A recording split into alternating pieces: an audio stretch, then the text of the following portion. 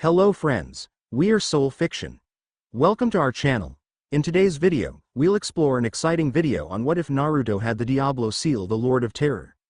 If you enjoy these kinds of stories, don't forget to show us some love by hitting the like button and subscribing to the channel. Your support means the world to us. Now, let's dive into the story. Hold the beast back. Hold the beast till the Yondaime arrives. Various Konoha ninja were battling against a great beast besieging their village, a great fox demon with 9 majestic tails swaying and thrashing about as it destroyed parts of the great village. Houses were demolished, flames were prevalent in the destruction wrought by the great beast. It had suddenly appeared out of nowhere and started attacking, and Konoha's shinobi were there to defend their home. Led by the great third Hokage, an all-out assault was laid on the fox, hundreds of fireballs smashing into it. The Sandame's adamantine staff smashing against the demon's body powerfully at every opportunity. Finally, when it seemed the beast as to unleash a terrible attack at the Hokage monument, upon which bore the faces of the Hokages, the Yondaime appeared, swiftly teleporting the great orb shot by the beast away from the village. It's the Yondaime. Do not falter, men. Drive the beast back. It appeared, however, that they hadn't a need to fight any longer, as the Yondaime used the same move he used on the beast's attack to spirit the great demon away from the village, a few miles away from Konoha. Not an ideal place to battle the beast, but at least it was away from where it could do any more damage to the great village. For quite some time the Yondaime battled the great Kyuubi atop his trusted summon Gamabunta, the boss toad of the Toad summoning contract. To those watching it was an epic battle, one that ended with a great flash of white light, though some could have sworn a flash of black quickly followed before the light died down. The battle was over, the village was saved, but it came at a terrible price. The Yondaime was dead, the body of him and his secret wife Kushina Uzumaki found near the cradle of what was presumably their child, a young red-haired boy with 3 whisker marks on his cheeks. Honestly, it was easy to tell he was the child of the 2 bodies next to him. He had his mother's looks and his father's eyes, bright blue orbs, fathomless as the ocean, sparkling like sapphires. Ah, look, he's like an adorable little tomato. One Jonin spoke, only for the previously quiet baby to begin crying and fussing angrily. Immediately the ninja was silenced by the Sandame, who chuckled and picked the fussy baby up, cradling him in his arms. Shush now, no one here will call you that again, little one. The old man spoke calmingly, giving his best impression of a kindly grandfather despite being in full battle gear. Welp, that clinches it, he's their kid all right. Within the Hokage's office, the sun was beginning to rise, yet the newly reinstated Sandame was still awake, a crib set up in his office holding the young Uzumaki Naruto, whom was sleeping peacefully. The old Hokage was staring down at him with a small smile, an Anbu operative at his side, bearing a dog mask and spiky silver hair, gravity-defying even. Do you wish to hold him, dog? I assure you after your duties resume you won't have many chances like this. Staying silent for a moment, the Anbu shook his head reluctantly. I apologize, Hokage-sama, I'll have to decline. I'm not worthy. Oh, come off it, dog. Go on and pick him up. Seeming to hesitate for a moment more, the Anbu operative reached down into the crib and carefully picked up the sleeping infant within, almost as if the small boy would break if he held him too brashly. After a moment he had the infant cradled to his chest, still sleeping peacefully. Hokage-sama, thank you. Smiling at his subordinate, the old man shook his head. It isn't a problem, dog. Truthfully, I have a very important mission for you pertaining to this boy. Blinking behind his mask, Dog turned to his leader and stood at attention as best he could with the sleeping Uzumaki in his arms. Sir? Giving a great sigh and looking out of the large windows in his office, the Sandame folded his arms behind his back. It's been found out that his mother survived, Dog. She is in our hospital as we speak. Tsunade is taking care of her. However, even as we speak there are forces aligning against her and her child. I fear unless they're protected they won't survive the week. Your mission is to take Naruto and meet up with Jiraiya in Kaza village. I'll have Tsunade take Kushina with her and Shizune once the former is well enough to be transported. Yes, sir. You plan to separate Kushina from her child? Not for long, mind you, but I'm afraid as of right now it is a necessity. Already word has spread about what young Naruto holds. Look. Stepping to the side, Hiruzen allowed Dog to step forward towards the windows, said operative's eyes widening behind his mask. Out in the streets, gathering in an ever-growing crowd, were the citizens of Konoha, carrying stereotypical pitchforks and torches, some even carrying actual weapons such as swords and maces, several kusarigama and tanto, even a few kanabo. There were ninja mixed into the crowd as well. Hokage-sama, it's a shame, the hatred in their eyes, for a mere infant, no doubt they'll come after the mother as well soon enough. Hence why both must be out of the village by the time the sun finishes rising. I'll do what I can, but their safety must be obtained. Your mission starts now, dog. Flee, meet with Jiraiya at Kaza village, go. Anbu dog disappeared in a swirl of leaves as soon as the Hokage finished speaking. No sooner had he gone than did the Hokage, vanishing in much the same manner to address his people. The Kami no Shinobi was on the hunt for whoever had released the knowledge of what young Naruto held within him now.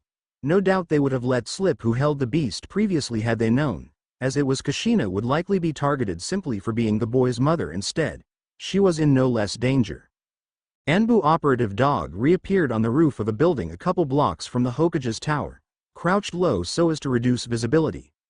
If he were honest with himself, he was frightened at the possibility of being attacked in his own home while protecting the Yondaime's child. He'd no idea why the villagers and some ninja were acting so hateful, but from what he had seen he dared not try to find out. The people looked to be out for blood. Unfortunately, as he was moving to leave the roof he was on, he had to jump back and dodge several shuriken and a few poorly aimed kunai as 4 figures appeared on the roof with him.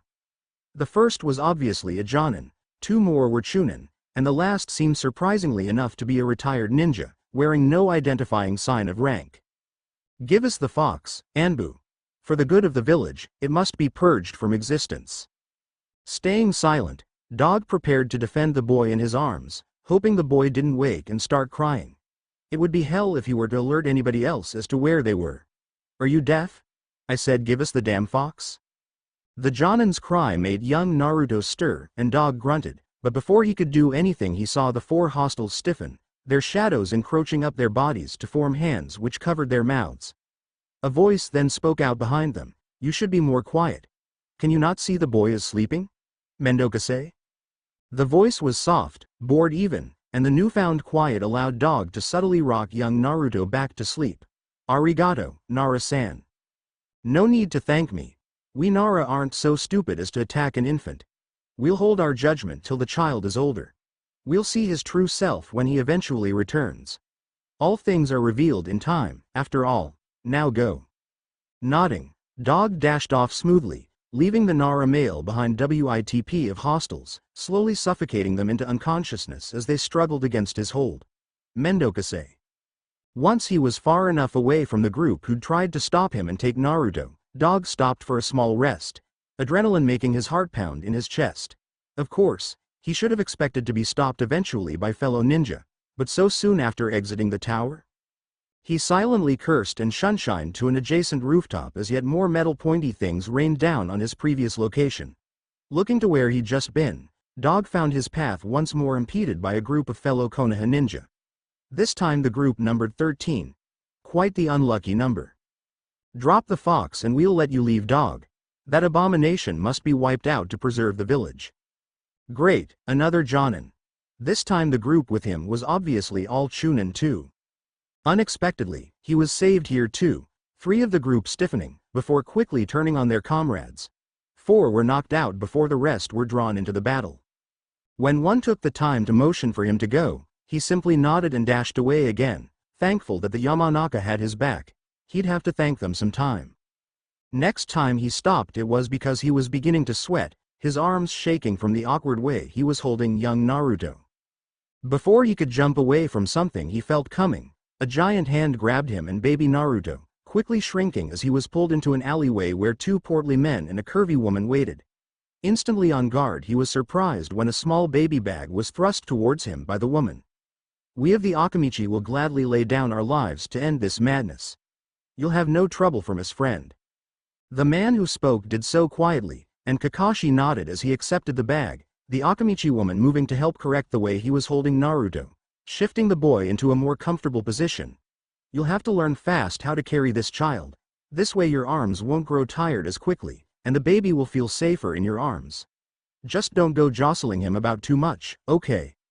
Nodding in thanks, dog accepted the baby bag and shunshined away once more, leaving behind to 3 Akamichi to vanish, off to help try and calm the raging masses. Appearing several blocks away once more, Dog panted as he looked about, searching for any more unexpected attackers. What he got were a series of growls, as several ninkin appeared surrounding him, ready to leap at him at a moment's notice. A single man appeared among them, feral looking with 2 elongated blood-red triangles on his cheeks and brown spiky hair. This was Kazuo Inuzuka, and he looked like he was out for blood. "I don't care if you drop the boy or not, dog. My dogs will just tear into you as well." Pointing at the Anbu operative, the dogs growled and lunged. Dog tensed, ready to drop the baby bag and defend himself, but he didn't have to. Once again, he was rescued in the nick of time. "Gatsuga!" A duo of voices called out, and 2 spinning cyclones of death collided with the dogs, going in a circle till all the ninkin had been struck.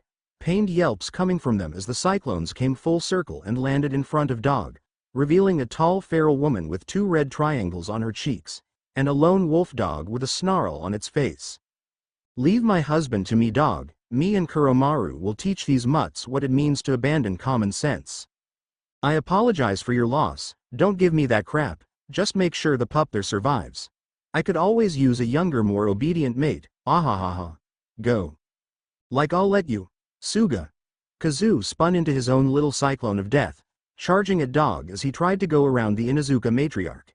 "You sawed, did you think I came here alone?" A much larger cyclone impacted Kazuo's with great force, waking Naruto and causing him to cry. Dog tried to shush him back to sleep, but his shushes died in his throat as he saw the fearsome 3-headed dog that had come from the larger cyclone. Generation 29. Haimaru Sankyodai. Cerberus formation. "Go, dog, get that pup to safety." Nodding, the Anbu barely had time to catch the pill tossed at him before he once more utilized the shunshin to disappear from the battlefield. Once he appeared again several blocks away, he popped the pill in his mouth, feeling his energy being restored to him. He was almost to the gates. Making a dash for it, ignoring the crying Naruto for the moment, Dog dashed towards the gates with renewed speed. However, just as he was about to reach the main square for the gate he was heading towards, he had to once more dodge out of the way, eyes widening behind his mask as he beheld the largest force trying to stop him yet. They numbered in the dozens, and there were even several civilians in this group. Before any demands could even be made, however, a female voice rang out from the rooftops. "Halt! You're all under arrest for attempted murder." Another voice rang out as well. "The Hyuga lend their aid to the military police, nay." And another, "It is only logical that the Aburame join in." Why? Because to attempt to do grievous harm to an infant just pisses us off. Looking behind him, eyes wide behind his mask as he beheld the gathered force behind him, there were 4 Uchiha women dressed in police attire, 3 Hyuga in traditional clan robes, and 3 Aburame standing there stoically. The lead police woman waved her arm, and the gathered ninja dispersed into the crowd, doing battle with them. None of the crowd were above Chunin, so they had nary a problem subduing them. "Get out of here, dog, we'll deal with these scumbags. Go." Entering Kaza village several hours later, Naruto once more asleep in his arms, Anbu Dog took a small break in an alleyway, leaning against the wall as adrenaline surged through his veins, his breathing ragged, sweat coating his body and making his uniform and armor stick to his skin uncomfortably. As he rested, he was paid a little visit, a couple of women from the red light district it seemed, one looking for all intents and purposes like a model Yamato Nadeshiko, small and petite, with long black hair and chocolate brown eyes. The other was almost as tall as Dog himself, with exotic mocha tan skin and dark blue hair with honey brown eyes. Neither was particularly endowed, but they were no less curvy than one would expect of a woman working in the red light district. "Ah, Anbu-san, we've been looking for you. Our client Jiraiya Dono has sent us to collect you, however he gave us orders to take you to him without the mask and armor. It wouldn't do for you to be recognized after all. Please make yourself decent and we'll guide you to Jiraiya Dono." Listening to the Yamato Nadeshiko-like woman speak, Dog nodded and made a quick cage bunshin of himself, handing baby Naruto and the baby bag to his clone before undoing the straps of his armor, sealing them away piece by piece as the 2 women fretted over the baby held by his clone. With the women distracted, he was free to make himself a little more presentable, using a water manipulation technique to wash away some of the sweat and grime, before removing his mask and sealing that away as well. Taking Naruto back from his clone, he dispelled it and gave a nod to the two women. "Lead the way, ladies. I need to get my charge here to Jiraiya-sama quickly." The women nodded and stood close to the man, now wearing a simple Jonin's uniform, bereft of the Anbu armor or mask which made up the uniform for Anbu when attached. They looked about past the exit to the alleyway, before leading the unmasked dog out and into the street heading towards the red light district, and no doubt towards Jiraiya of the Sannin. Of course, he was a little iffy on taking a baby in there, but he toughed it out, ignoring the strange looks he got as they walked, the women talking to the bouncer once they got to their destination. It was a large gentleman's club, though that was putting it nicely, ca. Simple. The bouncer took a little convincing, but eventually let them in, though he did smoothly slip a pair of cutesy earmuffs over baby Naruto's ears, and a soft slip of silk over his sleeping eyes before letting dog carry him in. Well, nice to know the bouncer was taking such precautions, especially with the sounds dog heard upon entering the place, his face burning with a small blush at the various sounds and smells that assaulted him upon taking even 4 steps into the building. Carrying on, dog was led into a large open room, within which one Jiraiya of the Sannin sat surrounded by admittedly beautiful women, laughing and having a general good time. However, the man grew serious upon spotting dog without his mask, and gave a nod. "Hand him over, Hitaki, let me see my godson." While this information shocked him, the newly identified dog knelt before Jiraiya and handed over the sleeping baby, the earmuffs and silk strip still over his ears and eyes. Eyes softening at the sight of the infant, Jiraiya brought the boy close to his chest and brushed a hand through his sparse red hair. Taking the strip of silk from over his eyes, he saw that the boy was awake, staring up at him curiously with big blue eyes. Coincidentally, the women were all awed by the sight of their customer holding the baby so gently. "Ah, he's so cute, Jiraiya-sama, you didn't tell us you had a godson. I love his hair, it's such a nice shade of red. He's got such a chubby little face, he kind of reminds me of a tomato." That did it. The boy heard that word in association with himself and started angrily fussing, wiggling in Jiraiya's arms. "Ahaha. He's his mother's kid all right. Little tip, ladies, don't call this boy a tomato anymore. If he was older he'd probably try to do more than fuss about angrily about it." The women giggled, but the one who'd said it had the decency to at least look sheepish, wiggling a finger against the infant's tummy, only for him to try and grab the digit and stick it in his mouth. He had no teeth, but gosh darn it, he'd gummed the hell out of the lady who called him a tomato. It had been 6 years since the day young Naruto had been taken from Konoha under the Hokage's orders, for his safety. In that time he had been taken to a sacred place in the elemental nations, Mount Myoboku, home of the Toad Summons. Little Naruto had been raised alongside the tadpoles, taught to fight by both the older toads and Jiraiya on occasion.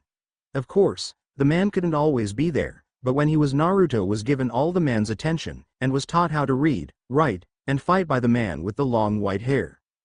Due to this, even at the tender age of 6 young Naruto was already an accomplished little ninja, able to utilize his chakra and perform the amazing feats of transformation and substitution, as well as enhancing his muscles to jump, run and hit higher, faster and harder respectively.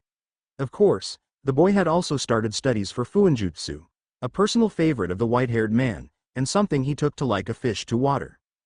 However, there was an ever-present problem with the boy, and that was he had way too much chakra to properly control. Especially at his age, his reserves were far greater than what would be expected, making him incapable of performing the standard Bunshin Jutsu. However, Jiraiya had a plan for that once the boy got a bit older. He may have had more chakra than most Jonin, but that didn't mean Jiraiya would go teaching the boy something like that all willy-nilly. Of course, today Naruto was in for 2 big surprises. Jiraiya had told him he was bringing someone to meet him who'd be living with him from now on, and the elder Toad's Ma and Pa told him they were going to start training him in something special. So it was understandable that the boy was currently hopping all over the place excitedly, citing the other young Toads to following his lead in hopping about with his exuberance. That stopped soon enough with a whack to the head by Pa and his stick he liked to call a cane, followed by lumps given to all the other young Toads, who whined and sent childish glares at Naruto for getting them in trouble. Now youngins, off with the lot of you. Naruto-chan has a very important meeting right now. Someone who really wants to meet him is coming to live with us, so be on your best behavior, ya hear?" A chorus of yes pa rang out and Naruto pouted as he stared at the old toad with his best-kicked puppy face. None of that, Naruto-chan, you just come along quietly, there's someone here to meet you who I think you'd want to meet, all things considered. Hop along now, time's a-wasting.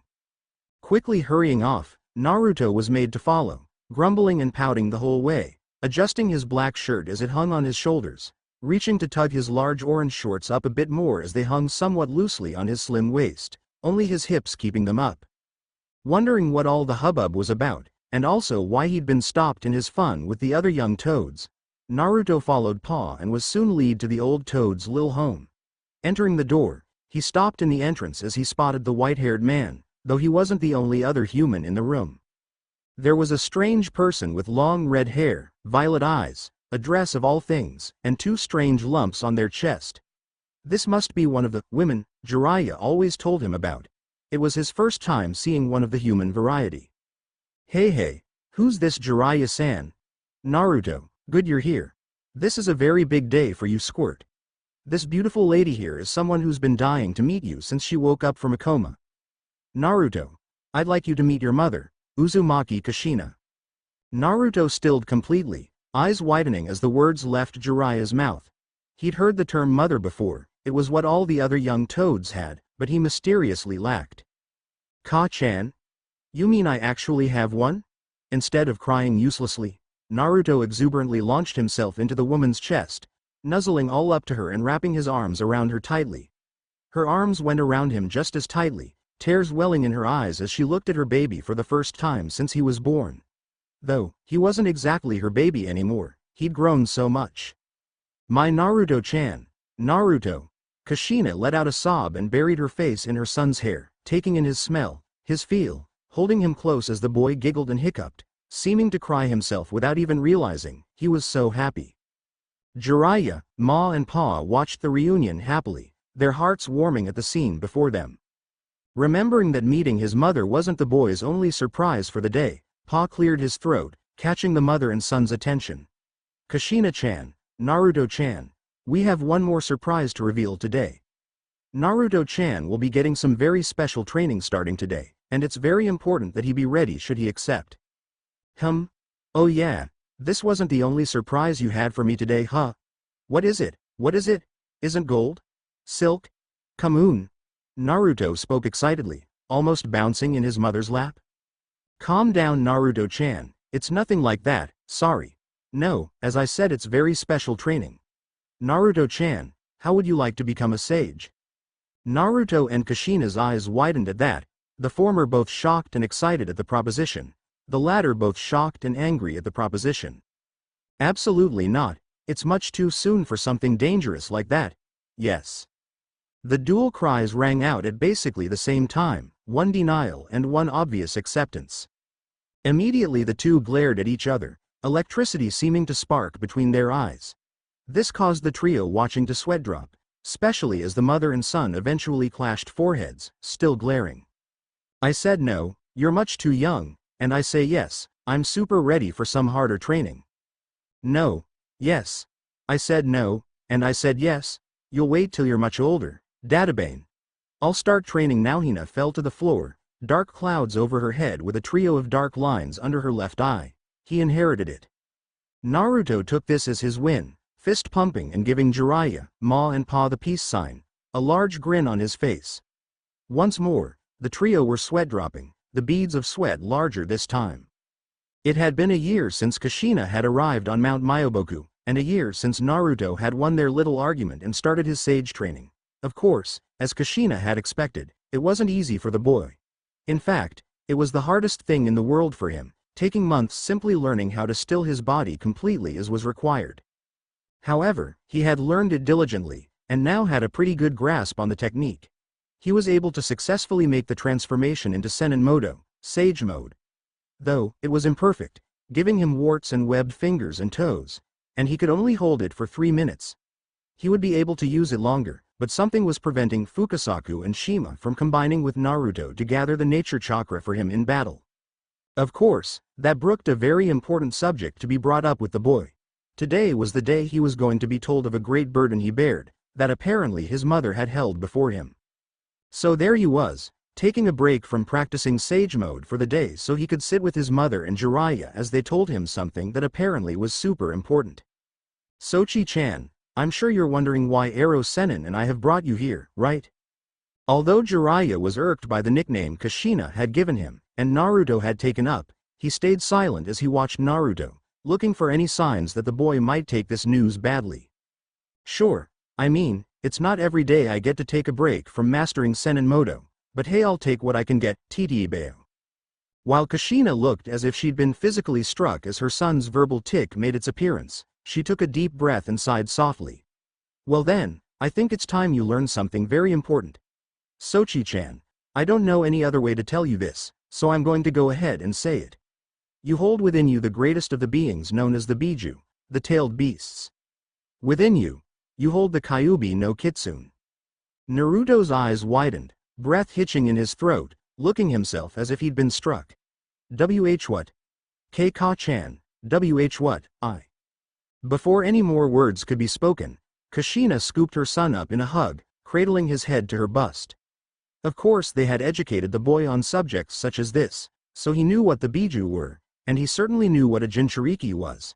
It was to be expected, however, that he take the news that he is a Jinchuriki exactly how he was taking it, namely crying into his mother's chest. Honestly, he was quite the mother's boy. Gently shushing her child, Kushina held him close. If ever there were a mother who loved their child unconditionally, Kushina was it. There Naruto, mother has you, HMHM. You know, it might surprise you to know this, but, well, before you ever got the old rug sealed inside of you, I actually had it sealed inside me, and before me, a relative of ours had him. Being a Jinchuriki is nothing to be ashamed of, Sochi, it just means you're a little more special than other people. Because you keep everyone safe from harm, every day you keep that old fox inside you. You're my little hero, and I love you. Naruto sniffled at his mother's words, hiccuping a bit. Really? This doesn't make me a monster? Hell no. You're my son, and you rock, Titibane. Naruto giggled at that, hugging his mother tighter. You rock too, Mom, Datbeo. It really warmed Jiraiya's heart to be able to see this scene, though he remembered there was something else he had to talk with the two about. Clearing his throat, he made his presence known again. This is sweet and all, but there's something else. It has to do with that strange black stone that appears with your seal whenever you channel chakra. I finally found something in my search.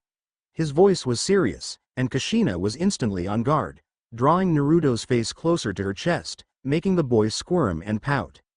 Show us. Nodding, Jiraiya reached into a backpack next to him, pulling out what had to be the thickest, evilest-looking book anyone had ever seen. The tome Deckard Cain was writing in D3. That is so badass. Naruto, watch your language, sorry Mom. Chuckling amusedly at the interaction, Jiraiya set the book on the table, the visage of some demonic face pointing towards the ceiling.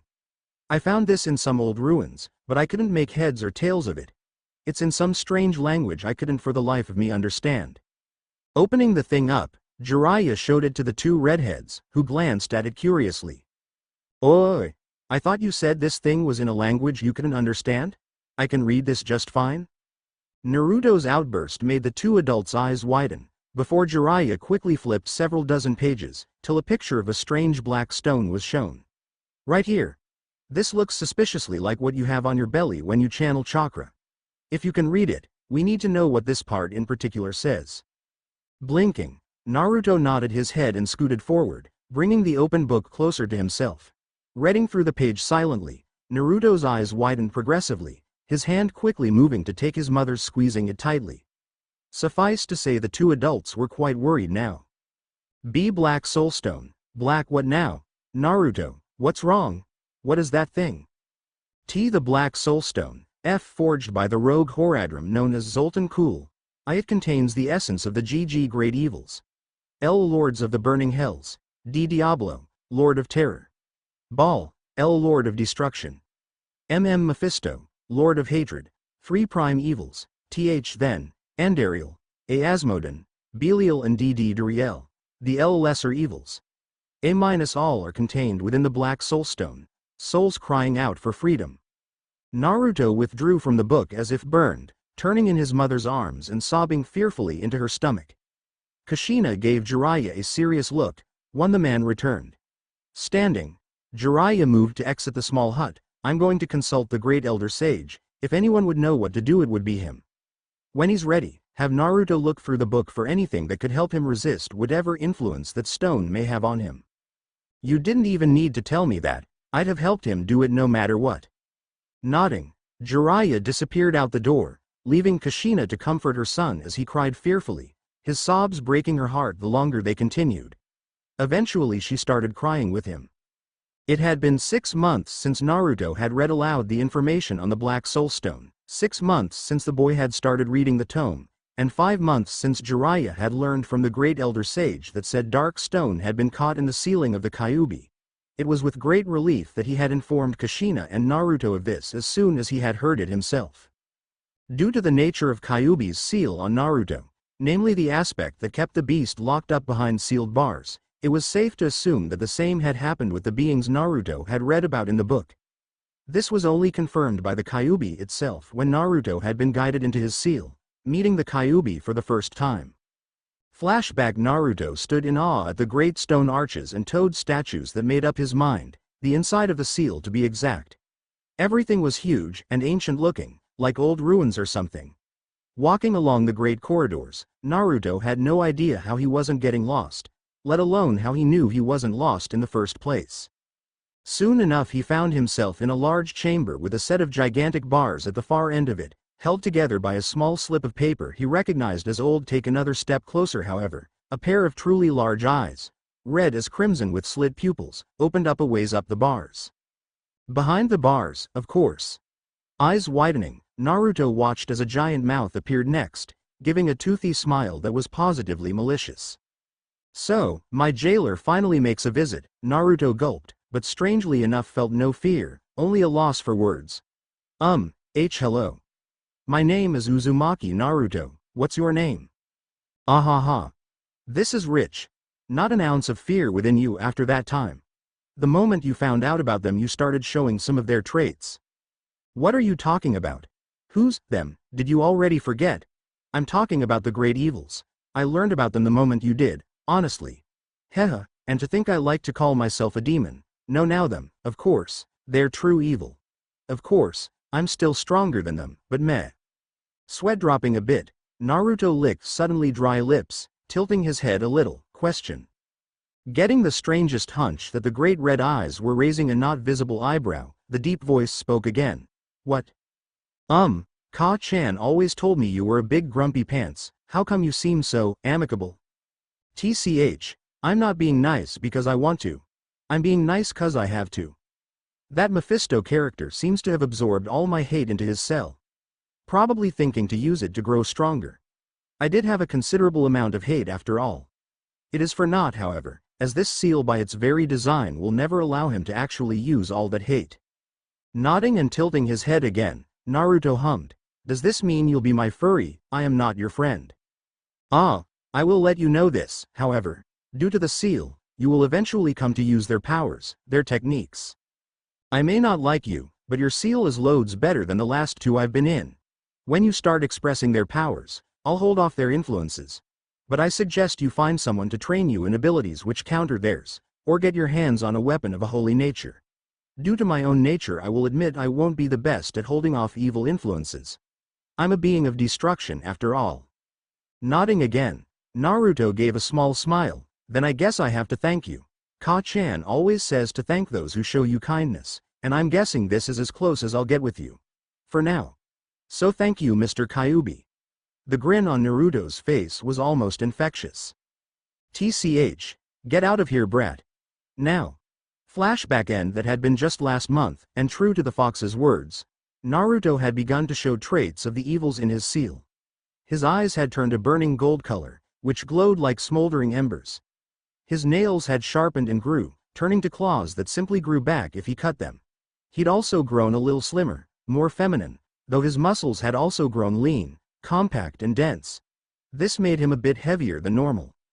Naruto had also shown bursts of a great, powerful, but very dark energy, which the fox told him was magic. He'd had to be taken to a more secluded part of the mountain to continue training, and Jiraiya had gone back out to further inspect the ruins where he'd found the tome, hoping to find more like it, or at most find something that would help his godson with his new powers. Over the last 5 months, Jiraiya had helped Naruto with creating a codex to help the old man translate the book's language, and using it he hoped to bring back some kind of help for his godson. So it was, armed with the codex, that Jiraiya disappeared, for 6 months. It had been 6 months since Naruto, Kushina, or the Toads had seen Jiraiya, and they had long since been worried about his whereabouts. Naruto had struggled to control his new demonic powers, training almost day and night to get a hang of them. Of course, there were times where he lost control, and released great blasts of furious energy. Whenever that happened he had taken to entering Sage mode to calm himself down, and practicing with his mother's chakra chain technique afterwards to keep up his chakra control. The chakra chains were a form of supreme shape manipulation, and so made for an excellent chakra control exercise. His control always got screwy after he released those bursts of demonic magic. Now 9 years old, Naruto had almost mastered Sage mode, now only gaining a single small wart on his nose when he entered it, and able to hold it for a full 5 minutes. As for his demonic magic, he had learned to channel it into powerful streams of force, able to destroy trees easily. He had also taken to infusing his chakra chains with it, giving them a bit more piercing power, and a heck of a lot of force. Currently, Naruto was training with his mother in seals, since it was kind of an Uzumaki specialty. It was also something he excelled at, already able to make a number of complex seals, though nowhere near the level of Jiraiya or even Kushina herself. Okay Sochi. Remember the key to inscribing a seal formula on something with but a touch requires an intimate knowledge of the seal you want to use. Most people only ever learn to use one seal in this manner, but you're an Uzumaki, so you'll learn to do a lot more than one seal like this. For starters though, let's begin with something basic, like the storage seal. Nodding his head, Naruto scrunched his eyebrows together and focused on his left hand, his main hand. Feeling the chakra gathering, Naruto pushed his palm towards the parchment his mother was holding out for him. Focus Sochi. Sticking his tongue out in effort, Naruto quickly drew his tongue back in and bit his bottom lip as he touched his palm to the paper. With a small hiss, he drew his hand away to reveal a quarter-done seal, huffing at the sight of it. Ah. Don't worry Sochi, you'll get it eventually. Unfortunately that'll have to wait for the future. Me and Naruto got a load of work to do, after all. 2 sets of eyes widened at the new voice that had spoken up, mother and son quickly spinning to look at the owner of the voice. There, in all his pervy glory, stood Jiraiya, a bulging backpack slung over his shoulders, bearing several new scars and several pieces of strange armor and jewelry. Ero Sennin. Dual cries rang out and the old sage found himself tackled to the floor before he had a chance to lament the nickname the two refused to not call him. Hehe, I missed you too as well. Come here brats. Jiraiya hugged the mother and son, giving them a goodly squeeze, laughing as the two held onto him quite firmly.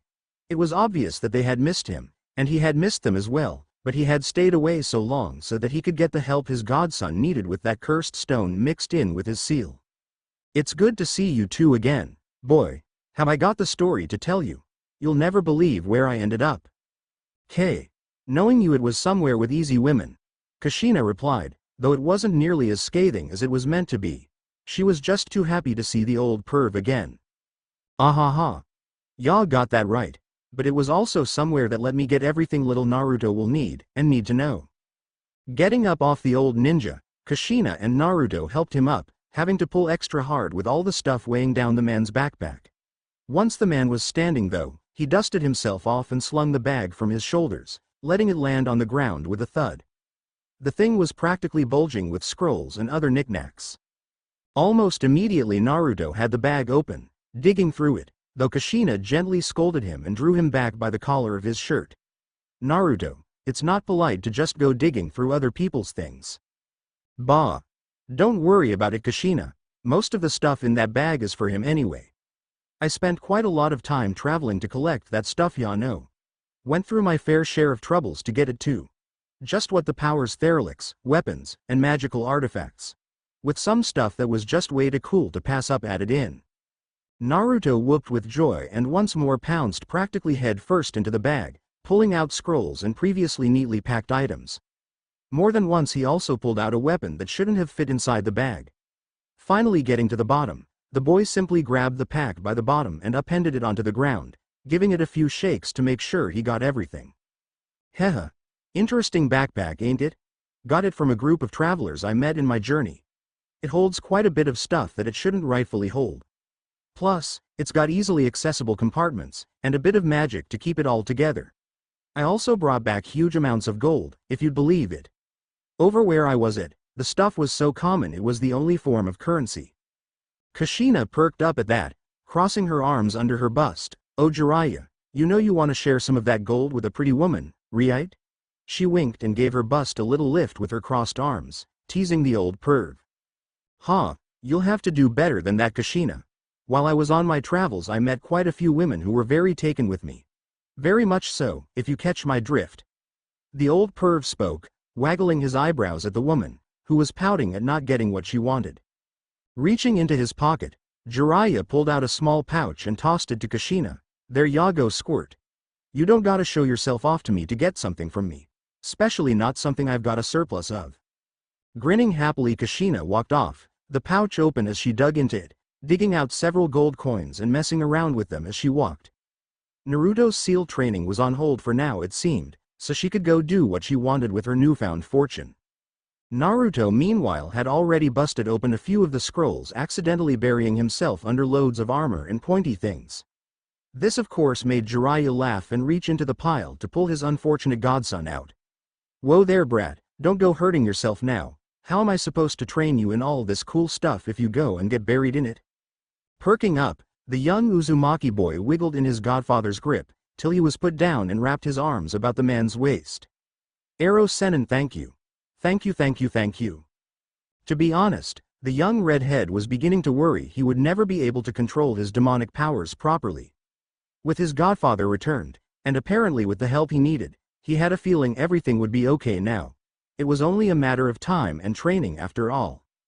2 years later, Naruto stood before Jiraiya, Kushina, Ma and Pa. It had been 2 years since Jiraiya had returned, and Naruto was now 11 years old, and quite a skilled little warrior. Jiraiya had been true to his word, using the stuff he'd brought from wherever he'd disappeared to and properly trained Naruto in several different styles of combat, most of which he experienced firsthand on his travels. First, Naruto had perfected Sage Mode, able to stay in it for a full 10 minutes, and only gain the dark orange eye shadow effect and toad eyes.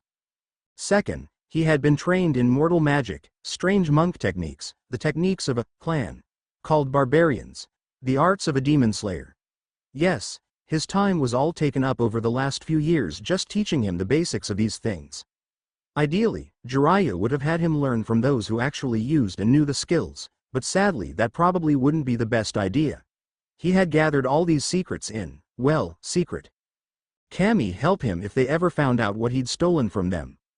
Okay Naruto, you've come very far for someone your age, but I feel you could go farther, so today I'm going to teach you a jutsu that will let you speed up your training considerably. Your stingy mother has finally given me permission to teach you this jutsu, so you can partially thank her for being able to learn this. Oi, I'm not stingy Databane. Shush now squirt, grown-ups are talking. Wham. Ow. Damn it Kushina. Said woman only stuck her tongue out at Jiraiya, who huffed and crossed his arms as he turned back to his godson, Ma and Pa only shaking their heads at the childishness of the two adults. Anyway, get ready to memorize this hand seal. It's very important that you do, because it will soon become one of the staples of your training. You ready? Nodding his head excitedly, Naruto's eyes shined as he paid extra close attention to his pervy sensei, who put his hands together, the index and middle fingers on both up while the rest of the fingers were closed, the 4 digits intersecting in a cross shape. Kagebunshin no Jutsu. In several puffs of smoke, there were now 10 Jiraiyas. Sugoi, lemme try, Titibeo. Putting his own hands in the same seal he'd seen Jiraiya make, he channeled his chakra and concentrated really hard. Kagebunshin no Jutsu. In a puff, the area was flooded with Naruto's, causing the 4 spectators' eyes to widen, marveling at the sight. Whoa, way to go kid, Jiraiya breathed, absently trying to count all the little redheads now littering the area. He lost count at around 100. None of them were stationary, jostling each other around and poking each other to see if they were indeed real or not. This is so badass. Language, young man. Why yes, Ka-chan. The many little redheads called out at once. The fear of their angry mother struck into them. Well, you made them, so we might as well not waste them. Naruto, get to work dividing them up into groups and training on what you know, and what you need to know. We need you in tip-top shape. We got big plans for you in the coming years, and we can't afford for you to slack off. You hear me? The real training starts now? Jiraiya's words encouraged the gaggle of Narutos, and they all fist-pumped before grouping together and then separating into smaller groups, splitting off to begin training.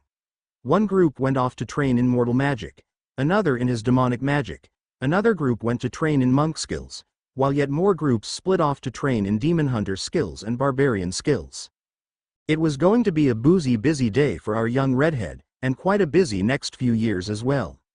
In Konohagakure, around the same time Naruto was learning the Kage Bunshin, one Sarutobi Hiruzen was having quite the day.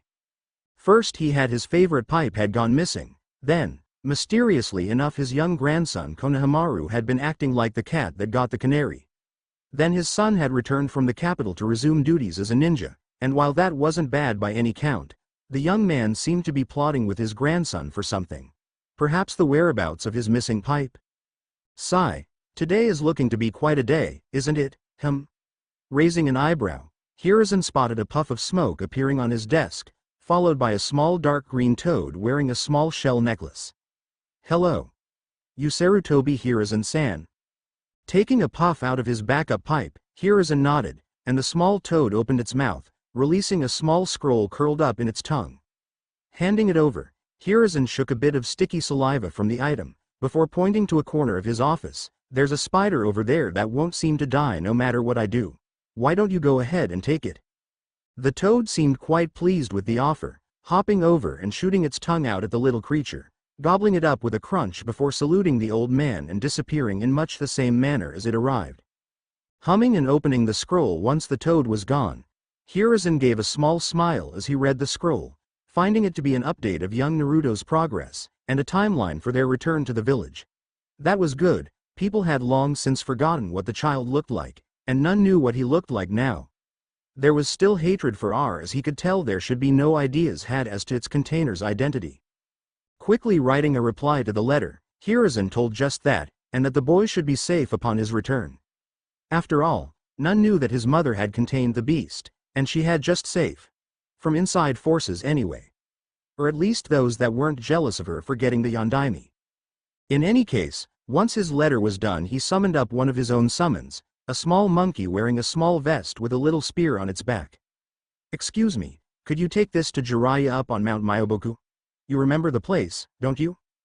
Getting an affirmative nod from the little simian, Hiruzen handed over the letter, as well as a few ryo for the little monkey's fee, before sighing as it disappeared and left him to smoking from his backup pipe. Not nearly as well crafted as his favorite, but it was for emergencies, like when his favorite pipe was spirited away, as it currently was. Meanwhile, out in the Sarutobi clan compound, a small boy of about 5, and a young scruffy-faced man in his late 20s were grinning to each other most evilly. There in the man's hand was a well-crafted, ornate dark red pipe with a golden bowl and mouthpiece. Of course, it was a Kiseru pipe too, about 12 inches long, firm, smelling of previously used tobacco and herbs. You did good, kid. Here's what I promised. The man, one Sarutobi Isuma, spoke, handing the child a small bag of candy. This was young Konohamaru, and he was quite pleased with what he was getting for stealing his grandfather's favorite pipe for his uncle. Pleasure doing business with you, Pops. Here's to a great future. In a different world, one parallel to the elemental nations, a group of people were standing before an old ruin, the same one they had tracked an old companion of theirs to after it came to light that someone matching his description had been caught fleeing with secrets and tomes of their peoples and orders, etc. The group consisted of several people, 7 exactly even. While the majority were women, there were 2 men among them. Of the group, 2 were barbarians, 2 were monks, and the rest were a crusader, a demon hunter, and a wizard. Though for the last one, which may have been a better choice of words, but who were they to argue with the woman's order? The male barbarian was the first to speak, voice rough and forceful, yet calm as a flowing river. So we are certain he has been this way? These are naught but ruins. Might there be a chance we missed him? Next to speak was the male monk, voice calm, yet with a tinge of anger at the companion they were tracking. There is no chance we missed him. That strange energy he uses left a trail that lead to here. My compatriot and I have meditated on this, and we are quite sure that this is where he went. We need only learn the method in which he disappeared from here, and we may follow him as we please. Next to speak was the wizard woman, voice melodic, if a bit arrogant. Do not worry. My magic is already beginning to unravel the secrets of this place. I sense a great power here, something having to do with transportation. Surely this is what that lout has used to disappear from our grasp. We need only find the source of this power and use it ourselves. Finally it was the crusader woman who spoke, voice strong and tempered. Then let us not waste any more time. That man stole artifacts from the high heavens whilst he was there, and I have been tasked with retrieving these items. Or if I cannot, destroying them lest they fall into the wrong hands. Nodding to each other, the group carried on into the ruins, traveling deeper within, battling the occasional demon and making quick work of those that found them. It wasn't till they were much deeper within the ruins that they were able to pinpoint the location of the transportation power that the wizard had sensed at the ruins' entrance. Once they found it, however, they were surprised to find a truly humongous chunk of glowing stone. A portal of purple opened before it, and before the portal was a makeshift banner, carrying on it the image of a spiraling leaf. Yes, this is definitely the place.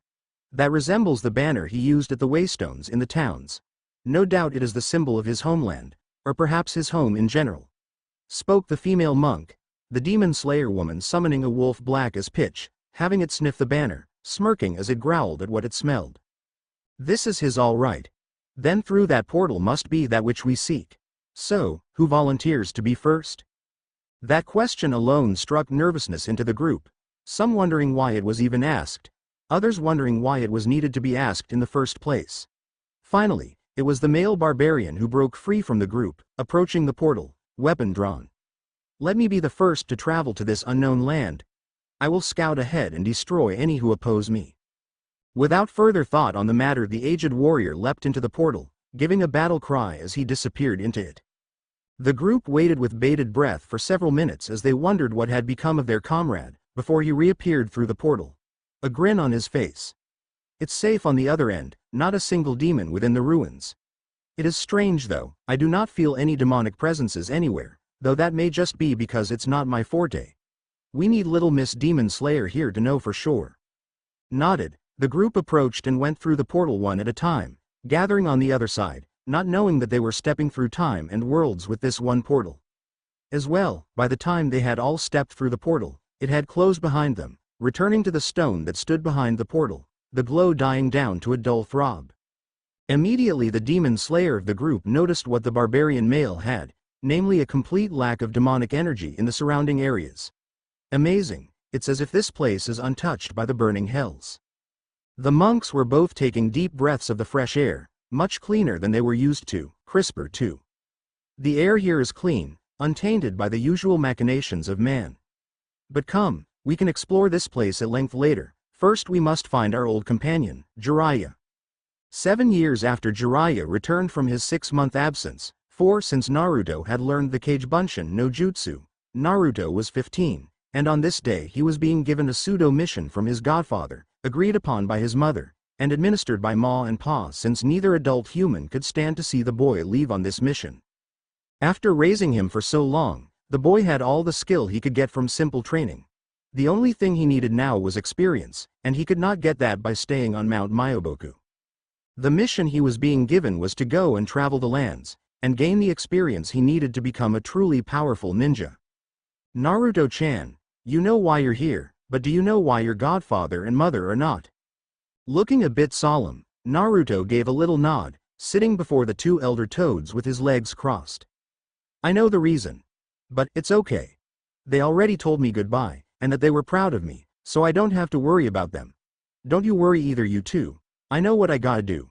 I'm going to go out into the world and explore it, learn new things, meet new people, and have many experiences that I wouldn't be able to get here. The 2 elder toads smiled at him, Shima nodding her head and crossing her arms. See, I told you he'd be fine, you old worrywart. Oi, you were the one all worried he wouldn't want to leave ya, old bat. What did you say? Naruto's sweat dropped, before slowly backing up from the arguing couple, before turning tail and dashing off, finally leaving the mountain which had been his home for so long. He'd been given a map of course, and he was well versed in the lay of the land, and not to go. Several miles away from Mount Myoboku, on his way to a small town called Vanity, Naruto was dashing through the trees, hopping from branch to branch with ease as he enjoyed the feel of the wind in his face, blowing through his hair. He was heading to Vanity as his first stop because it was a place of extravagance, and he definitely wanted some of that. So taking some of the gold his godfather had given him, he planned to exchange the coins for Ryo, and buy himself some comforts, maybe try gambling like he'd heard his godmother liked so much. He always won when he played poker with Jiraiya, and based on stories the old man was way better at games of chance than his godmother. Arriving in the town, Naruto looked around at his surroundings, grinning as he saw all the expensive-looking buildings, and the people all wearing some form of finery or another. Even the people who weren't dressed fancily all had some kind of fancy item on, like bulky rings, gold necklaces, etc. Looking down at his own attire, consisting of a dark red, lightweight armor reminiscent of the stuff the Uchiha used to wear in the times of the warring clans, with black armored pants, and lightweight yet armored boots with closed toes. On his shoulders were lightly glowing spalders, which had been dyed black. He also had black sleeves from the haori he had on under his armor, and there were armored wraps around his wrists with clawed gauntlets slid over his hands. On the fingers of the gauntlets were several rings. Lastly, he had a red cloth belt around his waist, and a large amulet hanging from his neck. All his armor had been dyed either red or black, so as to match, and he certainly didn't look as if he might be a noble as most of the people in this town did. Still, this was armor and accessories given to him by his godfather, and he was loath to take it off, but he could make a small exception. Pulling his gauntlets from his hands, he removed the rings on them and slid the accessories onto his fingers, unwrapping his armored wristbands and stuffing the removed items into his bag. Finally, he took off his spalders and stuffed them into his bag as well, shouldering the pack properly again and looking into the town before making his way in again. As Naruto looked around, he noticed he was getting quite a few stares due to his armor. Not that he cared, he wouldn't exactly take it all off to wear something else. First off, it had been gifts from his godfather, and secondly, it gave him all sorts of boosts in power and agility. So even though it was quite heavy looking, it didn't exactly weigh him down a whole lot. It was also pretty comfortable, so that was another reason he wouldn't be taking it off just because he was getting stared at. Making his way to the nearest currency exchanger's shop, Naruto made quite the sum of Ryo off some of the gold coins he exchanged. Though, he kept a bit more so he would have some for favors, shall we say. Hey, he was a young man, and his godfather spoke of those brothel places often enough. He was quite curious. Of course, it helped that he had an opulent and greedy demon in a stone in his gut. Walking out of the shop with his new money, placing the pouch with his leftover gold coins into the sleeve of his haori for safekeeping, Naruto hummed a little and made his way to the nearest gambling hall. The name of the building? Avarice Point. Ha, such a sinful place. Hopefully Ka-chan never finds out I've been here.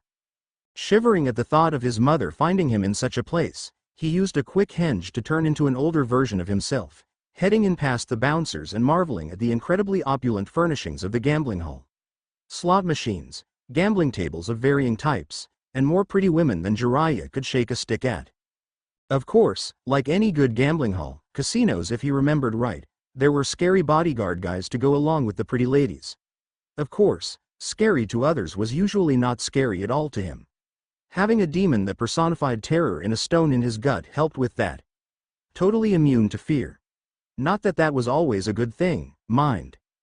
Shaking his head, Naruto grinned and went to find the nearest slot machine, which coincidentally happened to be next to a blonde woman with perhaps the biggest knockers he'd ever seen. Not that he'd seen many, but still. Slotting a Ryo coin into the machine, Naruto pulled the arm down and watched as the 3 slots began rolling, the woman beside him looking over at his machine too in curiosity. Usually everyone knew who she was, and stayed away from her for fear of catching her notorious bad luck. That or they witnessed said bad luck and made doubly sure to stay away. Naruto grinned as the first slot stopped on a triple bar, the woman beside him simply raising an eyebrow at it. His grin widened as the second slot stopped on the same, the woman's eyes widening at it. sweat dripping down her face nervously. She had tried that same machine not 2 hours ago, 15 times. Time seemed to slow down for both as the last slot kept spinning, seeming to go on forever. However, finally, ding ding ding ding ding ding ding. The woman's jaw dropped, and Naruto leapt up with a whoop of joy, reason being the last slot had also landed on triple bar. The young blonde had just hit the jackpot on his first try. Everyone around to see it cheered for the red-haired young man, though none approached due to the blonde woman at his side. They must have thought she was with him. As the sound-blaring machine dispensed the redhead's earnings, Naruto was brought several buckets to catch the various tokens in, courtesy of some of the bouncers, who patted him on the shoulders for his good fortune. While the machine continued to pour out tokens, the boy scooped up some and hired one of the bouncers to guard the machine for him while he went to the one on the blonde woman's other side. This made said woman a little nervous, though she was confident the boy wouldn't do it again. Popping a token into the new machine, Naruto pulled the arm down and let it go after but a moment, sending the 3 slots spinning speedily. Rubbing his hands together, Naruto grinned and watched the slots closely. Once more, faster this time, the 3 slots stopped, one at a time, all landing on 7 this time. The blonde woman's jaw dropped again, and the redhead was brought more buckets to catch his winnings. Seeing the beautiful blonde woman staring at him, jaw dropped, Naruto grinned and reached for her, gently pushing her mouth closed. "Hey, you'll catch flies like that, beautiful." Cockily, Naruto popped a token into the woman's machine, and before she could stop him, took her hand in his and leaded to the arm. With a firm tug, the arm came down, only to pop back up as it was released, the woman withdrawing her hand as if it had been burned. Not too far off, the redhead did seem to be mighty warm. Maybe he had a fever? The moment the first slot landed on 7, the blonde woman snatched up the redhead's hand, gripping it firmly, eyes wide. The second slot landed on 7 as well, and she pulled the young man into a hug, squishing his face to her cleavage. The moment the last slot landed on the same, and the loud sounds started blaring, she made sure she wasn't seeing or hearing things, before instantly dragging the redhead up and pulling him into the deepest, sloppiest, and first-est kiss of the young man's life. Of course, that wasn't to say they didn't suspect something. That young man had just won 3 jackpots in a row, all on the first try, and the last one being with someone as unlucky as Tsunade of the Sannin at the chair. Either that guy had the luck of the devil, or there was something very, very fishy about his winning. Sitting at the bar of the fancy casino Avarice Point, Naruto had the great fortune of having the beautiful blonde woman practically in his lap. He had been dragged all over the casino, wink pots for both himself and the blonde woman, the last few of which had been in his underwear after the casino security accused him of somehow cheating. He had then been dragged, still in his, followed around by a bouncer holding his pack with all his stuff in it, to several gambling tables with such games as craps, blackjack, poker, and Kumo Hold'em, showing profound luck, till eventually he was asked to take a break from his gambling, lest he be asked to donate some of his winnings back to the casino. So now there he was, drinking some grade alcohol along with his new lady friend, finally clothed once more, minus his red armor, his cinder coat. The blonde woman, who'd introduced herself as Tsunade, half in his lap, straddling his right leg tipsily as both of them imbibed copious amounts of hard liquor. The woman's name seemed awfully familiar for some reason, but Naruto couldn't for the life of him remember where exactly he'd heard it from. In any case, he threw caution to the wind as soon as he felt the woman's knee press up against his crotch, a sly smirk on her face. Sometime into their drinking his henge had fallen, but he didn't look terribly different, simply a few inches shorter and with shorter hair. Also several degrees more girly, but hey, he couldn't keep the henge up forever. And his blonde friend didn't seem to mind, so it was all good. Soon the two were kissing again, each trying to see just how far down the other's throat they could get their tongues, drawing in the attention of several other patrons who, knowing Tsunade by reputation, could only hope the poor lad she was with wasn't simply being taken for a ride. They knew the woman wasn't a thief though, so she was probably simply a hem, rewarding the boy for how much he'd won her at the machines. Still, after several hours of nothing but drinking and making out, Tsunade and her red-headed companion collected their winnings and left the casino. Though, not before Naruto had the chance to tip the bouncers who'd protected their winnings with a couple gold coins each. Coincidentally, Tsunade herself had won herself a few of said coins down her cleavage over the hours they'd been drinking. Of course, that wasn't to say they were finished, hell no. As soon as they were outside of Avarice Point, Tsunade helped Naruto seal up their winnings into separate scrolls, and they promptly moved on to the next casino after writing their names on their respective scrolls and stashing them in Naruto's pack.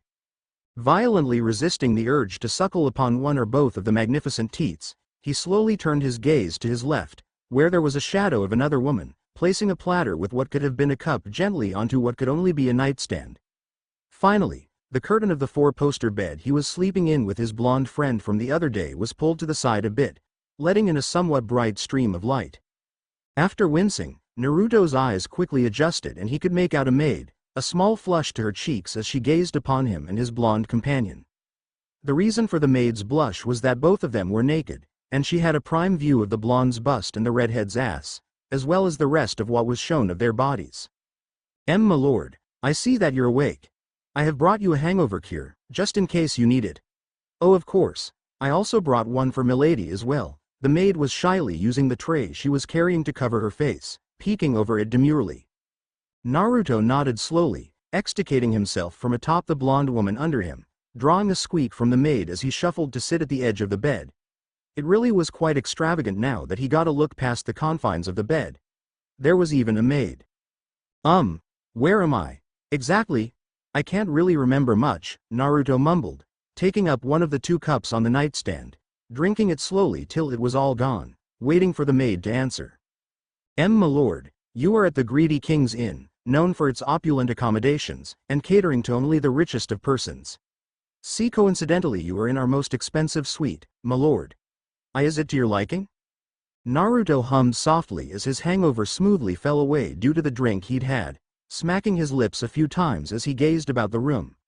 The maid meanwhile simply abandoned trying to hide her face behind her tray, though she still seemed resolute to look anywhere but at her client. Yeah, I like this place. It's got a nice feel to it. Plus, the maid's pretty cute too.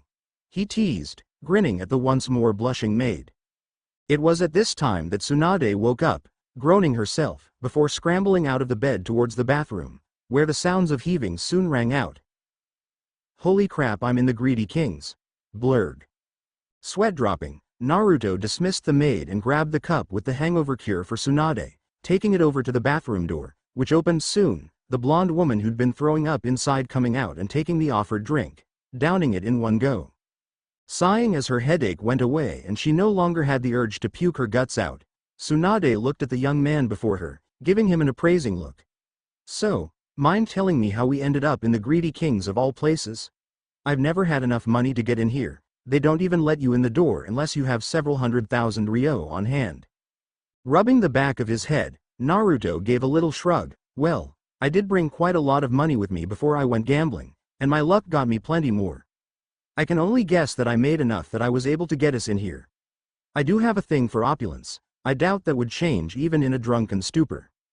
Nodding sagely, Tsunade crossed her arms in thought, before grinning and pulling the redhead's face once more into her cleavage, threading her fingers through his soft red hair.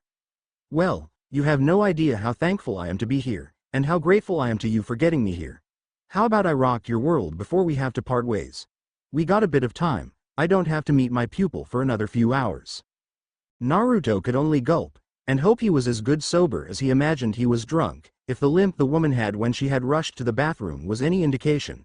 Cause he definitely wasn't planning on turning such an offer down, Titiibeo.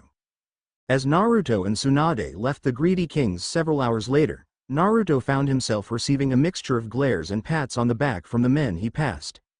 After giving the front desk a couple of gold coins to pay for the sheets him and Tsunade had thoroughly ruined, they left the inn and parted ways after a few moments of making out. Naruto was left breathless, while Tsunade left a very happy woman, giddy as a schoolgirl. Not only had she won enough money from this town's gambling halls, casinos to pay off most of her debts, she'd had enough gold coins drunkenly deposited between her cleavage the night before to both pay off all her debts, and have plenty left over for other things. As she left Naruto to his own devices, she resolved to go gambling with the young man again if she ever crossed paths with him. Though, She also resolved to bring some stronger birth control next time she saw him, as the redhead had scary potent seed. It had taken most of her chakra reserves to successfully perform her birth control jutsu after they had finished up and were cleaning themselves. Naruto meanwhile had a grin practically a mile wide, quickly moving to summon a toad once he was sure he was alone. It was Gamakichi that he summoned. "Hey bro, how's it going? It's only been a day since you left, whatcha summoning me for?" Chuckling, Naruto looked around shiftily, before slinging an arm over Gamakichi's shoulder, whispering conspiratorially with the man-sized toad. "Heh, Kichi, brother, you'll never guess what I just did." The red toad raised a non-existent eyebrow, giving a little smirk and taknd to see where he'd been summoned. "Judgin' by the looks of this place, I guess you lost all your money or something. Why y'all grinnin' like that though if that's the case?" Snickering and looking around shiftily once more, Naruto tugged his buddy closer, whispering to him. "I lost something alright. But it wasn't my money bro. Now, you cannot tell my mother about this, but I totally lost my V-card to really hot woman last night." Gamakichi's eyes widened, before he grinned and patted his human brother on the back powerfully, nearly sending the young man flying. "Nice goin' bro. I knew you had it in ya. Just wait till old Jiraiya hears. I can tell him right? I mean, as long as we don't let your mother find out it should be okay, yeah?" Shivering at the thought of his mother finding out, he gave a little nod. "Yeah, go ahead and break it to the old perv. Just please, for the love of all that is good in the world, don't let my mother find out." Giving a small salute, Gamakichi snickered and dismissed himself in a puff of smoke, leaving Naruto alone again. Sighing softly, Naruto went off to browse the shops the town had to offer. It had been a week since Naruto had been in Vanity Town, since he'd lost his V-card, and now he was on the road again. Can't wait to be on the road again, and he was taking his sweet time this time. To pass said time, he was looking at the original tome Jiraiya had brought when he made his first trip to wherever he'd gotten the book. Looking at some of the illustrations within the tome, Naruto had decided that it was time to try his hand at calling upon some of the abilities of his more evil tenants. He already was able to call upon furious red portals, though they only lead to places he'd been before. Sadly, that was the only other skill he'd learned with the evil magic besides the force beams. Though, he had learned that the beams could do more than just destroy things. They could also unlock doors, turn trees and other things if he guessed right into twisted demonic versions of themselves, and craft elaborate illusions over things if he focused it correctly. Closing the tome, Naruto looked around a bit, finding a nice place to stop for the moment so he could practice his demonic magic. His first practice spell would be the bone spire things described in the tome, something he'd tried and failed to use whenever he practiced in the past. After practicing for several hours, with several dozen Kage Bunshin, Naruto was able to summon several spires of bone at a time, but he could only hold them for a few seconds at most. Sighing, Naruto rubbed the back of his head, resting against a tree and contemplating the spell, wondering what he was doing wrong. It couldn't be the power behind it, he had more than he knew what to do with after all. Thunking his head back against the tree he was resting at, Naruto swung his feet side to side and tapped his toes together a few times, hands in his lap. Then he started thinking about his time with Tsunade, a blush blooming on his face, a bit of drool running down his chin. "Oh ho! What's this? A brat with a pervy look on her face? We're in luck boys. We caught us one of those female perverts. Looks like we can have a bit of fun with this one." Gasping slightly, Naruto's eyes snapped fully open, catching sight of a small contingent of scruffy men, eyes widening. Promptly scowling, Naruto popped up and got into a fighting stance. What a time to have his weapons put away. Not that he needed weapons to beat simple bandits. However, before he could make a move to drop the scruffy band of men, there was a clatter from the back of the group, and Naruto tilted his head as he saw a trio of people, Kumo ninja by the looks of it, busting their way to the head of the group of bandits. Their blades were flashing, and heads were rolling with each swing. Whistling as the last of the bandits tried to flee, and were promptly taken down, he let out a soft "urk" as the trio's blades were then turned on him. Gulping as a trio of sharp blades were held at his neck, he turned his burning gold eyes on the apparent leader of the trio, a super busty blonde young woman. So, any reason you're turning your weapons on the would-be victim?" It was the male of the group that responded, his voice a bit lazy, if that was a thing. This could have been a trap, you see. You could be one of the bandits, perhaps their leader, trying to lull us into a false sense of security. And then, when our guards are down, you'd follow us to our village and burn it down. Our women? Usurp our cage. Do other things to our KURK. The boy was cut off from saying anything more when his red-headed teammate bashing him upside the head angrily. Idiot. There's no way she'd be able to do that, even if she was the leader of the bandits. That's a dude, sis, I'm a guy, TTBAO. Blinking, the blades were taken from his neck, but Naruto's fellow redhead was scrutinizing closely, eyes squinted. Blushing at the sudden closeness, Naruto averted his gaze, unable to look the girl in the eyes. He had a thing for redheads, due to his mother. Nope, I don't see it. Look, even blushes like a girl. Omoi, are you sure you aren't seeing things? Karui shush. There is only one way to be certain, though it's not cool. The blonde young woman approached Naruto this time, and due to his encounter with another busty blonde, his blush only increased. Without warning, a firm hand cupped his crotch, and his pupils dilated, the two behind the blonde's eyes widening as they stared in shock at their leader. Squeeze squeeze. Naruto jumped up into the branches of the tree he was under, sticking to them like a scared cat, face positively flushed, heart pounding in his chest. Within the seal on his gut, a certain fox was howling in laughter within his cage, while several other beings were thoroughly amused. Well, it's certainly a boy. The blonde wasn't helping Naruto's situation at all, her teammates gawking as the young woman stared at her hand in seeming wonder. Turning to the red-headed female of the group, the blonde young woman raised an eyebrow. Unless you'd like to make certain yourself? He can't be too hard to catch. Waving her hands in front of her quickly, Karui shook her head rapidly, and no. It's cool, totally fine. I don't need to go touching a guy's junk, thank you. Giving a little nod, the blonde turned back to look up at Naruto, who was still clinging to the tree branch he'd landed on using his chakra. Now, you can come down, or we can come up. We believe that you're a male, but there is still the issue of you being with the bandits or not. Till we can discern your place in all this, you will be coming with us. Sweating a bit at his situation now, he thought it over a bit in his head. He could easily escape, true, but perhaps he could spin this into an adventure. He'd never been to Kumo after all. Or, well, anywhere really, besides that town from a week ago. You aren't gonna grope me again if I come down, are you? The blonde seemed to blush a bit, but shook her head in the negative, crossing her arms under her bust. No, now come down. It would be very not cool if we had to come up there after you. Not cool in the least.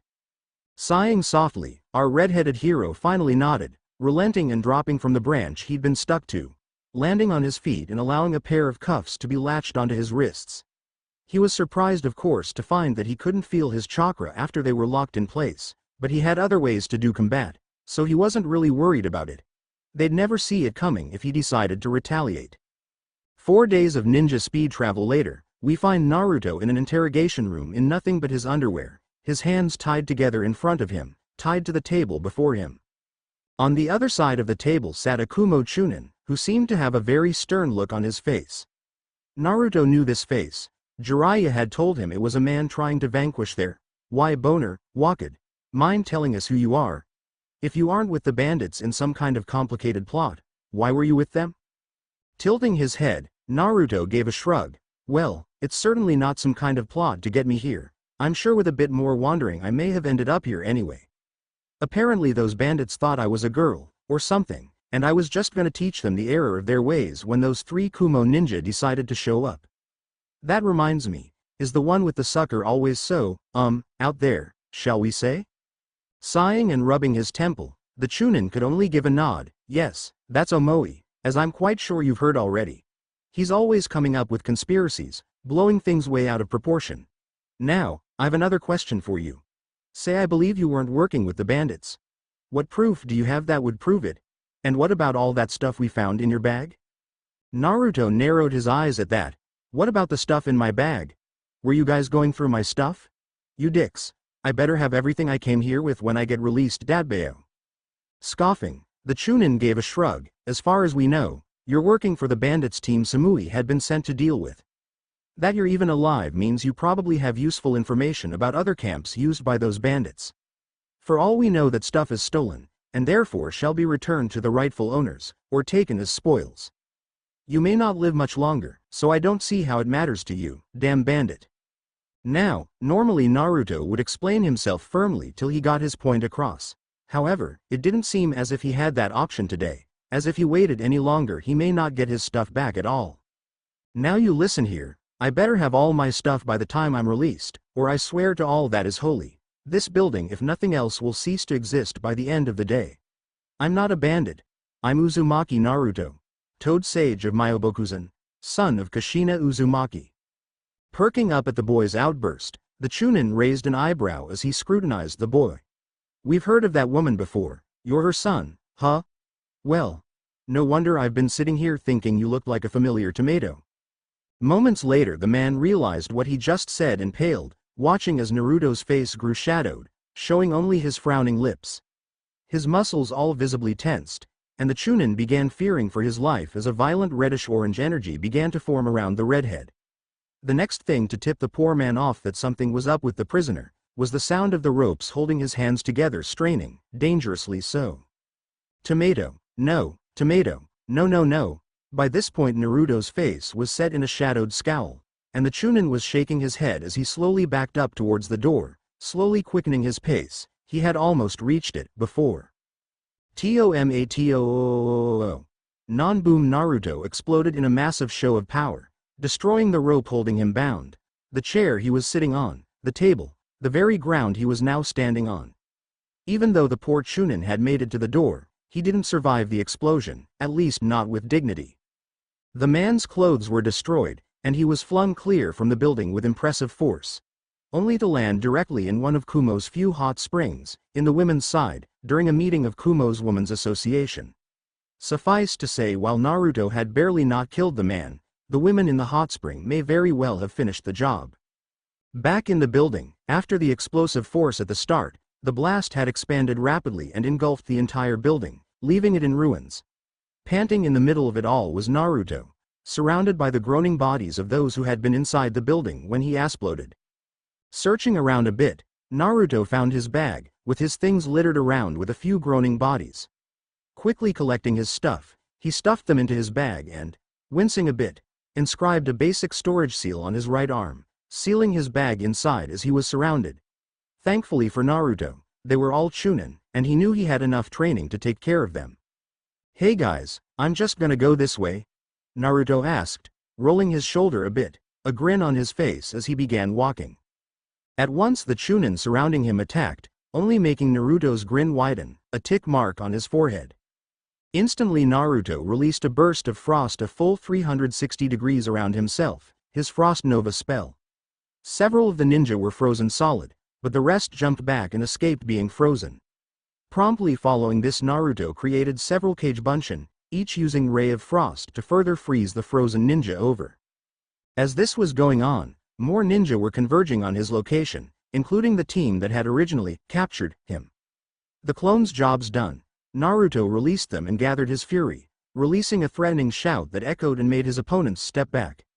By this point the frozen shinobi had thawed out, and were evacuated by their fellow ninja, leaving Naruto still surrounded. Readying himself, Naruto blinked as a body was suddenly thrown before him. Looking down, the tick mark on his forehead grew, and he snatched up the groaning body. Who's a tomato now? Who's a tomato now, bitch? Shaking the body like a rag doll, the surrounding ninja sweat dropped as they contemplated saving their comrade. You know, now that he mentions it, he does kinda look like a tomato. Immediately, Naruto dropped the man he was shaking, and the ninja on either side of the man who'd spoken inched away from him as Naruto slowly turned his head towards him. On the young man's face was a positively evil grin. He took a step forward, and the now sweating ninja took a step back. Step forward, step back, etc. and so on. Before Naruto could give chase to the ninja who'd called him a tomato, he found himself restrained by a beefy dark-skinned man with white hair and a white goatee, and a mature young woman with long blonde hair and dark eyes. Lemme go. Must. Kill. He who called me tomato. Seeing the rampaging redhead restrained, the rest of the ninja began digging out their injured comrades from the rubble of the building, and taking their previously frozen comrades off to the hospital post-haste. Sending a glare to the dark-skinned man helping her hold the redhead, the blonde woman whispered into the redhead's ear, "Calm down. It will do you no good to attack more of our ninja. You're in enough trouble as it is." "Excuse me? I'm in trouble? First off, you guys took me here under suspicion of being a bandit with some kind of elaborate plot. Then you guys take my stuff and threaten to not give it back, never mind threatening to steal from me. Then, he pointed viciously towards the man he'd been shaking, who was being picked up by two other Kumo ninja. "That guy called me a TT tomato. Hey, Yugito, isn't that guy new, yo?" Wanting so hard to facepalm, the blonde young woman, Yugito, sighed instead and shook her head. "Look, kid, we'll look into your claims, but unless you can somehow pay for the damages here, you're going to be thrown in jail for a while, even if you're proven innocent of being a bandit. You can't just go around blowing up buildings because you get mad." Well, screw all that noise. I'll pay for the damages, but I am not a bandit, and I'm definitely not going to jail. "Well, you'll still need to be detained for a bit, and the Raikage may want to have words with you, but if you truly aren't part of Team Samui's mission, we'll take your statement, your payment for the damages, and then I'm fairly certain you can be on your way. Of course, that all depends on if the Raikage wants to speak with you or not." Just then, another voice spoke out, gruff and powerful. "As a matter of fact, I do want to speak with him. He's taken out several of my shinobi, destroyed my interrogation building, assaulted several more shinobi. These are very serious, Cribrat." Turning his head a bit so he could see who was talking, he spotted what he was sure was the Raikage, a large muscular man with dark skin, and a hairstyle similar to the man holding him with the blonde woman. Differences being this man's skin was a somewhat lighter tone, he was obviously more muscled, and his hair was a bit neater, and he didn't have the same style mustache, goatee combo as the other man. "Oi! I was defending my belongings, and as I've already stated, that bastard over there called me a damn tomato." Grunting and lifting a single eyebrow, the Raikage shook his head. "You think that gives you the right to destroy a building? Assault my men? What's to stop me from doing away with you right now?" Huffing, Naruto had the decency to look sheepish, blushing just a bit. "Well, I admit I may have gone a bit overboard, but the stuff your guy told me I would likely never see again were gifts from my godfather. Also, I've already agreed to pay for what I broke. I was in Vanity just about a couple weeks ago, and I made a killing, as it were." Blinking, the Raikage thought a bit. "Vanity, kid, that's too far away for someone to travel to anywhere near here in just a few weeks without training. Who trained you?" Tilting his head as much as he could, still in the hold of the man and woman behind him, Naruto bit his bottom lip, before shrugging. It couldn't hurt to tell about his godfather a bit. Practically everyone knew him anyway, if not by prowess then by perversion. "I was trained by my godfather, Jiraiya, on Mount Myoboku, but that's all I'm saying till I'm released. I can't very well pay for what I destroyed if I'm held prisoner like this. Yugito, let him go. I doubt he could do much with me here, but stick to him just in case." The two nodded, and Naruto rolled his shoulders a bit, dusting himself off as he reached up to a seal imprinted on his left shoulder. In a poof, the surrounding ninja tensed, though when all that appeared was a small brown pouch, they relaxed a bit. "Here, this should be more than enough to pay for what I brought down." Tossing the pouch to the Raikage, who snatched it out of the air and hefted it a bit, it was a bit heavy. Opening it up, his eyes widened as he beheld several dozen golden coins. "What the? These can't be real." "Real as you and me, Pops. See for yourself. Speak to the Raikage with respect, brat," Yugito chided, popping Naruto upside the head sharply. "Itai. Geez lady, the hell is up with your arm strength?" Huffing, Yugito stayed silent as she turned to watch the Raikage reach into the pouch, though her eyes, along with everyone else's, widened as the man pulled out a handful of gold coins, testing their weight. When the man put one between his index finger and thumb, and bit into it, they were surprised when it held. "Well, I'll be damned.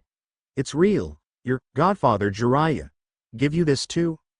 Crossing his arms, Naruto gave a huff and a nod. "Yes, he did. And I've got more, but that should be enough to pay for the damages I did, plus any hospital bills, or whatever. Now, I expect to be let go. Your men attacked me first, I was just defending myself." Of course, he didn't let them know he could go whenever he wanted to at least see if he could go without a fight first. "TCH, and you think we'll just let you go? You're obviously quite powerful, how about you work for me? You could easily become a great shinobi if you were trained by that Jiraiya. What do you say, kid? Blinking and looking just a tad shocked at the offer, Naruto tilted his head again and thought about it for a minute. He wouldn't accept, of course, but the offer was very flattering, especially coming from the Raikage himself. However, his godfather and mother had always told him that they were going to return to Konoha someday, as it was originally his home, and the place his father sacrificed himself for. So, I'm sorry, but I'm going to have to decline. I'm very flattered, honest, but my home is elsewhere. However, if you ever need some extra muscle for a job or something, you can just send me a bird, I'll definitely come help.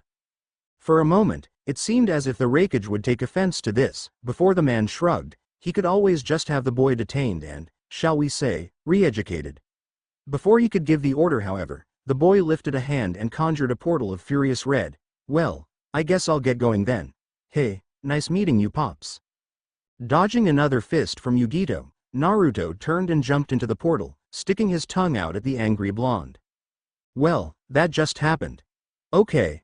I want the injured taken to the hospital, and I want this mess cleaned up, now. Every able nin saluted and got to work, though B just went off to goof off somewhere, and Yugito kneeled before the Raikage. Raikage-sama, do you wish for me to go after the boy?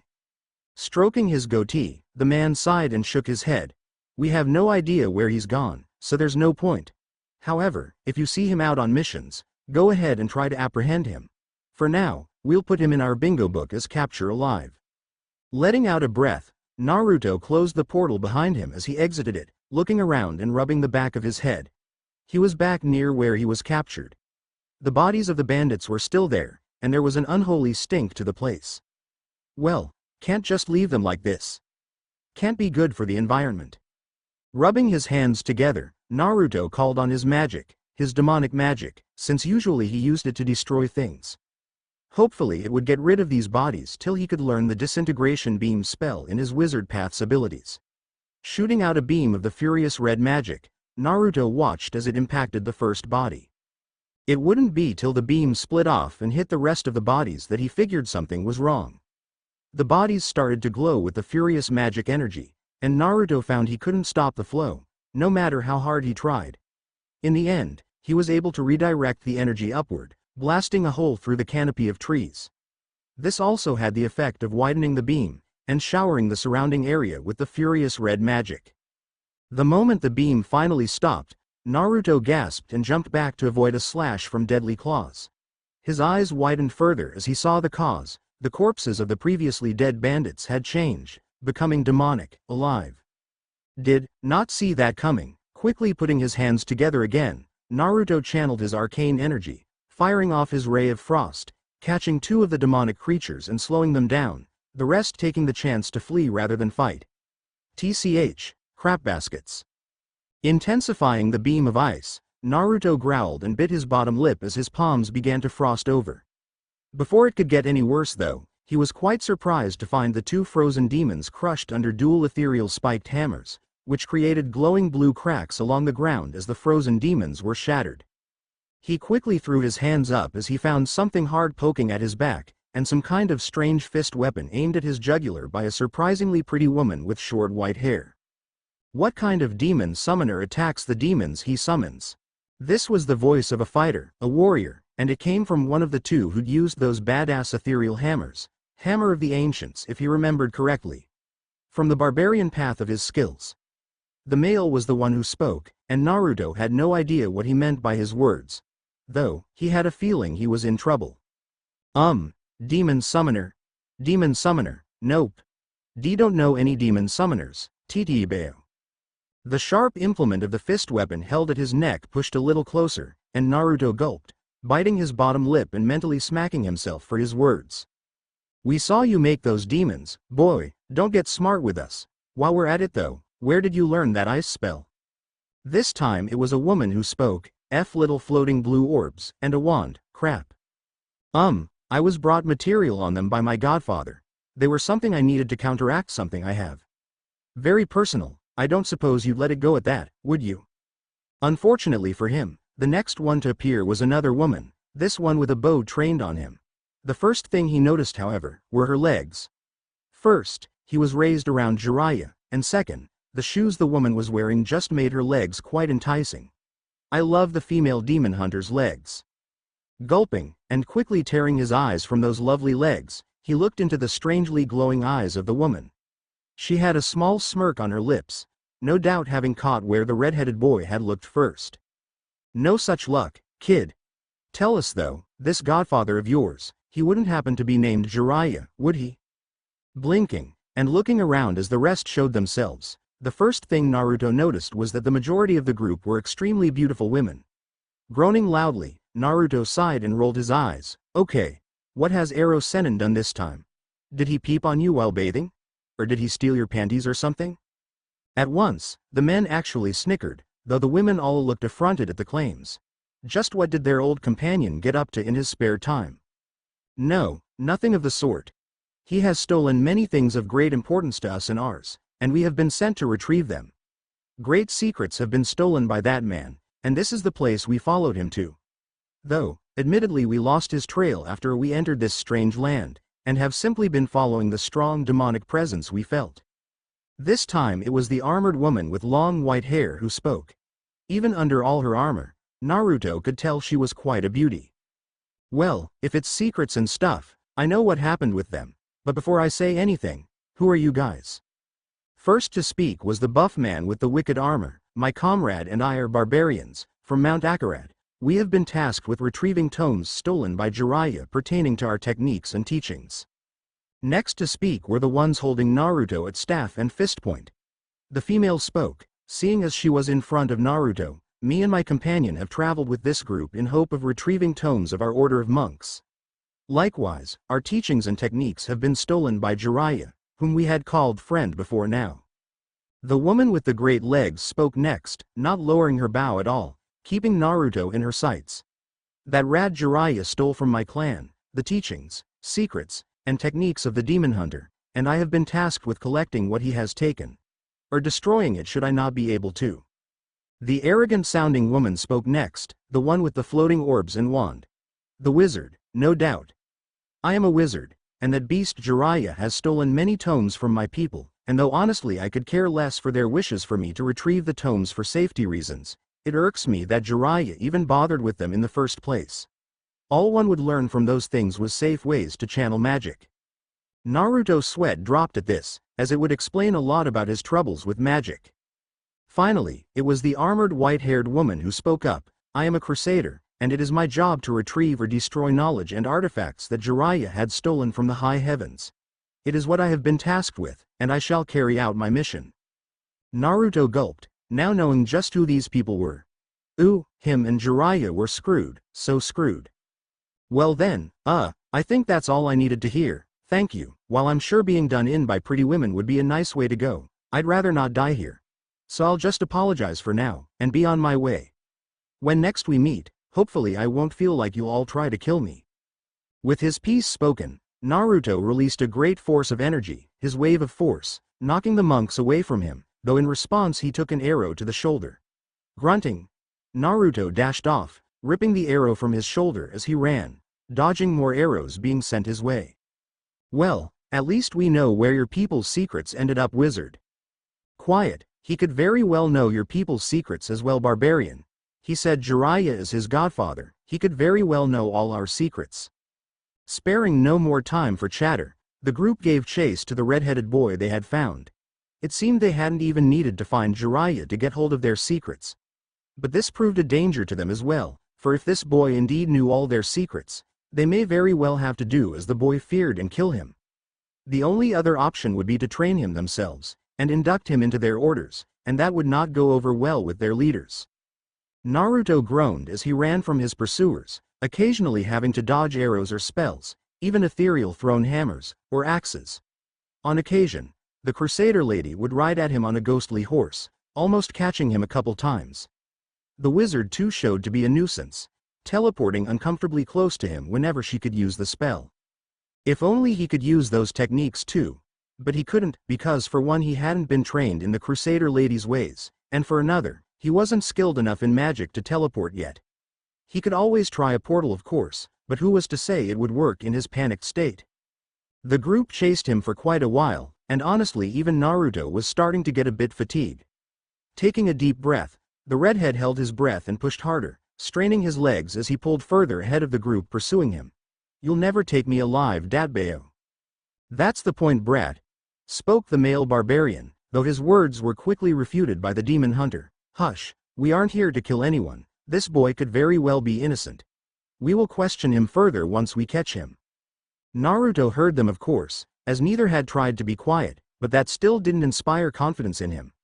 For all he knew their questioning could be quite tortuous. Still, he did feel a little bit better knowing they weren't going to kill him if they caught him. Still, however, this is getting quite annoying. Let's end this little game, shall we? Say what now?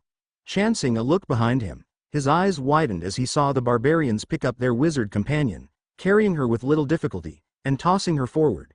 She then blinked out of sight, and he returned his gaze in front of himself only to find her there in front of him.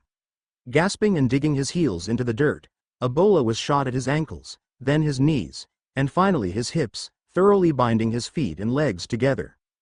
Waving his hands around, Naruto flew forward and bounced a bit in the dirt, finding himself quickly at the wizard's feet, a smug look on her face as she gazed down at him.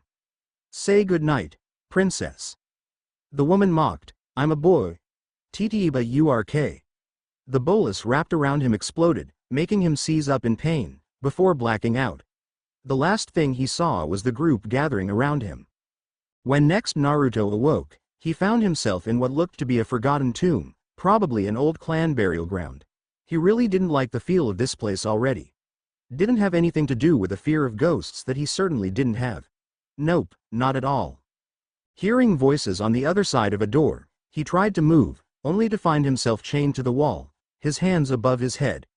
Grumbling and struggling against his chains, Naruto huffed and took a deep breath. "Ui! Get me out of here. I swear if a ghost kills me I'm haunting your asses, Dadbeo." The door was soon opened, and the group entered. They stayed a bit away from him however, and Naruto glared at them with his smoldering eyes. "What do you want from me? I'm not selling out my godfather, no perv he is." The crusader spoke then, arms crossed over her chest plate. "That is fine, simply tell us what we want to know, and he needn't be brought into this."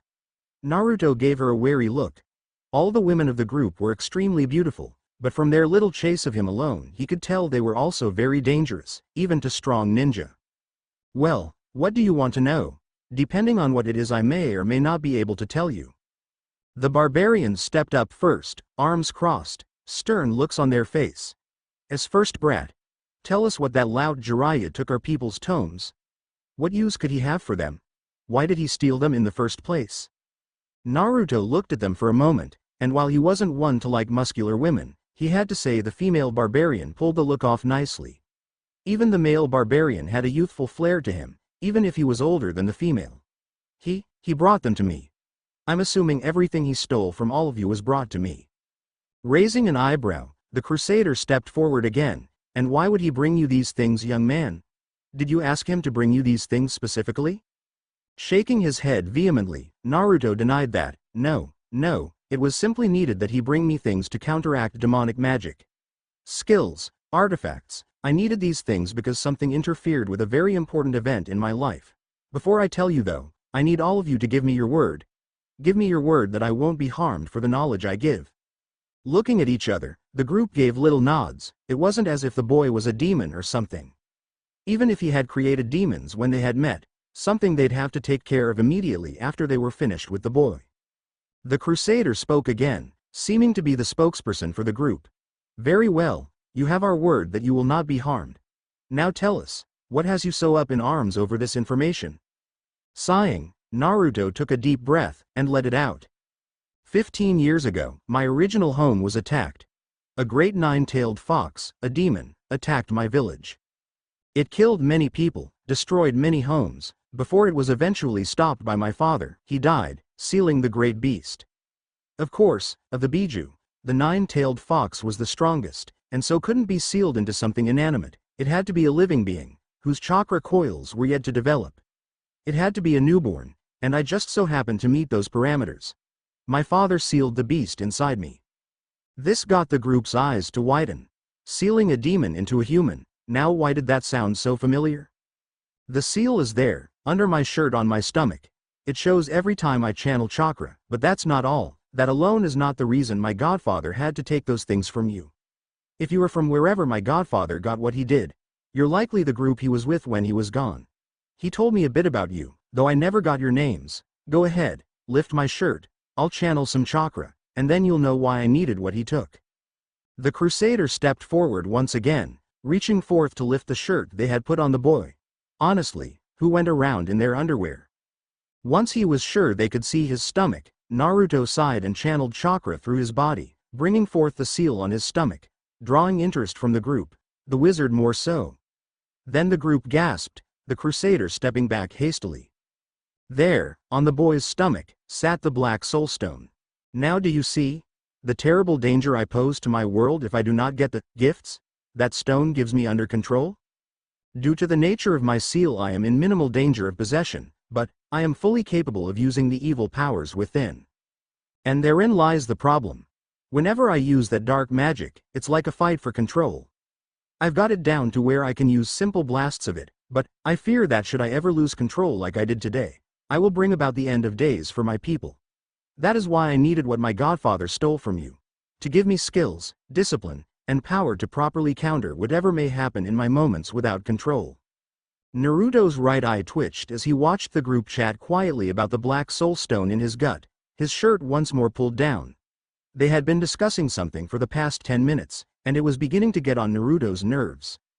They were still in the tomb, he was still chained to the wall, and there were still motherfucking coffins on either side of him. Ooey, come on, I thought we were gonna be cool after I told you that stuff.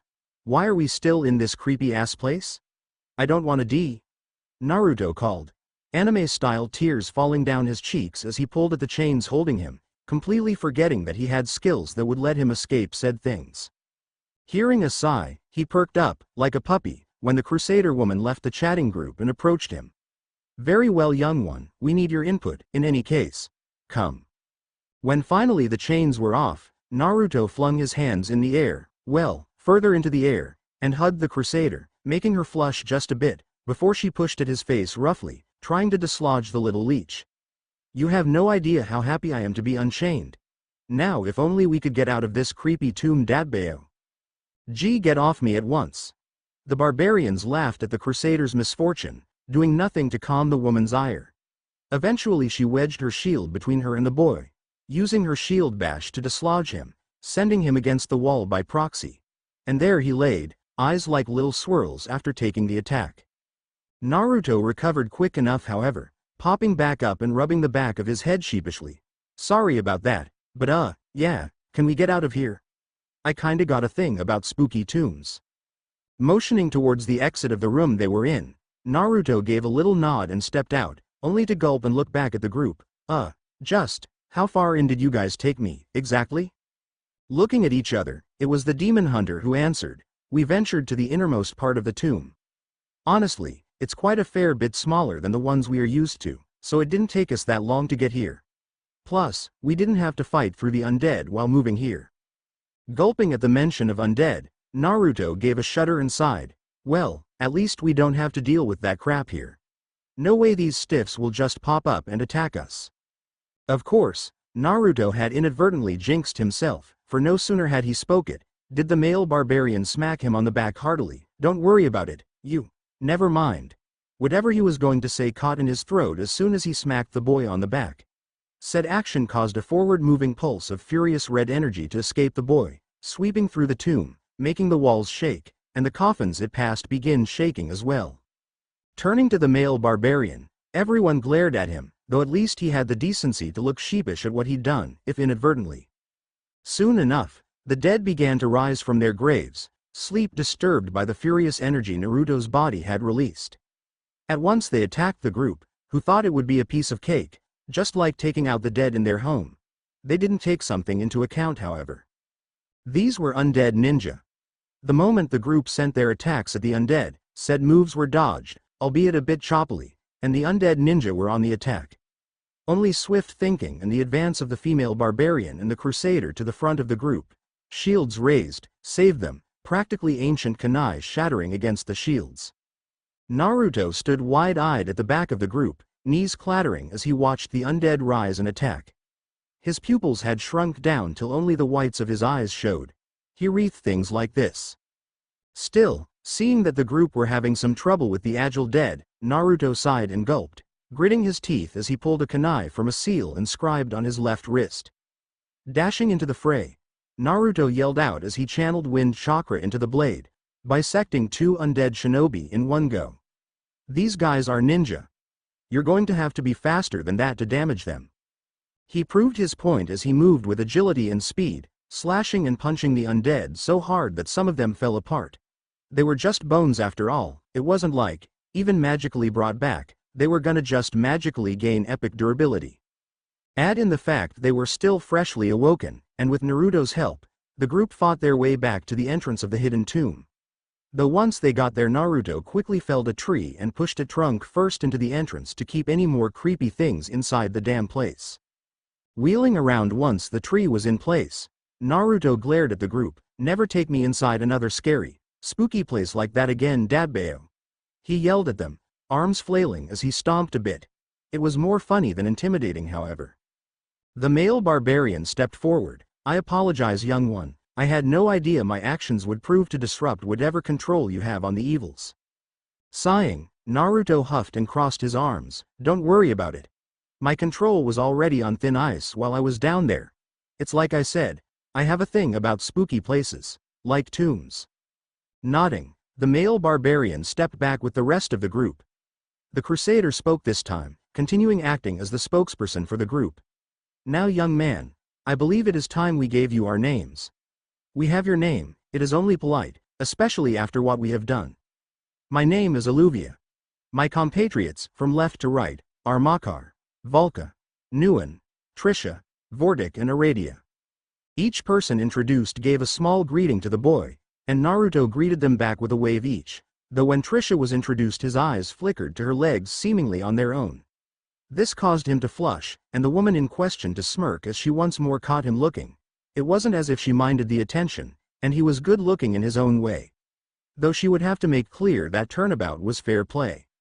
Now, young Naruto, we have discussed what we would do with you, and we have decided that we cannot make you unlearn all that you have learned, so we have decided to teach you ourselves, to ensure you improve in our skills, and impart on you the discipline and will needed to master your dark powers. Make note, however, this will be our first time taking a student, with the exception of Makar, and we ask that you be patient with us, as we will be with you. Understand? Naruto grinned at the Crusaders, Alluvia's words, a large part of him quite giddy to begin learning under them. However, there was an equally large part of him that didn't quite like that strange glint in each of their eyes. This is going to be cruel and unusual, isn't it? For you? Yes. For us, I imagine it will be quite fun.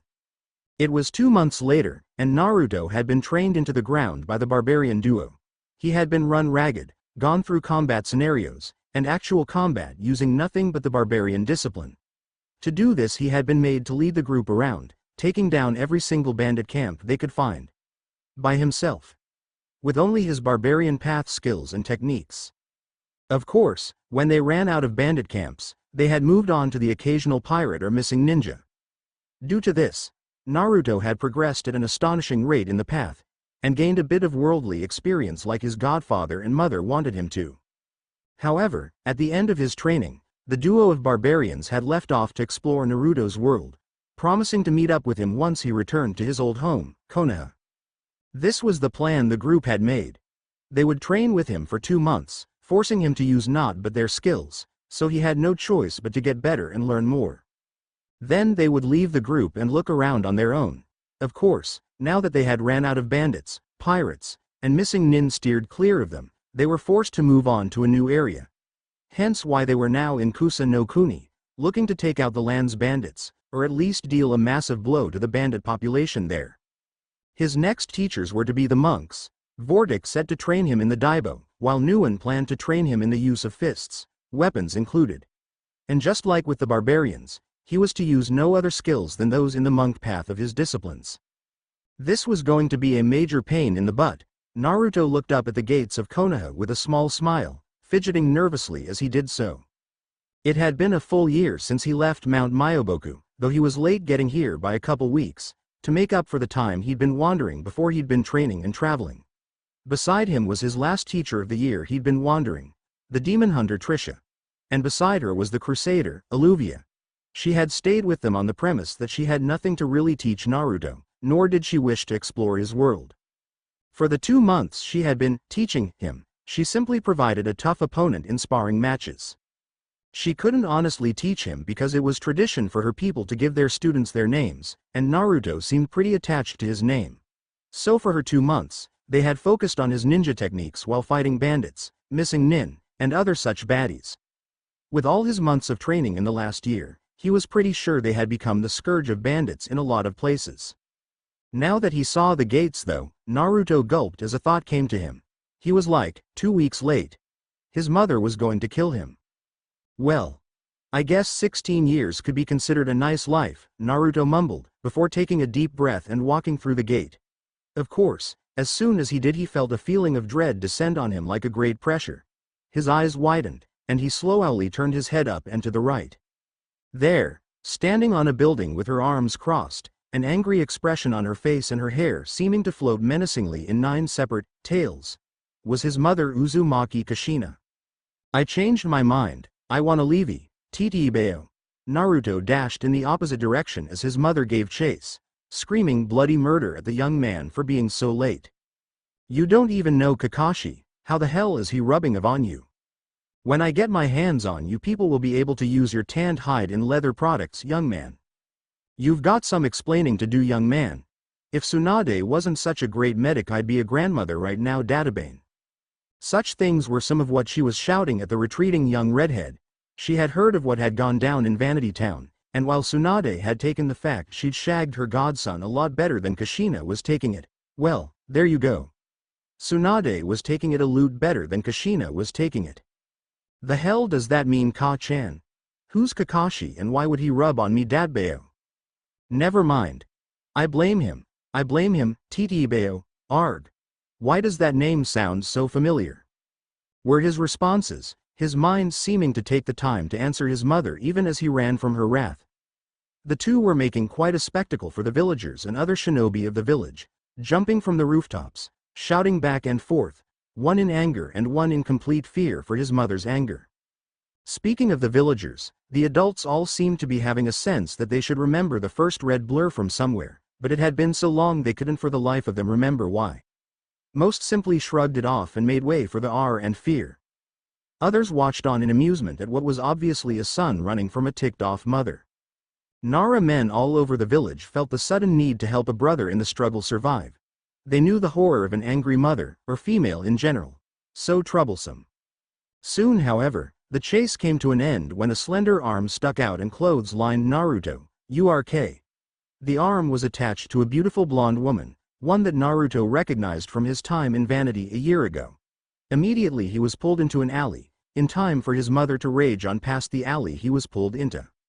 Hey, you should have been here on time, kiddo. I think she'd have accepted a few hours or a day, but you're here weeks off schedule, from what I hear. Good to see you again, by the way.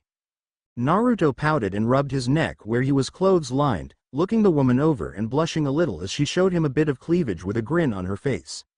Well, brat, I saved you from your mother, don't you think I deserve a little reward? Huffing and crossing his arms, Naruto thought about it for a moment. He had nothing but good memories of this woman after all, the last few moments notwithstanding. Clearing his throat, he looked at her again and tilted his head a bit. What do you want? A grin bloomed onto the blonde's face at that, and she pulled Naruto close, pressing her chest against his, and enjoying how he blushed. This was part of the charm of having a younger lover, they were so easy to tease. Well, I know this nice lil eatery where we can grab a bite to eat, and your mother should never think to look there. Of course, you'll still have to face her sooner or later, but she'll likely cool down just a bit now that you're actually here. Blinking, Naruto blushed again but couldn't help the grin on his face. He hadn't been expecting this, not in the least, but far be it from him to deny such an offer. I don't mind, though at some point I'll have to find a couple people I just kinda left at the gate. Nodding and looking out from the alley, Tsunade looked around a bit to make sure Kushina wasn't just waiting for them to leave. She was in danger herself from the woman's wrath, taking her godson on a date like this. But morals, meh. At least when it came to this. The kid had really made an impression after all. Okay, it's safe to leave. Come on, I'll show you the place. Naruto nodded and, blushing once again when his hand was taken by the woman, followed her out of the alley and into the busy streets. He got a few pats on the back for escaping the red-haired woman's anger as he walked. Mostly from males with dark hair and lazy expressions. After about 10 minutes, the blonde and red-headed duo arrived at a small building called the Lazy Leaf Eatery. It was really a small building, but it had a homey sense to it, and smelled of delicious things, with a bit of alcohol. Stepping in the door, Naruto looked around as Tsunade drew him up towards the front, where there were some stools set up in front of a bar-like area. Once seated, Tsunade greeted the man behind the counter. "Hello Tai, how's it going? I'll take 2 orders of takoyaki, with 3 orders of sake." The man, Tai, nodded and got to work on the food for his customers, and Naruto was surprised to see the swift skill with which the man worked. Those were not the hands of a civilian. Still, it wasn't as if the man was a hostile, so for the moment he simply watched the amazing work the man did, making takoyaki balls like lightning. Exaggeration? Yes. Did he care? No. While Naruto watched the man work, Tsunade made sure the man didn't add anything unusual to the takoyaki. She ate here every once in a while since her return, but that didn't mean she would put things to chance that something would happen. She was a medic, and a ninja. Watching her food be made like this was a habit at this point. "So, tell me what you've been doing since we parted ways." Tsunade spoke, catching Naruto's attention for a moment before he too went back to monitoring the cook's hands. He wasn't being paranoid, he was just amazed at the guy's skill. "Well, I was taken to Kumo for a little while about a week after I left Vanity. They thought I was a bandit with some kind of elaborate plot." Tsunade raised an eyebrow at this, glancing at Naruto before going back to watching the cook. "Well, cook. You know, Kumo tried to kidnap your mother once." Naruto blinked, before growling. "No, he actually growled." Tsunade looked at him again, eyebrow once more raised up, watching as the young man made strangling motions in the air. "Something wrong?" Naruto's head snapped towards Tsunade so fast she was surprised the boy didn't get whiplash. "Wrong? Of course something's wrong. Those assholes tried to kidnap my mom Dabbeo. I should have done way more than destroy their interrogation building. I'm of half a mind to go back there and kick the Raikage's ass." Whoa, Naruto, calm down. It was dozens of years ago, your mother's already over it. Besides, you'd need to be a lot stronger, not to mention faster, if you wanted to kick that man's ass. Although, good for you, destroying such an important building. Though, I was under the impression you hadn't known of their attempt on your mother till just now. Why'd that building get destroyed?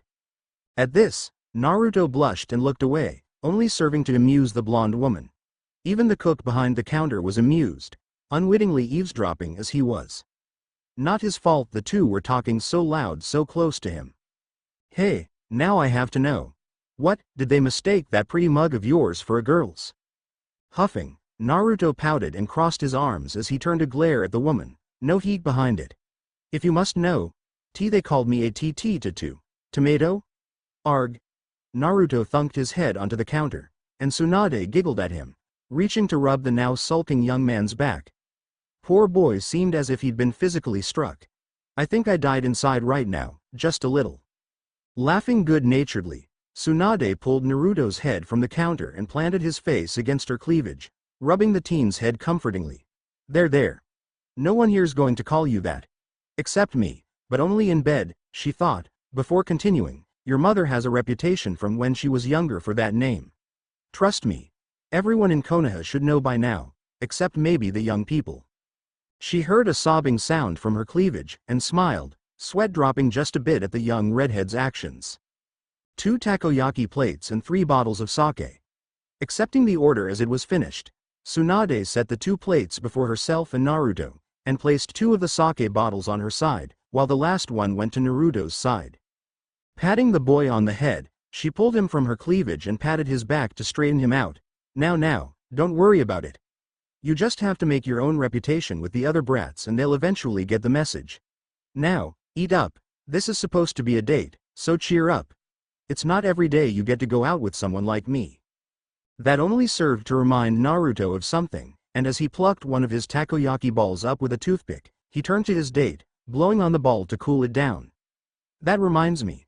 I feel like I should know you beyond when we met and just now. Your name sounds so familiar, I feel like it should be staring me in the face or something. Raising an eyebrow again, Tsunade chuckled and took a sip of her sake, waiting for the redhead to stick his takoyaki ball in his mouth before answering as he chewed it. Well, technically, I'm your godmother. PFFFFFF. The spit take Naruto did at those words made her laugh, and made the cook glad there was glass blocking him from taking that spit take to the face. Since it hadn't gotten him, he laughed too. Naruto had a horrified expression on his face at that information, before his entire face went to his hair to shame. Tsunade could swear she could see steam coming from his ears. I banged my godmother, he mumbled under his breath, before falling out of his chair, leaving a laughing Tsunade to get up and help him back up. Oh come on, it's not that bad. I'm still sexy, aren't I? Hey chef, I'm still sexy, right? Quite so. See, I'm still sexy. Now quit being such a baby. So I'm your godmother, so what, at least we aren't related by blood. As far as I'm concerned, this is a-okay. You know, tons of boys your age would kill to be around me like you've been. That's not the point. Oh Cammy, mom is gonna kill me. I'll put a sock in it, she's not gonna kill you. She just needs to get laid. It's been 15 years since your dad died, and I happen to know for a fact she hasn't been with another man since then. Jiraiya told me all about it. Hey, maybe you should give her the same treatment you gave me, stud. Naruto looked positively affronted. You did not just tell me to shag my own mother.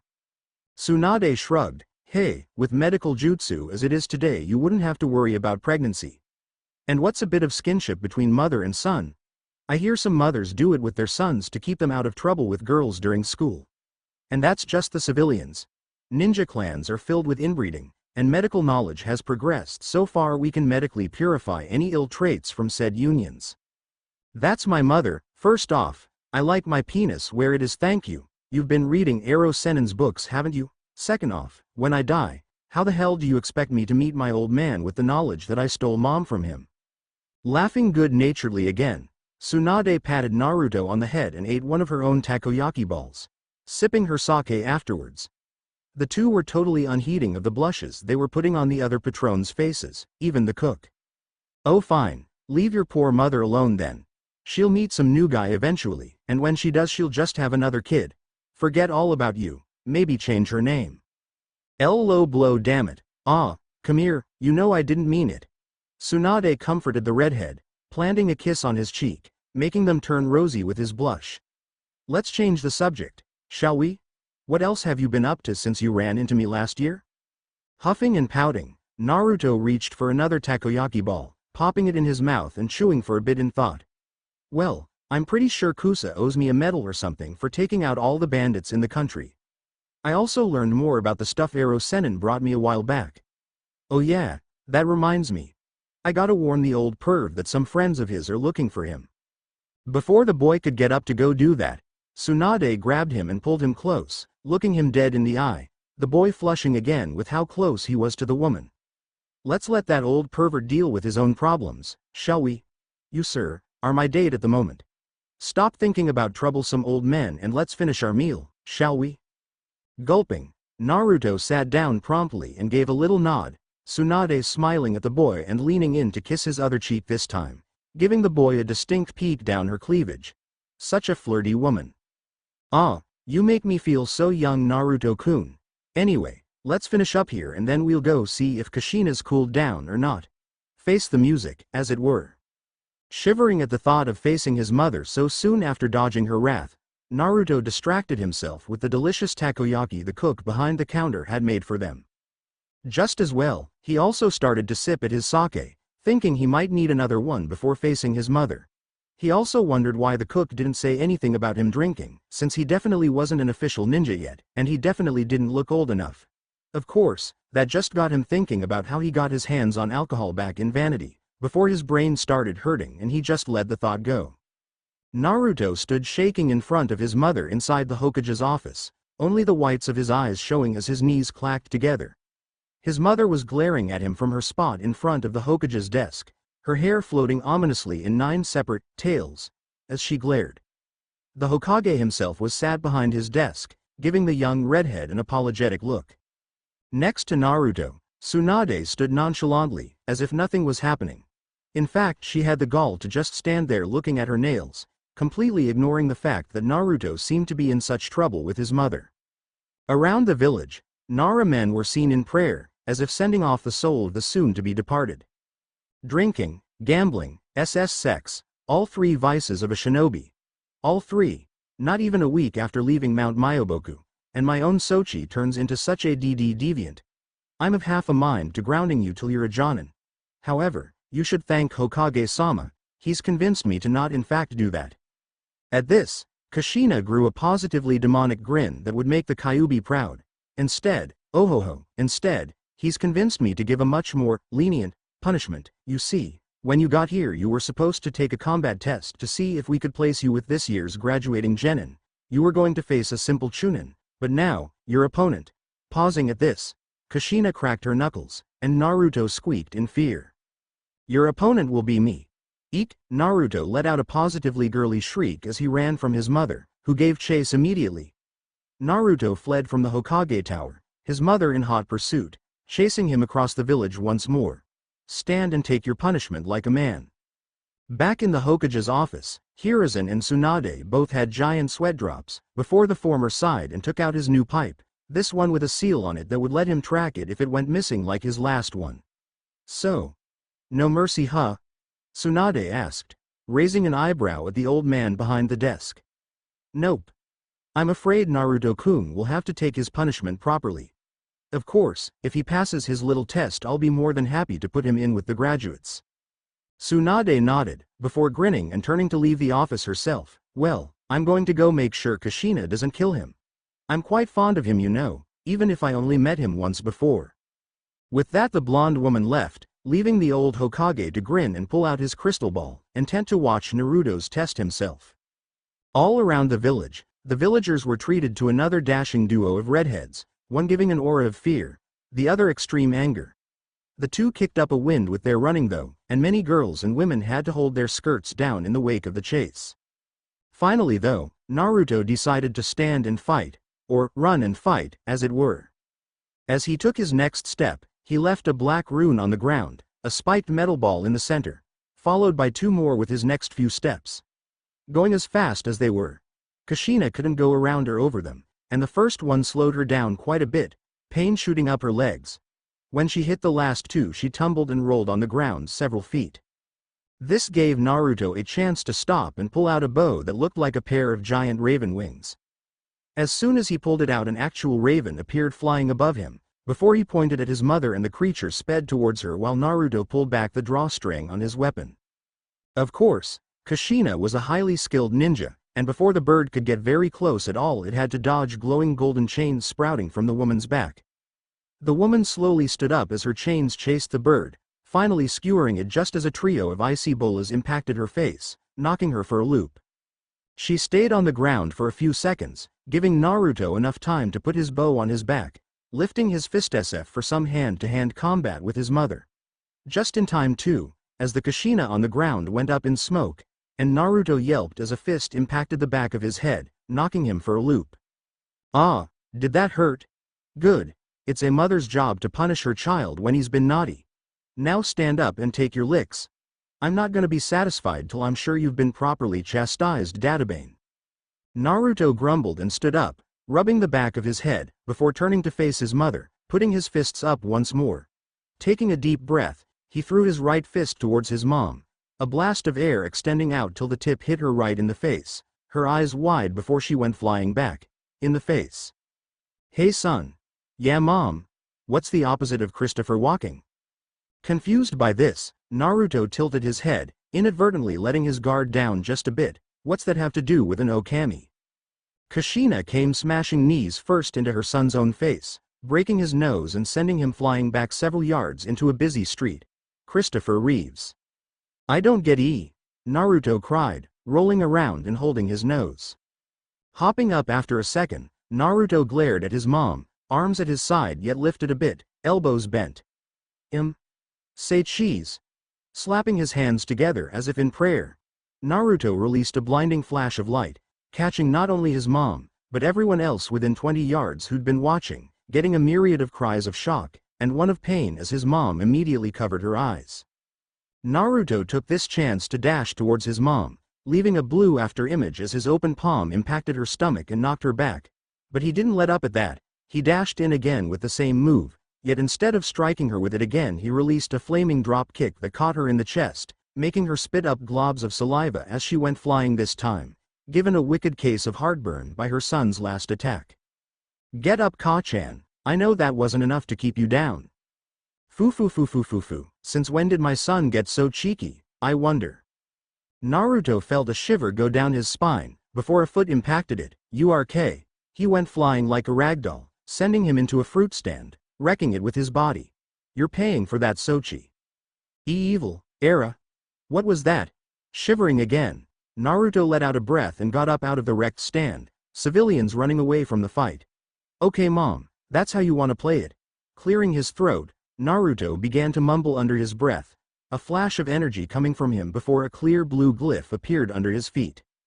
Making a "come hither" motion with his hand, Naruto dashed at his mother, keeping a stoic face as his fists collided with hers, the duo beginning a flurry of fists, each trying to strike the other. Kushina was actually surprised her son was doing so well, since when he left he definitely wasn't this good at hand-to-hand. Throughout the exchange Naruto kept mumbling, keeping up his mantra, before his mother threw him a surprise, taking advantage of a lull in the exchange to jump back and slap her own hands together. "You weren't the only one to benefit from that stuff Jiraiya brought, Sochi." A blinding flash of light struck Naruto right in the eyes, making him recoil as his mother's fist impacted his stomach not a second later. "Gah. Cheater. No such thing, we're ninja, fair play is relative." "Gut check time. Gut wa urk." Naruto sped towards his mom and smashed his shoulder into her gut, her eyes widening as she went flying back again, Naruto using this reprieve to send out a shout that called down 3 beams of light. From these light beams, 3 warriors stepped forth, one wielding a shield and sword, another wielding a large polearm, and the last wielding dual axes. Next Naruto's eyes began to glow as he entered a rage, crying out with his summoned warriors and charging his mother with war cries. The 4 warriors attacked, and Kushina put up a valiant defense, staving off the 3 with blinding flashes of light, followed by palm strikes that soon made them experience localized explosions. Naruto however seemed to be ignoring the pain, his arms and legs shaking as he battled his mother. Eventually though his summoned warriors left him, the pain coming back full force. He had taken a fair few hits from his mother after all. Trembling and on his last legs, Naruto panted as he stood across from his mother, who was only a bit better off. "Huff, huff, why you're good, puff, huff, hey, you too Sochi." Both mother and son slapped their hands together, focusing their energies. A clear red glyph appeared under Naruto's feet as he began a mantra, and Kushina's muscles seemed to tense. Both smirked and prepared their last attacks. Naruto dashed at his mother once more, leaving a blue after image.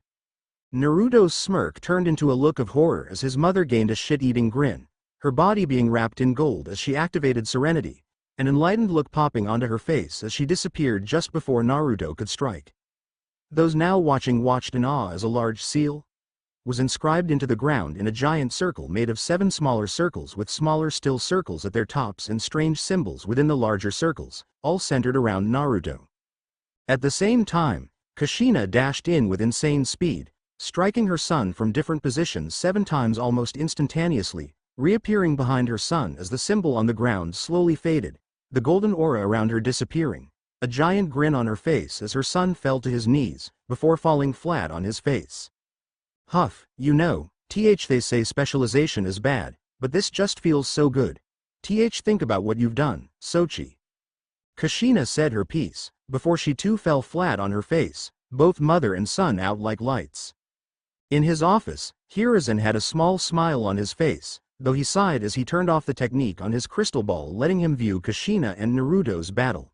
Those two, such drama queens. Lifting a hand, 2 Anbu appeared before him, kneeling obediently. "You two, go check on them. Tsunade should be there already, but they ended up pretty far out. I don't think they even realize where they ended up. We don't need them acting up should they find the 2 before Tsunade does." Nodding, the 2 operatives of Anbu disappeared from the office, and Hiruzen relit his forgotten pipe, taking a drag as he turned in his chair and observed his village. Of all places, it had to be the Hyuga Proving Grounds. All around the red-headed mother and son duo, milky eyes gazed at them from beyond the trees, seeming to glow spookily in the shade. The two were surrounded, and even though they weren't very far into the Hyuga's Proving Ground, those that had been using it that day were drawn towards the noise of their fight. No less than 10 Hyuga were there to witness the tail end of the fight between mother and son. Today had been the proving of a prodigy in the Hyuga clan, the heiress to be exact. Hyuga Hinata was among those watching the now passed-out redheads, a hint of disdain in her gaze as she looked upon them. Hinata was what one would call your typical Hyuga, except for the fact that she was different. Whereas regular main house Hyuga were snooty, and looked down on others simply because their status was lower than their own, Hinata did not do that. Sure, she was regal, noble, and powerful, but she didn't look down on others simply because they weren't Hyuga, or other noble-class citizens. She looked down on those who were weaker than her, and in her clan, she was the strongest in ages. While when she was younger she had been a shy girl, kind and seen as weak, her father and others had well and truly broken her some time ago. So she toughened herself up, she trained fiercely, developed her art, and kicked her dad in the balls. This proving was to show if she was ready to lead her clan in a few years when she reached a high enough NR. Was she weak, introverted, or openly kind? She just didn't care anymore. She was strong, others were the weak ones now. She was destined to bring great change to her clan, and she had the power to do it now. However, her proving had been interrupted by the fighting of the two redheads she now saw passed out on her clan's grounds. However, before anything could be done about the two, someone none of the Hyuga gathered there expected showed up. Tsunade of the Sannin, last of the Senju. Hinata's eyes widened as she saw the legendary medic checking on the two, obviously mother and son. Here was perhaps the world's strongest kunoichi, and she was giving her time to two weaklings who knocked each other out with such strange attacks. With a swish of motion, Hinata made herself known. "Tell me, Tsunade-sama. Why are you here? You must realize where you are, even if these two did not." Casting a glance on the young future kunoichi and clan head who'd revealed herself, Tsunade sighed and picked up the two knuckle-headed redheads onto her shoulders. She promptly handed them off to the two Anbu operatives who showed up not a second after the young Hyuga came out. Nodding and crossing her arms under her bust as the Anbu disappeared with the two Uzumakis, she turned to address the Hyuga. "I was here to make sure those two idiots didn't hurt each other too seriously. I'm quite attached to them after all. As for where I am, well, of course I know where I am. I've been here before. I apologize on behalf of the two who were just here though, I'm quite sure they didn't realize they were trespassing." Hinata gave a small nod, accepting the apology on behalf of the redheads. She was a forgiving person, to an extent. Unwittingly trespassing was easily forgivable, if a little strange. Everyone within the village knew not to trespass on clan grounds. Any of them. That brings me to my next question. Who are they?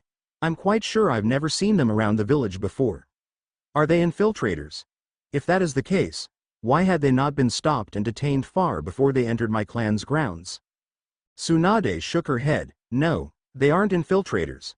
Those two suck so bad at hiding their chakra even the weakest of sensors would be able to tell they were there. Of course, with so much of the stuff that's not a surprise, really, she told, uncrossing her arms and giving a shrug. If that's all, I believe I'll take my leave. I don't want to trespass any more than I already have. Hinata gave a nod, before raising her hand, dismissing the Hyuga still in hiding. Her proving was over for today, postponed for another time due to this interruption. Once they were gone, the girl gave Tsunade a small smile. "Everything aside, it pleases me to make your acquaintance. Have a nice day, Tsunade-sama." "My everything, hehe, feel chastised yet?" Blinking a few times till his eyes adjusted to the light of the room he was in, Naruto looked over to the side and saw his mother grinning cheekily at him. She was sitting in a chair beside him, in a hospital gown, what was visible of her body being wrapped in medical gauze. Furrowing his brow, Naruto looked down at himself, blinking again as he found himself in a hospital bed, in much the same state as his mother.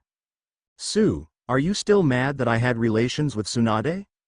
"Oh, I'm positively furious," Kushina replied, a sweet smile on her face that made Naruto nervous. However, I've worked out my aggression on your body, so I'll consider you properly punished, just this once. Of course, since Tsunade herself seems not to mind, I've a feeling I wouldn't be able to ban you from seeing her again. I'll settle for asking you just one thing. Tilting his head a bit, Naruto was about to ask what that thing was, before his mother beat him to it. A small box impacted with his face, surprising him as his mother huffed. Wear a damn condom next time. I'm too young to be a Kami damn grandmother, Databane. Itai. Damn it Ka-chan. Kushina gently bopped her son on the head, language young man.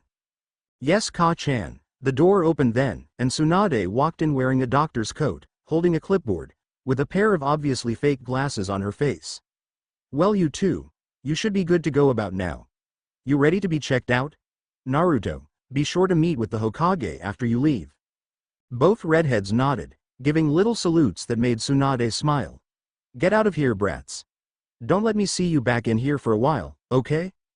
Kushina left first, grinning and opening the window, before leaping out, leaving her bandages and gown behind in an outline of her body. Of course, Tsunade saw a flash of the woman's dress as she left, so the woman wasn't childishly running around naked. Naruto didn't see it though, so. Bye. He did the same thing as his mother, however, he didn't have the forethought to put on any clothes besides the boxers he had on under the gown. So he was running around almost in the buff. Aiya, such a troublemaker that one. Naruto stood now before the Hokage, dressed now, but he had a black eye, no less than 3 lumps on his head, and he looked just a bit scuffed. Who knew mothers didn't like it when their daughters' virgin eyes were exposed to almost naked males? On the flip side, Naruto was pretty sure he got himself a few fangirls. His mother was off to the side once more, snickering childishly over the state of her son, the cause of said state more specifically. But she stopped when Hiruzen cleared his throat, and Naruto shook himself off once he did so, now looking as if nothing had happened. Somehow. Naruto-kun, it's good to see you again after all these years. Tilting his head, Naruto looked at the old man in the cage robes sitting behind the fancy desk. Do I know you old man? Sochi. Be more respectful to the Hokage. Now Kushina-chan, it's quite alright. I find it refreshing after getting nothing but Hokage-sama. This, and Hokage-sama. That. It really gets old after a while, you know. Huffing, Kushina crossed her arms and pouted childishly while her son grinned like the cat that got the canary. So, old man, do I know you? Naruto asked, ignoring his mother's growl and twitching.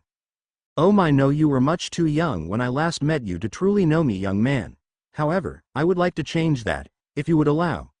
The test you partook in a while ago, well, you passed it quite splendidly. You knew me when I was a baby? No way, was I cute? Hiruzen grinned and gave the boy a little thumbs up. You were. Now, about your test. Oh yeah, you said I passed it? I thought I had to beat my mom. She trashed me. Took me out like last week's garbage. No mercy. Like I wasn't even her son.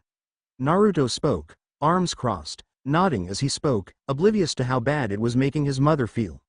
To the point that she was now currently in the corner, a dark cloud over her head, tracing little circles in the wood floor, depressed. Hiruzen's sweat dropped at this, before shaking his head. Now, no need for such hurtful words. She actually went quite easy on you, Naruto-kun.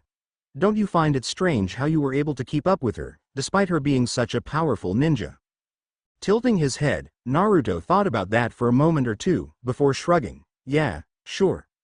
I mean, her and Ero Sennin have always told me that Ka-chan was supposed to be some super powerful ninja a while back. I thought she just got rusty. Whereas Kushina had managed to stand back up and start making her way back to the Hokage's side, her son's words put her back in the corner in a depressed state once more. Well, that aside, she didn't really. No, she had a few limiter seals placed on her so she could fight you fairly. She still has them on, in fact. Currently her level is that of a low Jonin, maybe a little more powerful. Naruto's eyes widened at that, and he turned to his mother with a shocked look. No way, Ka-chan. You're that you never showed it during training? Now, some might think such words would cheer the woman up, but it didn't. She simply shrunk in on herself, anime-style streams of tears falling down her cheeks at her son's hurtful words.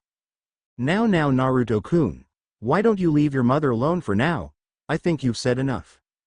Naruto blinked, looking back to the old Hokage, before shrugging and giving a grin, folding his arms behind his head. So I passed, huh? Does that mean I can get placed with the other genin? Or were you planning on making me a jonin right away? Don't worry, I completely understand. However, I'd have to turn you down. I kinda wanna make some friends my own age if you wouldn't mind.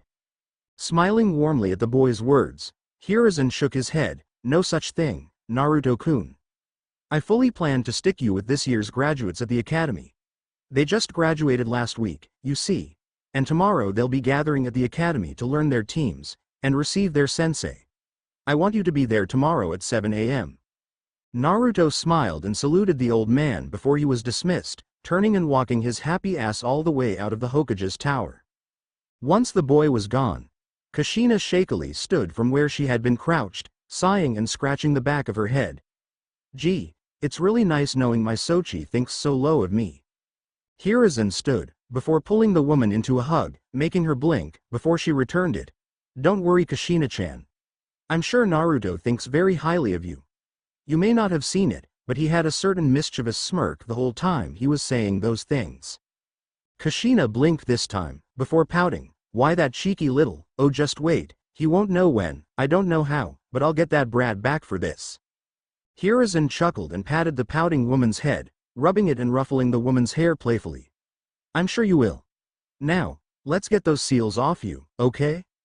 The next day, Naruto was heading towards the Konoha Ninja Academy, the sun shining, the birds flying overhead, the civilian school delinquents sizing him up from a few alleyways. Naruto was decked out in full armor, and while not bulky or really heavy by any means, it was quite an impressive sight. Of course there was the fact that his cindercoat looked somewhat like old Uchiha armor from the Warring Clans era. Tucked into his sash was a blue tanto, at the small of his back in a relatively comfy position, and tucked into it at the hip was his personal wand. He also had his bow attached to his back, with a peculiar little quiver of arrows attached to his hip opposite his wand. Finally, strapped to his back just under his bow, in such a way that he could draw it and resheath it efficiently, was a beautiful spear longer than he was, sticking up over his back a bit. He looked like he was going out to war. Tied to his head, keeping his bangs out of his face, was a dark blue headband with a metal plate on it, etched onto which was the village's symbol, a spiraling leaf. Arriving quickly at the academy, Naruto entered and slipped on a pair of round, orange-tinted shades, which clashed with his armor, but hey, he liked them. Stepping up to the front desk, he tapped on the wood top, getting the attention of the lady behind the desk. Yes. How may I help you, Mr. Uzumaki? Uzumaki Naruto. I'm looking the classroom of a Mr. Amino Iruka. Humming to herself and giving the boy a good once-over, wondering just why his name sounded so familiar, the woman shifted through some papers till she found what she was looking for. Pointing to her right, at a hallway that led further into the school, she spoke again, down there, third from the end on the right, and if you hit a restroom you've gone too far. Smiling at the woman, Naruto gave a salute before heading off down the hallway, the woman calling after him. I'll let it slide this once, but weapons are to be kept within ceiling scrolls while inside the building. Naruto blushed at that, and gave a nod, scratching the back of his head as he walked on, heading towards the end of the hall, looking at the right side and its doors. Okay class, settle down, settle down. You're about to hear the team placements, so be quiet and listen up. Okay. First Teha. Amino Iruka blinked and stopped talking as he heard a knock on the door over the quiet chattering of the students. At least they were quiet about it. Walking over to the door, Iruka opened it and was surprised to see a boy there decked out as if he were going to war. Hello, can I help you? The red-headed boy nodded, and handed the man a piece of paper, which the man took and looked at curiously before opening the folded note.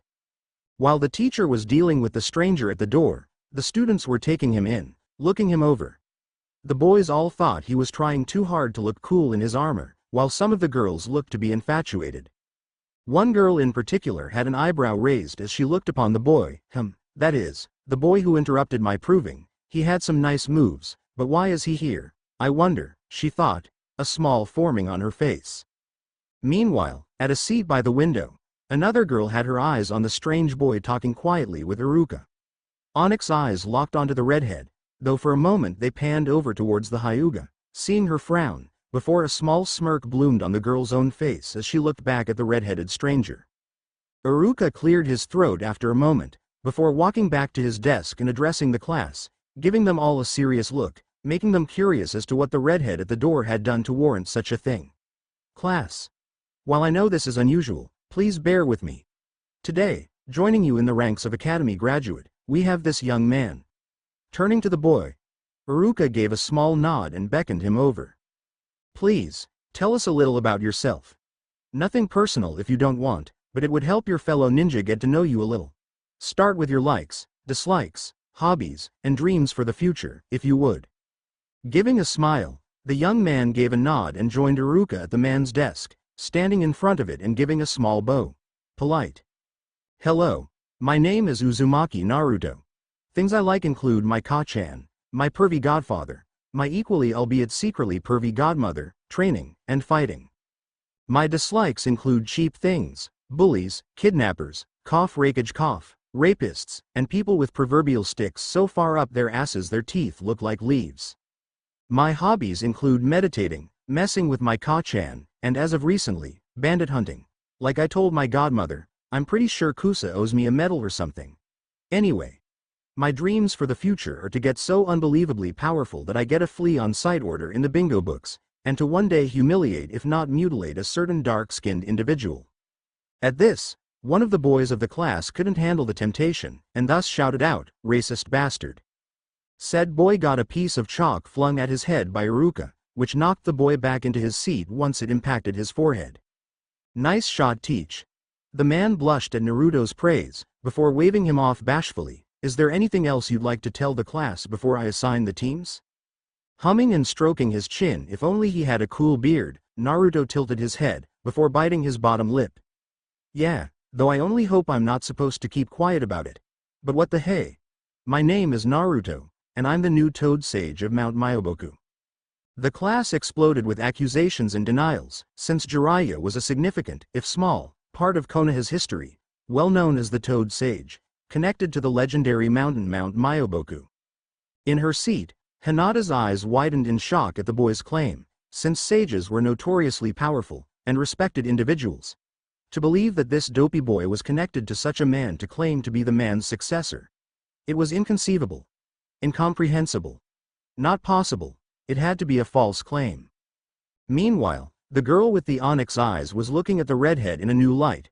Before he had simply been a way to annoy that Hyuga bitch, but now that he'd revealed himself to be a sage, if she came home with this boy, her father would undeniably be very proud. Plus, if she could still use him to annoy the Hyuga bitch, then it was killing two birds with one kunai. Quiet. Calm down, class. I'm sure he was just kidding. Naruto-san, you were kidding, right? Not that such a thing is a very good thing to kid about. Shaking his head, Naruto pouted and crossed his arms over his chest. Nah, I'm being completely serious. I lived on Mount Myoboku most of my life, training with my godfather and the toads. Ma and Pa taught my senjutsu when I was young, and I mastered it a long time ago. Ma and Pa? You expect me to believe your parents taught you the art of the sage? Eye twitching, Naruto reached up and bit his left thumb, moving through a string of seals in quick succession, before slamming his hand down on the floor. A sealing matrix spread out, before a poof of smoke plumed upward from the seal. Naruto-chan. Why'd ya have Ta summon us? You in some kinda trouble, lad? Simmer down, Ma. Can't you tell? We've been demoted. We're show and tell, don't ya know? When the smoke cleared, it was shown to be two large bipedal toads, both a light forest green in color, one with a balding head and a goatee, the other with earrings and hair that looked like a big purple fro. The former of which promptly struck Naruto over the head with its walking stick. You idiot, you told him you were the new sage, didn't you? Simmer down, Pa, can't you tell? The boy can't keep his mouth shut, don't ya know, Ma mocked, arms crossed as she looked snippily away from her husband. Always gotta turn everything into an argument, don't ya? Anyway, I won't fall for it this time. Naruto-chan. You aren't supposed to let people know what you are all willy-nilly. What if some of these brats turn bad? Huffing, completely ignoring the totally shocked looks he was receiving from the class, Naruto crossed his arms and pouted at the small toads. Have more faith in people, Pa. Besides, I'm just trying to inspire some good faith. Good faith I tell ya, Datbeo. Yeah. Well, next time tell him something else. Don't call us again till you're in some real trouble, Naruto-chan. With that, the two toads left in dual puffs of smoke, leaving behind a shocked silent class, teacher included. Turning to look back at them, Naruto grinned and threw up the peace sign. So whatcha think? Proof enough I'm the new sage, right? Shaking his head and clearing his throat, Iruka addressed the class again. Well then, I think that's enough sharing for right now. Please take a seat over by Miss Uchiha. Saluting, Naruto hopped it, slipping up the stairs a few rows, before getting to the row where a girl with onyx-colored eyes was raising her hand a little to let him know that she was Miss Uchiha. Once he was comfortably seated, the girl sidled up closer to him, giving a small smirk before whispering to him. Hey stud, I'm joining my family's police force when I retire. Wanna be my undercover cop? Entirely confused, Naruto tilted his head and discreetly looked at the Uchiha girl who'd spoken to him, whispering back to her so they wouldn't get caught since their names hadn't come up yet. Why, exactly? Snickering softly, the girl gave a positively predatory look, so you and me can be under the covers. Naruto thought about that for a moment, rolling the question and the answer around in his head for a moment, before blushing and sputtering a little, keeping quiet still so they didn't get caught. This of course made the Uchiha girl giggle quietly, before she stuck her hand out for Naruto to take and shake. Satsuki. Uchiha Satsuki. Nice to meet you. While they were having their little chat, neither noticed the pink-haired girl or the blonde girl sitting a couple rows back giving Naruto the evil eye. How dare he get so chummy with one of their princesses? They would have to teach this new sage a lesson in the near future. The teams had been given basically same as canon, kinda, so now said teams were given about 10 minutes to mingle and talk with their teammates while they waited for the Jonin to arrive to get them. Almost as soon as Iruka had left the room, however, Naruto found himself swamped with people asking him questions, wanting to touch him, patting his back.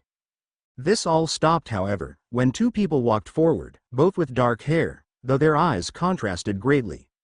One had milky, almost white eyes, while the other had onyx-black eyes. They also contrasted in clothes. The milky-eyed girl was wearing a traditional Hyuga robe, tied at the waist with a soft white yukata over it, to set her apart from others of her clan. The onyx-eyed girl was wearing a dark blue kimono that cut off at her ankles, the sleeves extending just over her hands. The top part was left open, exposing her bandage-wrapped chest, and over her shoulders she had a black haori, unstrapped, a symbol of a white and red fan on the back. Glancing at each other, the two seemed to glare, before returning to looking like proper ladies. Naruto raised an eyebrow at them, folding his hands behind his head. Can I help you too? Clearing her throat softly, the milky-eyed girl was the first to step closer, extending a hand to the young redhead. My name is Hyuga Hinata. I would like to greet the new sage and extend an invitation to lunch tomorrow at my clan's main house. A sign of good faith, if you will, while also allowing me to get to know you better.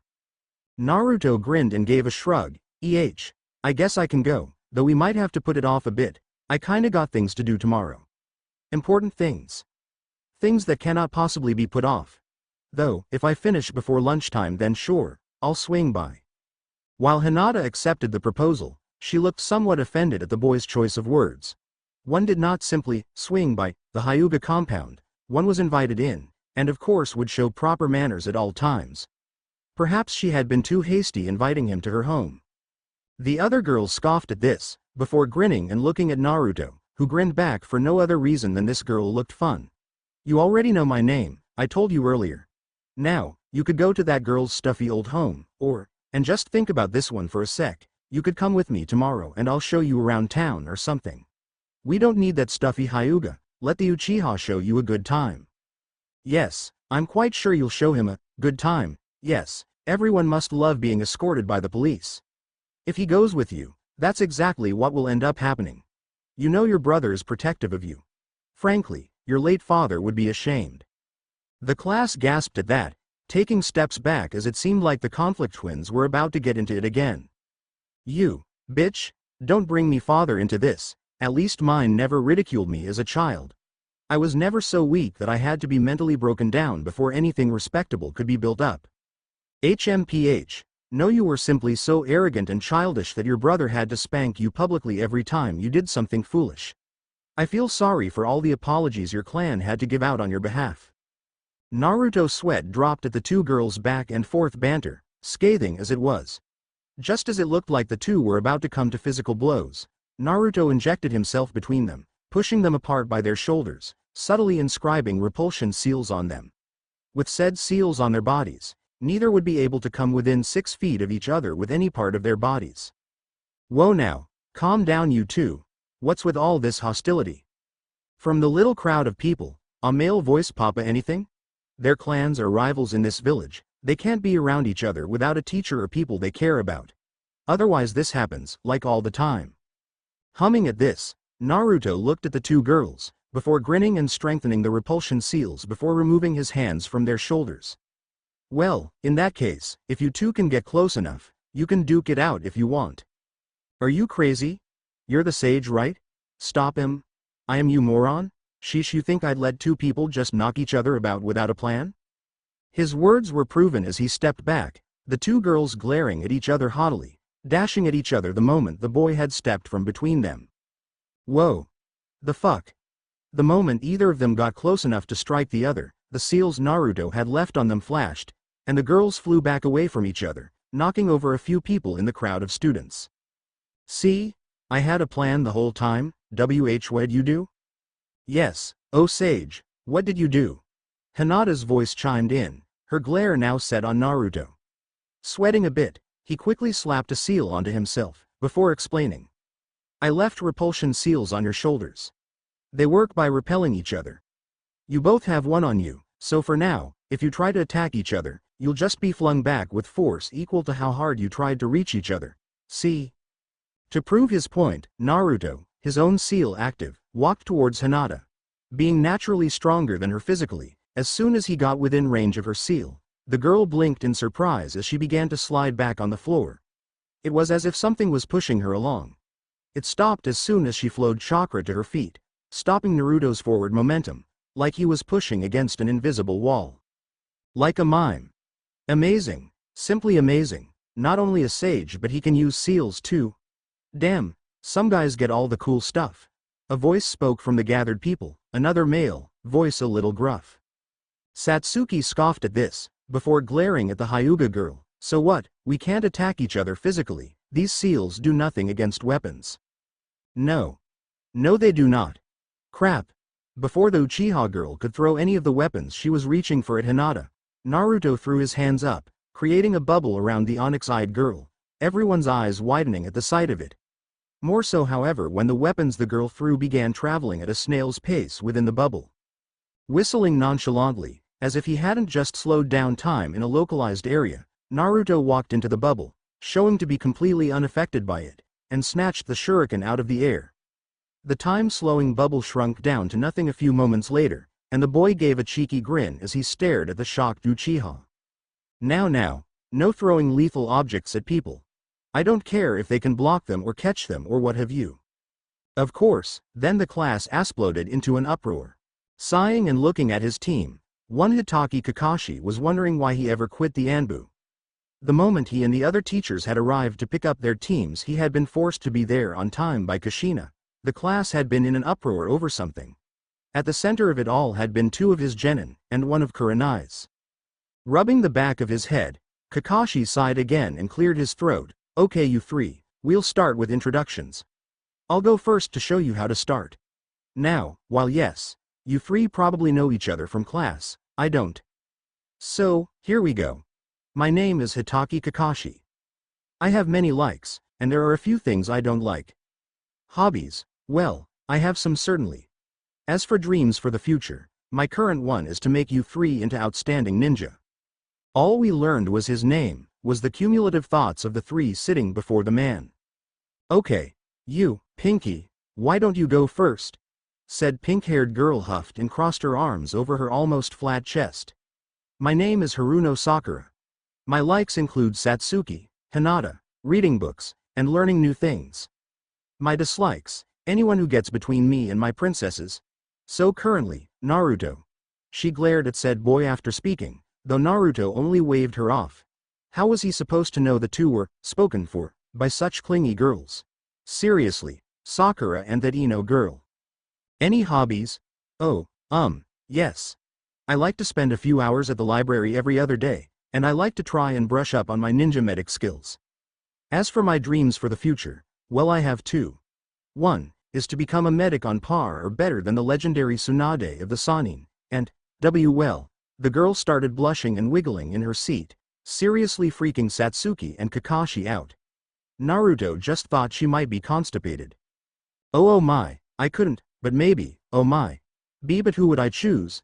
The beautiful and confident Satsuki? Or the refined and elegant Hinata? Could I have both? Oh my? She may have thought she was speaking quietly, she wasn't. Everyone heard what she was saying, and Satsuki for one had anime-styled tears falling down her face, slowly inching away from the fangirl having her little fangasm over her delusions. Oh, K. Ahem. Clan brat, you next. Please? My name is Uchiha Satsuki. Something I like are tomatoes. As soon as that word came out of her mouth, Naruto stiffened, looking as if he'd just smelled something foul. Things I hate are traitors and a certain Hyuga bitch. My hobbies include training, cooking, and helping out my clan's police force. And my dreams for the future are to track down the traitor who killed my father, and, well, I guess find someone really powerful to become my husband. Sakura personally looked like she was going to turn into a statue and shatter when Satsuki spoke of getting herself a husband. Okay, lastly, you there, are red. Honestly, the temptation to call the boy a tomato was horrible. Kakashi barely resisted, and saved himself the wrath of not only Naruto, but the boy's mother as well. Clearing his throat, Naruto grinned and decided to take a page out of his godfather's book. Throwing down a smoke pellet, he quickly summoned a large, person-sized toad, standing on it in a crazy one-legged stance. From the east, to the west, women want to be with me, men want to be me. Bandits fear me and villages love me. I'm the one, the only, Uzumaki Naruto. Little drums and such went off as he introduced himself, his arms outstretched. Back on Mount Myoboku, Jiraiya paused in his training, a tear falling from his right eye. He felt so undeniably proud for some reason. The hell? Sakura shouted, pointing at Naruto rudely. Lame, totally lame, you'll never get a girlfriend like that idiot. Naruto pouted and sulked a bit, the toad he'd summoned patting his head comfortingly, Kakashi clearing his throat. Naruto-san? Huh? Oh, right. Anyway, my likes include training, fighting, etc. My dislikes include kidnappers, rapists, and TTT tomatoes. He looked as if he'd been struck physically after saying that word. As for my hobbies, I like to train, mess with my Ka-chan, and lots of other stuff. My dreams for the future are to get me a flea on sight order in the bingo books, and to make sure no one ever calls me a certain word ever again. Great. Now that we know each other, we can get started with the test. Blinking. The three genin hopefuls tilted their heads as one.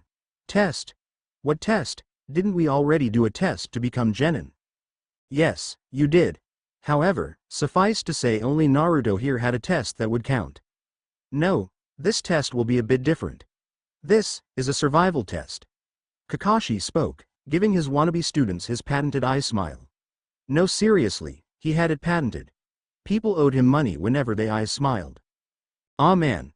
Come on, I fought my Ka-chan to become a genin, now I gotta fight you? Yes. But, there is a stipulation for my team, seeing who you all are, and I can do one of two things for this little test. I can A. Take you seriously, or B. Put limiter seals on you all. You'll all be very proud to know, you're the only team getting these stipulations. They did feel a bit proud, but none of them wanted to have limiter seals put on them. Sakura least of all, it would mess up all her hard work. She only became Tsunade's apprentice last week. We choose being taken seriously. Datbeo.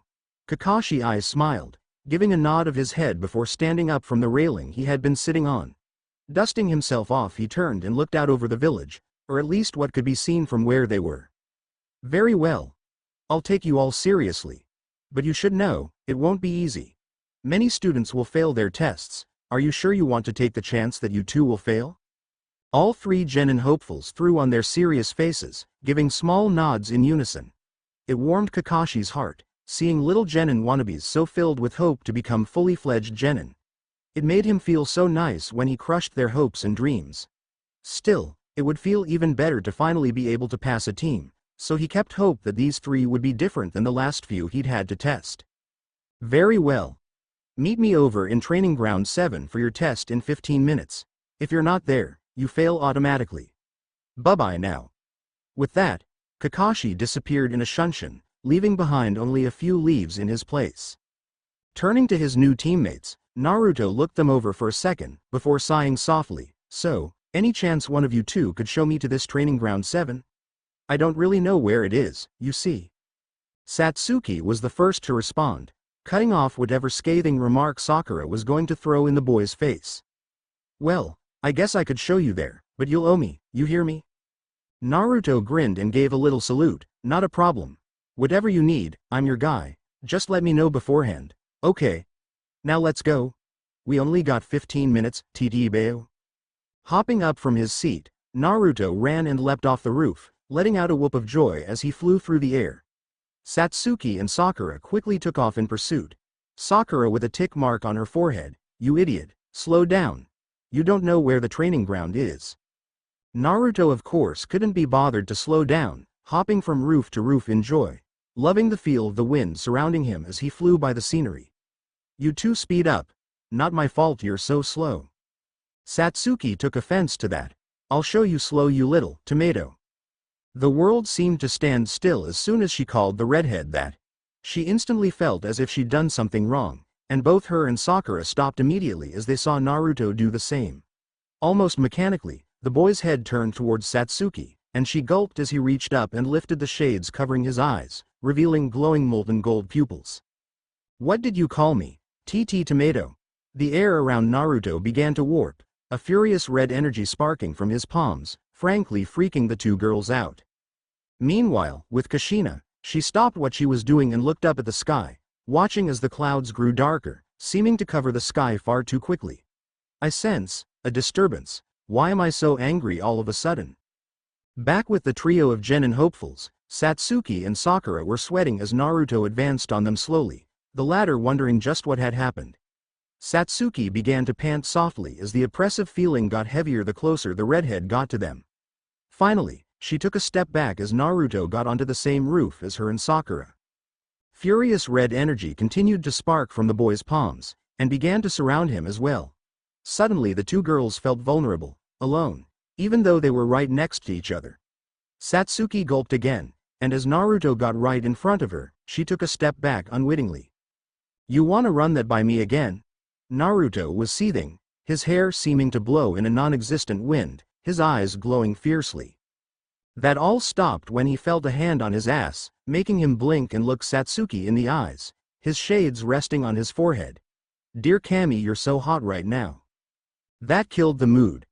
Naruto gawked, and Sakura spluttered, glowering at Naruto as Satsuki pressed herself close up against him, squeezing his ass tightly. "If this is your reaction, I would have called you a tomato sooner." "URK.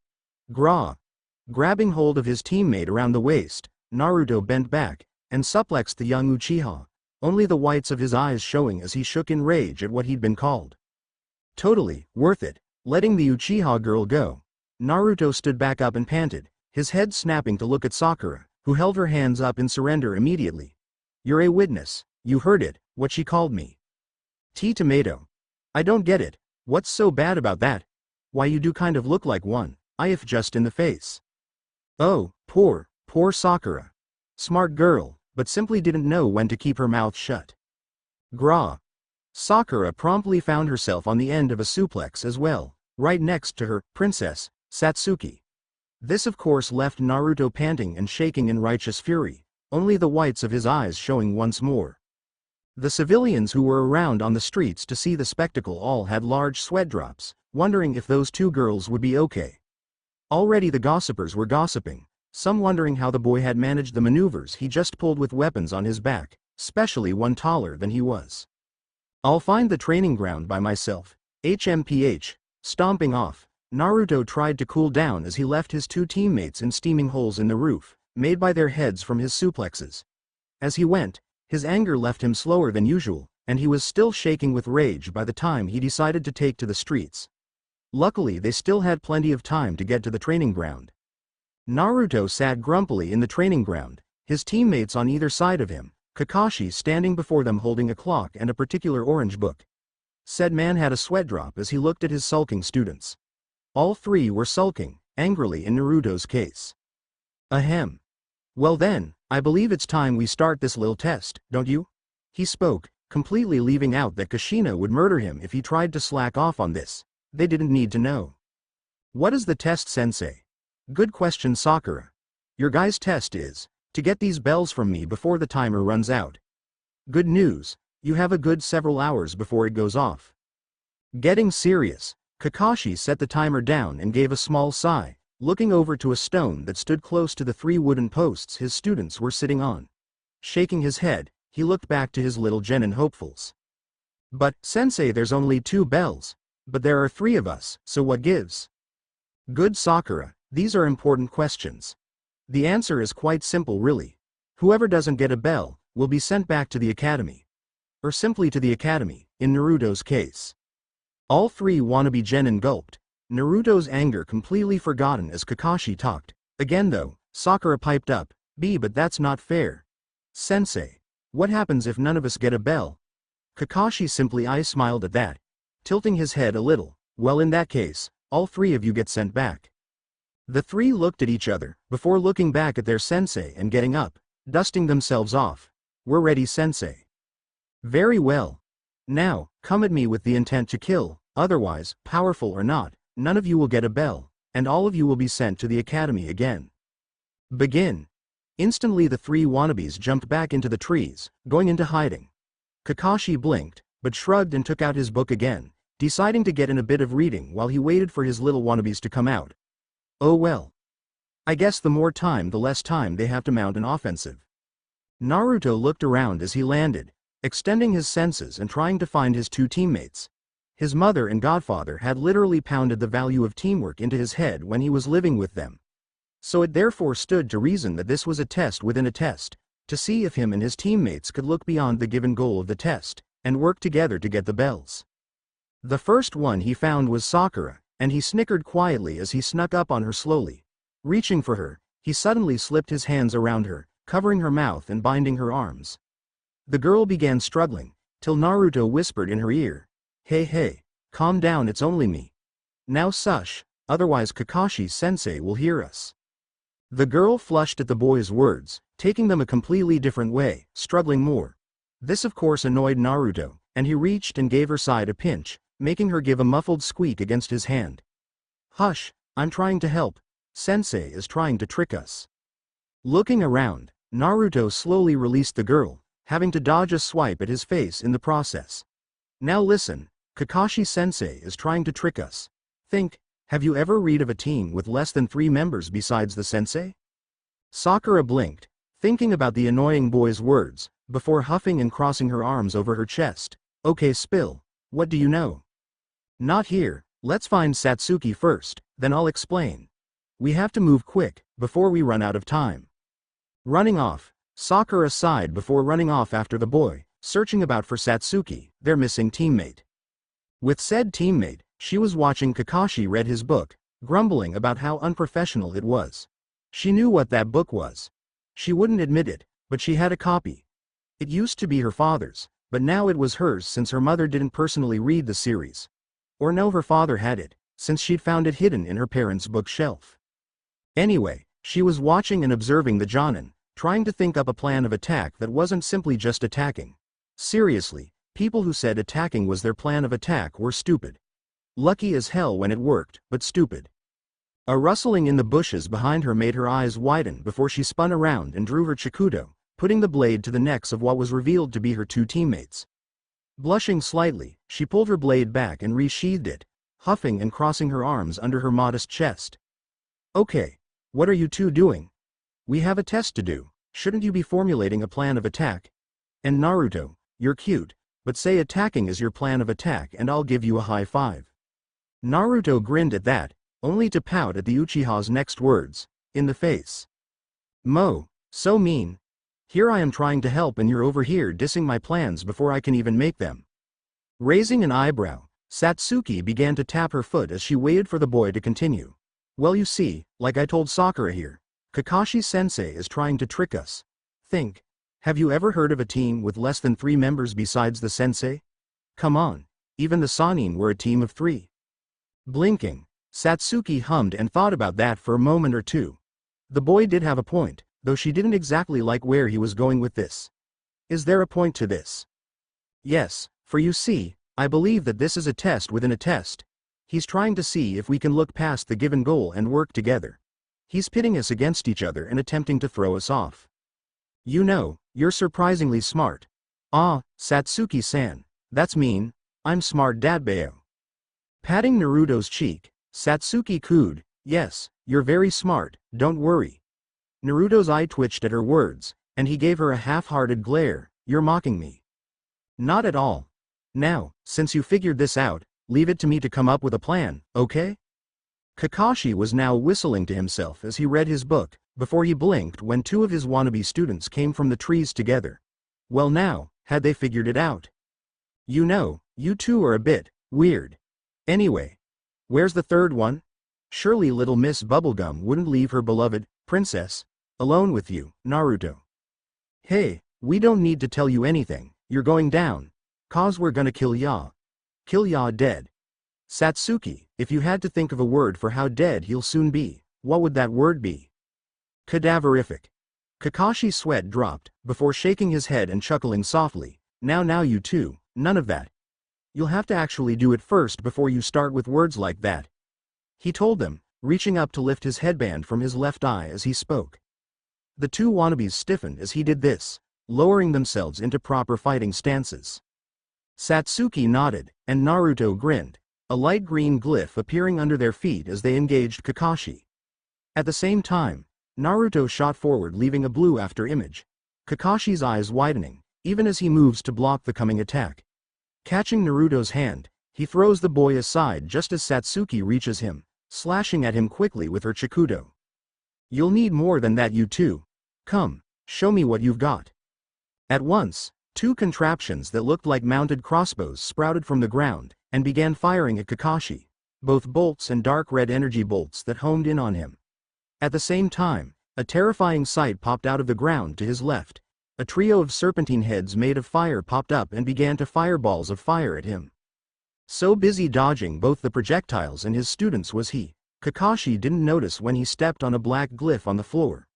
He did notice when the ground underneath him exploded though, sending pain shooting up his legs, even as he was forcefully slowed down. Sweating a bit, he shucked chakra to his legs and blurred away, leaving behind 2 confused genin hopefuls. The next thing either of the 2 knew, they were being put on the defensive, 2 explosions taking out the mounted crossbows, leaving only the seemingly impervious Hydra heads to contend with. Still, he was able to predict when they would fire at him, and use the lapse between the fireballs being fired and their travel time to make them hit his would-be students. Soon though the Hydra heads disappeared, and his 2 students were glaring at him as he stood before them, just peachy and not even winded. Still, he was quite surprised at how well the 2 worked together. Now if only their 3rd teammate was helping, he could dispense with this nonsense. Once more the 2 were set on him, though this time Satsuki's Chikudo had a visible glow about it, Naruto having enchanted it with a spell. Speaking of Naruto quickly called up the Hydra heads again as they assaulted their sensei. Kakashi, tiring of this, waited for Satsuki to launch an attack, before quickly substituting himself with Naruto, whose eyes widened as he had to dive out of the way of the girl's slash. Kakashi took this chance to land a decisive hit, kicking Satsuki in the neck, launching her at Naruto, their heads colliding. You two, you're good, but there's something missing that would make this fight easier for you. His piece said, Kakashi once more went on the offensive, dashing at the Ravenet and Redhead, kunai in hand, which he used to clash with Satsuki. Twisting out of the way as Naruto attacked, Kakashi raised an eyebrow when the color of the glyph under their feet changed to red, and the 2 began to hit harder than before somehow. Giving a little eye smile, Kakashi completely disappeared when Naruto slammed an ethereal blue spiked hammer down where he had been.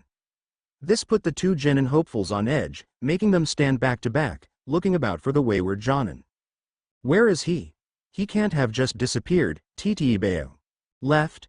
Right? Above maybe? Suddenly, a voice spoke out, Kakashi's voice, below. Both wide-eyed wannabe genin jumped instantly, only Nero that reached up for their feet, Satsuki immediately stabbing the ground below her. The hands which had been aiming for her disappeared in smoke, while the ones after Naruto simply went back under, disappearing once more. Oh no you don't. Landing from the jump, Naruto stomped hard on the ground, causing the earth to shake, quake even, cracks spreading from his point of impact, glowing with his power. Kakashi cursed quietly and leapt from the ground, only slightly winded from the attack, eyes watching the two closely. I was right, you're both good, but it's not enough. The Kakashi standing before them disappeared in a poof of smoke, and the two's eyes widened again before they ducked, dodging a pair of feet aiming for their heads. Only, like the man said, it wasn't enough. They weren't able to dodge the next pair of feet that hammered into their skulls, dizzying them duo, sending them forward to roll across the ground roughly. Almost immediately the glyphs under the two changed color again, turning light pink in color, the two getting up soon after, seeming to be restored the longer the glyph was under them. Well, okay then. How about something more decisive? A clone appearing at his side, the man X2 rushed at the two, engaging them in a fierce battle of hand-to-hand, or hand-to-blade in Satsuki's case. His Sharingan went a long way in helping him against the two, predicting their movements, copying them in some cases, and allowing him to deal several blows that incapacitated them shortly, the glyphs occasionally flashing and forming a clear barrier around the two, protecting them long enough for them to push him back a few times. Of course, he was considering himself lucky that Satsuki didn't use her own Sharingan, since it would neatly counter his own. Not that he would look this particular gift horse in the mouth, of course. He considered himself luckier still that Itachi was able to teach the girl not to use her bloodline for every little thing, and to actually train without it in most cases, so as to not stagnate, or become weak should something ever happen to it. Finally, however, Kakashi's luck ran out, his clone being dispelled and he himself being knocked back a fair distance. This gave the girl and boy enough time to recuperate, even if they were a bit shaky with fatigue. Smirking tiredly, Naruto and Satsuki looked at each other, before nodding. In a flash, Naruto simply disappeared. Kakashi's eyes widened, as did Satsuki's and the hidden Sakura's. They had planned for Naruto to get close and incapacitate Kakashi, they'd never asked how he'd do it though. He could frickin' teleport. Before Kakashi had time to do anything else, a large bubble of something appeared around him, and a chilling aura began to emanate from behind him, dulling his senses and slowing his movements even more than the strange bubble.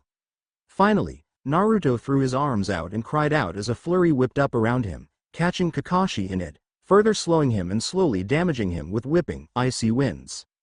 Sakura, now!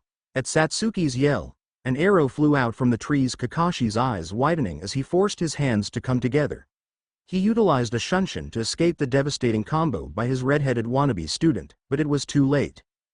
Tink tink, Naruto ended his attack, and Satsuki dashed in, catching the bells before they even hit the ground, ignoring how cold they were. Hey, looks like we win, sensei. Eyes wide, Kakashi drew his headband back down over his Sharingan eye. That's great and all, but who gets the bells? Sakura piped in at this, coming out from the trees, holding Naruto's bow in her hands, a raven standing on her left shoulder, seeming quite affectionate towards the pinkette. Shaw. You think we're stupid, sensei?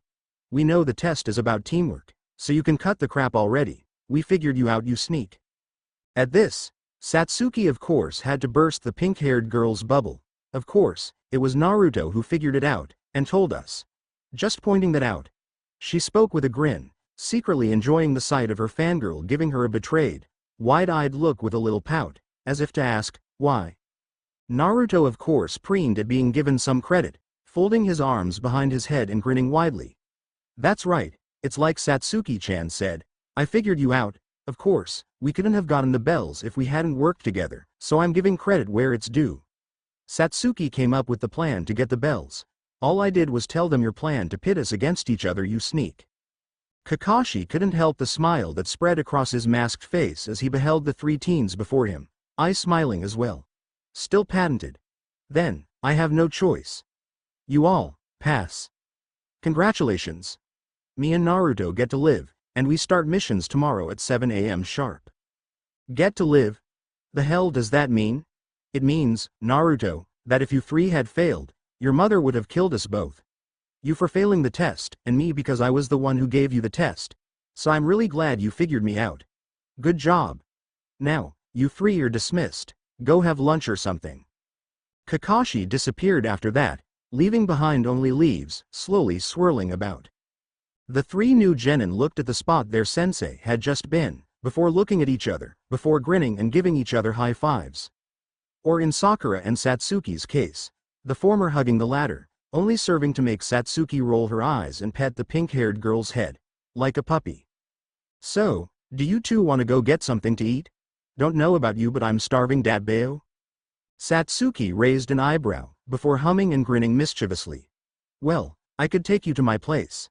My mom makes a mean BLT. Naruto tilted his head at that, not knowing what that was, and saying so. You mean you don't know what it is? You're lucky you're cute. BLT stands for bacon, lettuce, and tomato. Satsuki lectured, giving a very catty grin after saying the last word. It was worth it to see the boy twitch, his cheeks flushing. Humming curiously as a thought struck her, she circled the boy a few times, looking him over, bringing him out of his thoughts of tomaticide. What are you doing? You know, you really are cute. Has anyone ever told you you'd look great in a dress? Flushing darkly and sputtering, Naruto backed up a bit. WHWH, what the hell? You don't just go saying something like that to a guy. I don't care how girly I look, no way will that ever happen. Calm down, it was just a question, though, now I kinda wanna see it. Sakura, you wanna see it too, right? Maybe, if that's what you want, Satsuki-sama. Sweat dropping at his teammates, Naruto shifted around a bit, looking for ways to escape. Satsuki was a bit faster than him, and Sakura seemed somehow just a bit stronger. If he didn't find a way to escape, it would be like that time when he was 8 all over again. An explanation. Naruto had always been a girly-looking boy, very feminine. Well, Kushina noticed this quickly, and since he was her son, took advantage of it. However, Jiraiya had always told him that if he was a man, he shouldn't wear girls' clothes for any reason. His mother, however, told him it was okay as long as he was comfortable. That was the problem though. 2 conflicting interests. 3 if his own opinion was added in. He always ran from his mother whenever she brought out something girly in his size. Well, on his 8th birthday, he was unable to run away. His mother caught him, and forced him into girl clothes, panties included. Suffice to say Jiraiya was mortified. Ma and Pa just laughed. Naruto himself, he hadn't known what to think. They were indeed comfortable, but he was conflicted. He'd been living with Jiraiya longer than his mother by that point, so his words held a bit more weight with him, but he was conflicted cause his mother said it was okay if it was comfy. It was surprisingly very confident that day Naruto had a fear of wearing girls' clothes because he didn't understand the feeling he got while wearing them, and he didn't want to be a perv like his godfather. So he trained for a whole month exclusively in tactics to escape his mother in her girl clothes. He was never caught again. Back to now, however, Naruto knew he had to escape these 2, who were now looking at him with predatory eyes, but he only had experience escaping his mother. Pointing suddenly at Sakura, he decided on a course of action. Bribery. Sakura. Hold off Satsuki-chan for me and you can keep the bow. Really? On it, eek. Sakura, stop, traitor. Sakura had practically glomped the young Uchiha, tackling her to the ground and getting all kinds of snuggly with the now flustered Uchiha, her hands getting all over the onyx-eyed girl's body. Chance. Naruto quickly fled the field, running away like a little bitch from the thought of wearing girls' clothes. He feared for his normal life if he got put into some again. Like he would be forever changed if he somehow got caught and put into women's clothes. He liked his armor like it was, thank you. That shit was enchanted to be gender neutral, and would change depending on the user's thoughts on their preferred style of clothes. Male or female. Jiraiya said it was how his friends from the other side fit into new armor pieces they found on the journey they had. Because it would all change depending on them. They were just super set in their gender preference for clothes. In the Hokage's office, the Jonin sensei of the village were gathered before the Hokage himself, the old man smoking from his pipe, Kushina by his side. Coincidentally, she was also smoking something from a fancy pipe, and looked quite relaxed, likely due to whatever was in the pipe. All Jonin sensei, Report on your teams. Let us know who passed and who failed. Team 1, start us off please. A man stepped forward, wearing the standard Jonin uniform with a bandana-style forehead protector. Team 1, Jonin Sensei Takada Yufume reporting. Genin hopefuls Taro Shime, Riza Enfu, and Teiki Refuta. Fail. Nodding, the Hokage looked then to the next man, who stepped forward after Takada stepped back. Team 2, Jonin Sensei Hakamud reporting. Genin wannabes Musu Taifu, Reikagon, and Min Fen. Fail. Sighing, the Hokage had to listen to several more of the same, though there were about 2 teams that hadn't failed so far, teams 4 and 5. Finally, it got to be Kakashi's turn. Team 7, Jonin Sensei Hitaki Kakashi reporting in. Little Hellions Uchiha Satsuki, Haruno Sakura, and Uzumaki Naruto, pass. The others were surprised at this, eyes widening in shock. Of course, Kushina being stoned at the moment only hollered childishly at the fact that her son passed his genin test. Woo! Take that shoe, stupid people. My son M made it as a genin. Sweat dropping at the woman's antics, Hiruzen silently called for an Anbu to bring the woman some water before looking to the next sensei. Of course, Kushina also roped the Anbu into bringing her a bag of chips, but that was beside the point. Team 8, Jonin Sensei Yuhi Kurenai. Genin hopefuls Inazuka Kiba, Hyuga Hinata, and Aburame Shino have passed. Team 9 was still in rotation, so they were naturally skipped, and I don't even know why I mentioned them. Team 10, Jonin Sensei Sarutobi Isuma reporting. Future Genin Yamanaka Ino, Nara Shikamaru, Akamichi Choji. All 3 have passed to become genin. Well now, this is quite something, isn't it? There's more genin who passed this year, and several of them seem quite promising. I'll have to be sure to keep a very close eye on them in the future. For now, you all are dismissed. I'm very proud of each of you. Nodding, the Jonin all left in blurs of speed. All except one, whose hair defied the laws of gravity. Kakashi, is there a reason you haven't left yet? I was planning on discussing something with Kushina here. Well, don't worry. I'll leave you to your discussion in a moment. There's just something I want to inform you about, concerning Naruto. Naruto-kun. What's wrong with my baby Kashi? I swear to Jeebus, if you did that stupid Konoha Taijutsu Ugi on him, I'm going to do something very unpleasant. Unpleasant, I say. Sweat dropping at Kushina's stoned rage, Kakashi shook his head and focused on the Hokage. Hokage-sama, there is something about the boy I feel the need to inform you of. Or rather, something I feel I should ask. It's about a move the boy knows that he used in his test. What sort of move could the boy have possibly used that would concern you enough to bring it to my attention? Kushina has already filled me in about most of the boy's progress. Well, the thing is, sir, the boy kind of teleported. Hiruzen's jaw dropped. Wah. Ooh, you's concerned about that old move. Peef, Jiraiya can does it too. Plus he says there's like, a woman that can do it like, a bajillion times better den he cans. Takes dat old fart forever to do dat move. Hiruzen and Kakashi's sweat drops intensify at the woman's rant. Perhaps she needed to lay off the pipe. Anbu were not meant to be sent on munchie runs. Oh dear, he would have to reimburse that particular Anbu. Naruto huffed and puffed dramatically as he felt he finally had escaped the wrath of Satsuki and her wish to put him in a dress. Looking around though, he realized he had no idea where he had ended up within the village. All around, people were looking at him funny, and he had a feeling it wasn't because he had just ran through the streets like a crazy man. No, this look was more like they were confused, as if they should know something, but weren't calling up any memories of said something. Oh well, not his problem. He was caught off guard though, as a strange, but entirely enticing smell wafted into his nostrils, making him close his eyes and sniff about like some kind of dog. What's that smell? It was like, Cammy turned herself into perfume and went right up his nose. Following his nose, Naruto soon found himself before a little restaurant called Ichiraku's Ramen, and his eyes practically sparkled as the scent from before became stronger. Really, it was like Cammy's armpit. Hey, don't mock a guy's fetish. Toho fans know what I'm talking about. Lifting the little cloth curtain out of the way, Naruto ducked under and entered the humble establishment, taking a seat and looking at the options. Evening there, what can I get you? The voice broke Naruto from his reverie, and he looked to find a kindly middle-aged man in a chef's outfit with a little white hat standing behind the counter. What is this place I have entered? What smells of the armpit of Kami herself? That's a compliment by the way. Naruto spoke, looking away shyly after speaking his piece. Sweat dropping at the strange redhead sitting on the other side of the counter, the man shook his head with a grin. The name's Ichiraku Tucci, kid. You're here in my ramen shop, where we sell the finest ramen in all the lands. I guarantee it. If you find a better ramen sold elsewhere, I'll eat my own underpants. Well then Dad, you're lucky we sell the best ramen anywhere, or you'd have to go through with that, wouldn't you?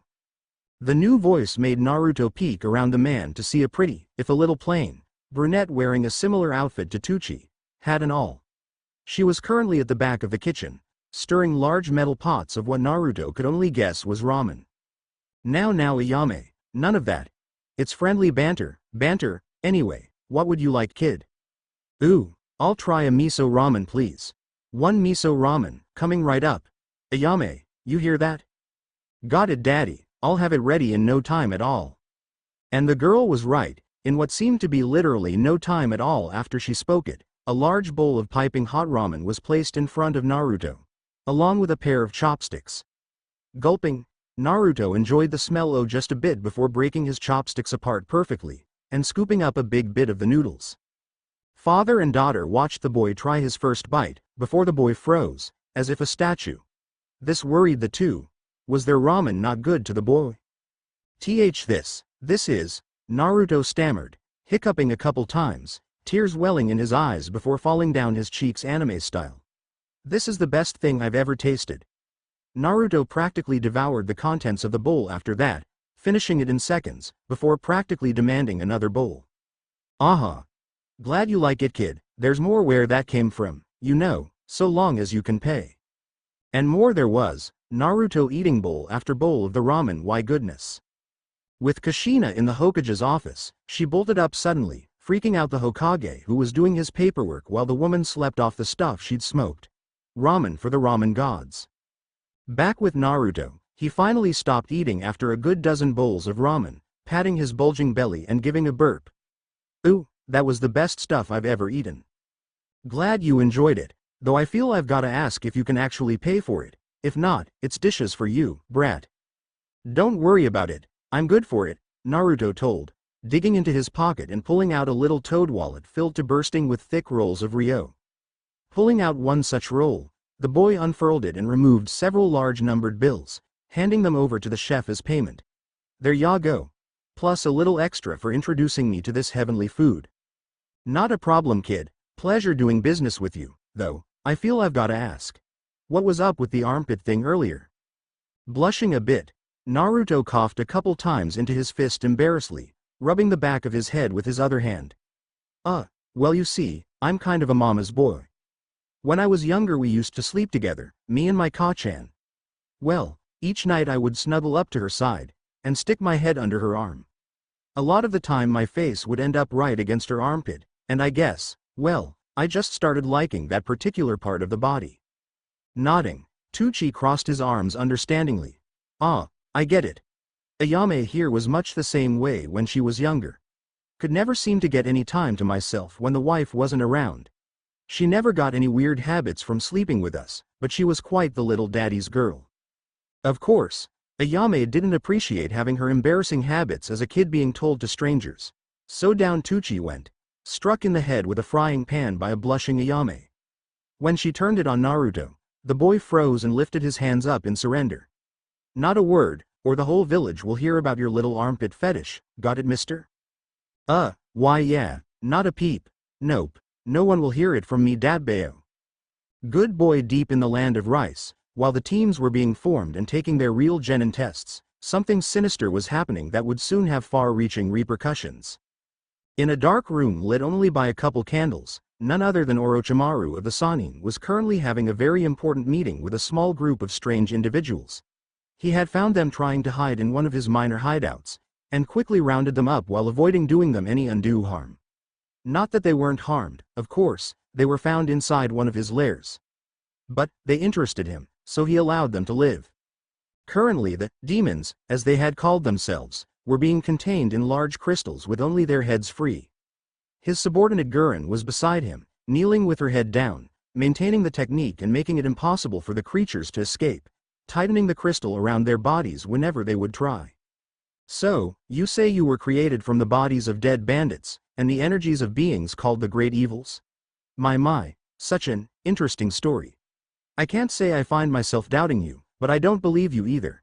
However, this provides me with a very nice opportunity. You say you can create more of your kind, given time? The lead-bound demon nodded, as much as it could anyway, fearful of the man before him. If they didn't know for a fact that their lords were inside the boy who had created them, they would say for certain that this man was one of the lesser evils. At least, he was simply that corrupt. Interesting. Hey, very well. I shall grant you the resources needed to perform this ritual, but in return, you work for me now, and eventually, I shall give you more power. But be warned, if you try to betray me, and I do mean try, I will make you wish I would simply kill you. Do I make myself perfectly clear? Why yes. We understand, Lord Orochimaru. Snapping his fingers, Gurren released her technique, the crystal containing the 8 creatures shattering. The grotesque, spike-covered demons kneeled immediately, Orochimaru giving a sick grin, chuckling softly. I'll have the bodies prepared. Gurren here will show you to the area you will be using. I expect there to be no trouble from you lot, otherwise I'll simply find out how to replicate you myself. I assure you, you won't like that one bit. The demons nodded and stood once more, following Gurren as she left, Orochimaru going another way, towards where he kept his captives. Demonic chanting filled the candle-lit room, body parts strewn about, a large bloody circle with demonic writing within it drawn onto the floor, in human blood. Within the circle, several battered people were bound on the floor, screaming as furious red energy was pumped into their bodies through several beams of said energy. A dark vortex was spreading from the middle of the circle, engulfing the humans, distorting their screams, twisting their bodies, perverting them into something else. In explosions of blood and gore, where 10 humans had once been, 10 new demons now rose from the dark vortex. Up on a balcony, Orochimaru was watching this all happen with a dark, twisted glee. This was going better than he had expected, and he now had 10 new demons with which to run tests. First he would see if any could survive his curse seal, and if that proved successful, he would try for the level 2 version. Perhaps with a little study and experimentation, it might be possible for him to take it even further than that. Yes. The curse seal was quite overdue for an upgrade. It was about time for level 3 to be born. First, however, he would move this group to a larger base, one with more prisoners within. It was high time this world gave form to its various demons. Only then could he get started on upgrading his curse seal. Back in Konoha, we find Naruto in the Hokage's office, his mother once more snoozing on the couch in the room.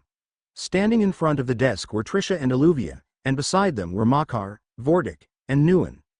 Naruto had just been informed that Volca was in the village as well, but she was currently on a date with a man known as Might Guy. And no one knows where Aradia is, right? Vortic spoke up at this, drawing attention to himself. She met up with Nguyen and I about a month ago, but only for a few days. That was in the so-called Lightning Country, near where we first met you, but we haven't seen her since. For all we know she could still be there, or she could be anywhere else, we don't have a way of knowing. Humming, Naruto nodded and crossed his arms, before shrugging and folding them behind his head after a minute. Well, I'm sure she's fine, wherever she is. She's a strong lady after all. Anyway, how are you guys liking this place so far? I know I'm enjoying myself, and it looks like my Ka-chan is too. What have you guys been doing? Makar spoke up next, his arms crossed over his chest. Me and Volca arrived in this land 2 months ago. We've been visiting the towns we have come across and taking down bandits, passing the time that a little over a month ago. We've had a few fun fights since then. Volca obviously met someone, and I myself have been spending time with a friend I made. A man by the name of Akamichi Choza. The man makes a fine steak. Nodding and grinning, Naruto laughed a little. Yeah, I hear the Akamichi clan are a bunch of food buffs. How about you two? He asked then, turning his gaze to Nguyen and Vortic, the former answering his question. Vortic and I got here just last week. We stopped by a place known as the Fire Temple first, however, and spent a few days with the monks there.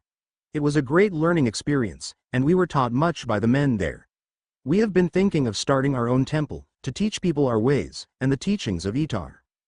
Impressed, Naruto turned next to Trisha and Alluvia, both of whom simply raised their eyebrows. Do not look at us, young man.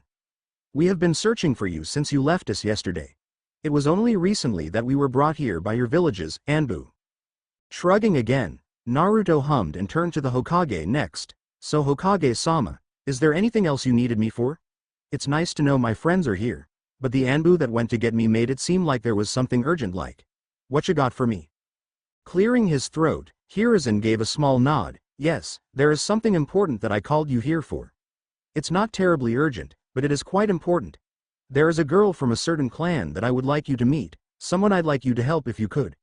Your godfather's reports have told me you are quite powerful, and Kakashi's test has only helped prove it, adding to that your title of sage and certain abilities you have. Steeping his fingers and placing his elbows on his desk, Hiruzen gave Naruto a hard stare. The Kurama clan has requested your mother's help. However, she has denied them, so they now seek to request your aid. They wish you to perform a sealing, but I want you to do something else. I want you to meet with them, of course, but I want you to help the girl they wish sealed, help her with her powers. How am I supposed to do that? What kind of powers are we talking here? Why, illusions so powerful they force the brain to physically reflect whatever happens within the genjutsu, Naruto. Eyes widening, Naruto gulped, licking his suddenly dry lips. And, who am I supposed to be helping? The girl they wish you to seal, but I wish you to help, is named Kurama Yakumo, and she has a very special power among her clan. The very power you were just informed of. That power is thankfully not one inherited by every member of the clan. It's the Kekkei Genkai of the main branch you see, but she is the last of said branch. Something happened that killed her parents, a fire, making her the last of the main branch. Basically, this makes her the heiress of the clan. Shaking his head, Naruto put on his serious face, taking a small step forward. I'll help. Just tell me what I can do. He told, pumping a fist confidently, still being serious. I need you to use the skills you have, and help Yakumo-chan confront her Ito, defeat it, and help her control her power. I ask that you save using a seal as a last resort. She already has one such seal on her, and it's not working as planned, so in light of that, I feel having the girl confront her demons, as it were, is the best option. Be wary, however, the Ito will not go quietly, and will fight like a demon to be rid of you, and the girl too. For only by being rid of Yakumo will the Ito gain full control of the girl's body. Should such a thing happen, death is the only option. Perking up at this, Trisha turned to face the Hokage, putting a hand on the desk. Excuse me. You mentioned it would fight like a demon? Could that possibly imply that this Ito is some form of demon? Raising an eyebrow, Hiruzen thought about that question for a few moments, placing a hand on his chin and stroking his beard slowly. Yes, I suppose you could call the Ito a demon of sorts. Why do you ask? Giving a small smirk, Trisha lightly slapped the desk. I wish to accompany Naruto on this little mission, sir.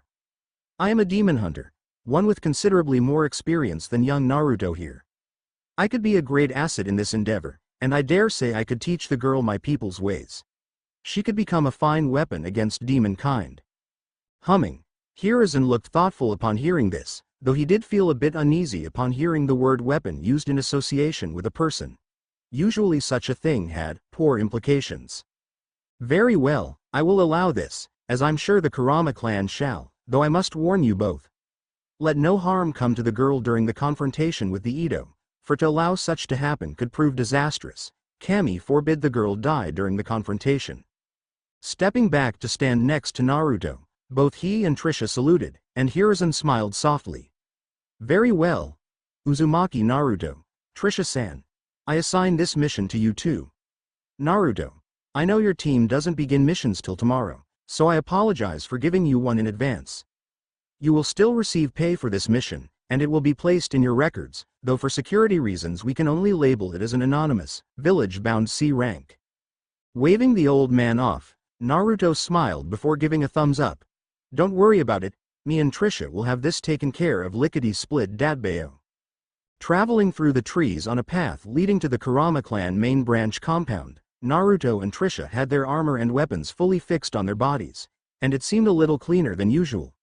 They were meeting with one of the clans of Konoha, apparently a clan of genjutsu users as well.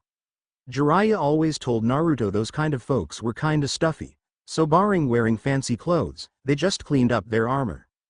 In Naruto's hand was a small pouch of sealing supplies, to give the illusion that he was actually going to seal the girl they wanted him to seal up. Under the guise of going in for such a thing, they planned to somehow bring out the girl's Edo, kill it or something, and help the girl recover a bit. As they began to see a large manor in the background, they were stopped by a small group of people landing in front of them. Halt! Are one of you the Uzumaki? Naruto stepped forward, lifting the pouch of sealing supplies. That would be me, Uzumaki Naruto. I hear you're in need of a seal? Giving a sigh of relief, one man stepped forward. I am Kurama Unkai. I am the target in question's uncle. Please, you must seal up my niece's Keke Genkai, for her own good as well as our own. We fear we cannot contain the beast much longer, let alone information about it and any incidents it's caused. I have one bit of advice for you before you go in, if you wish to hear it. Nodding, Naruto listened carefully, since any advice could prove useful in dealing with the girl and her Edo once he was inside. When you see the girl, if she is not hostile, you must under no circumstance tell her anything about the Sandaime Hokage. The girl believes the fire that killed her parents was ordered by the Sandaime. You see, she doesn't seem to remember what really happened. And what really happened? I'm to understand this ninja world of yours is filled with shadows and lies. Did the Hokage order the fire? The entirety of the group before the two looked affronted, before Unkai calmed himself and then his clansmen.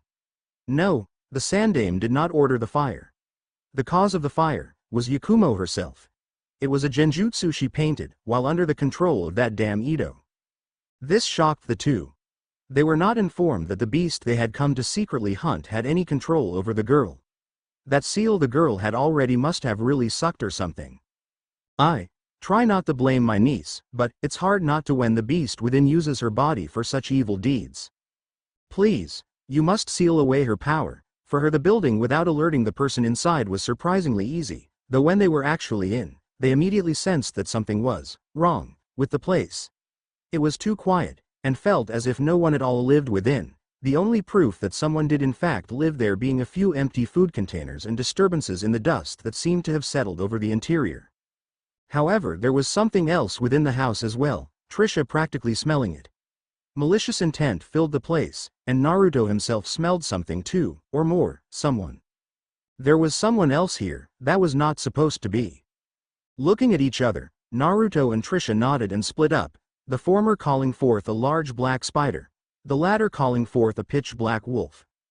Naruto chose to move up a set of stairs, while Trisha opted to stay downstairs, make sure everything was clear before moving up to help Naruto. With Naruto, he followed his nose, moving a little faster as the smell of two people close together reached him, the scent stronger than downstairs.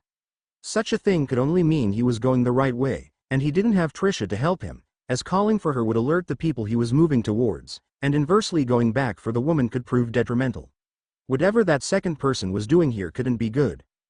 Gulping and motioning his familiar to stop before it could enter the room he was approaching, Naruto took a deep breath, focusing his hearing and pressing flush against the wall. Slowly, he approached the door at the end of the hallway he was following, no other doors besides that one, though there were several very disturbing paintings of a dark-haired woman with wine-red eyes. And only one painting he had to fight himself not to take down and keep for himself. Fucking perverted painter, man. Stupid Ero Sennin and his stupid tentacle fetish trying to rub off on him. Getting himself back on track, Naruto leaned his head forward just enough to look into the room, the door luckily enough for him being open just a bit for him to do so. What he saw made his eyes widen though, for within the room, bound to the wall by tentacles of all things, was the dark-haired woman from the paintings on the walls in the hallway he was in. She was giving a very stern look towards a girl simply sitting and painting something, and every few moments her fingers would twitch and her chakra would flare just slightly, but it was obvious to Naruto that she was running low on that resource. Examining the girl who was painting, Naruto could only assume that this was Yakumo, and that anything these two were doing couldn't be very good.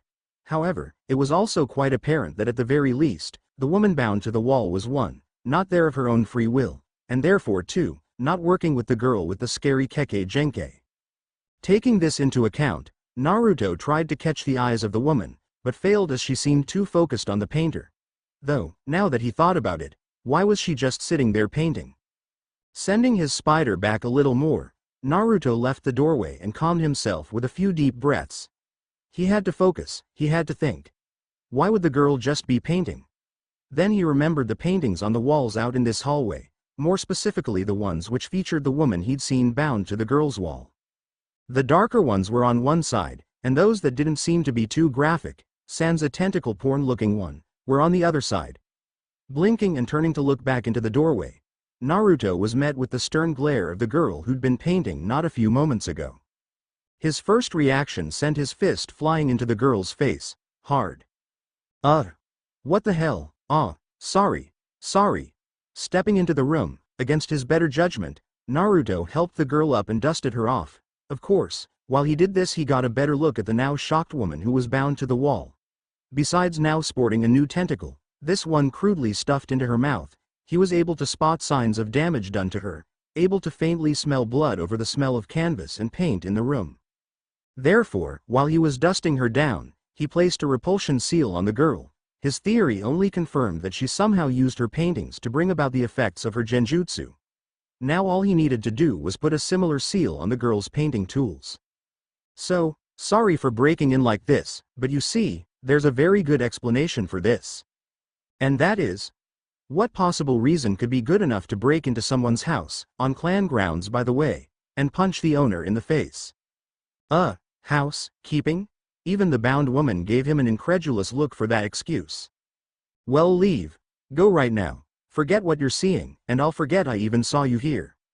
Sighing, Naruto rubbed the back of his head, before shaking his head in the negative. Sorry, can't do that.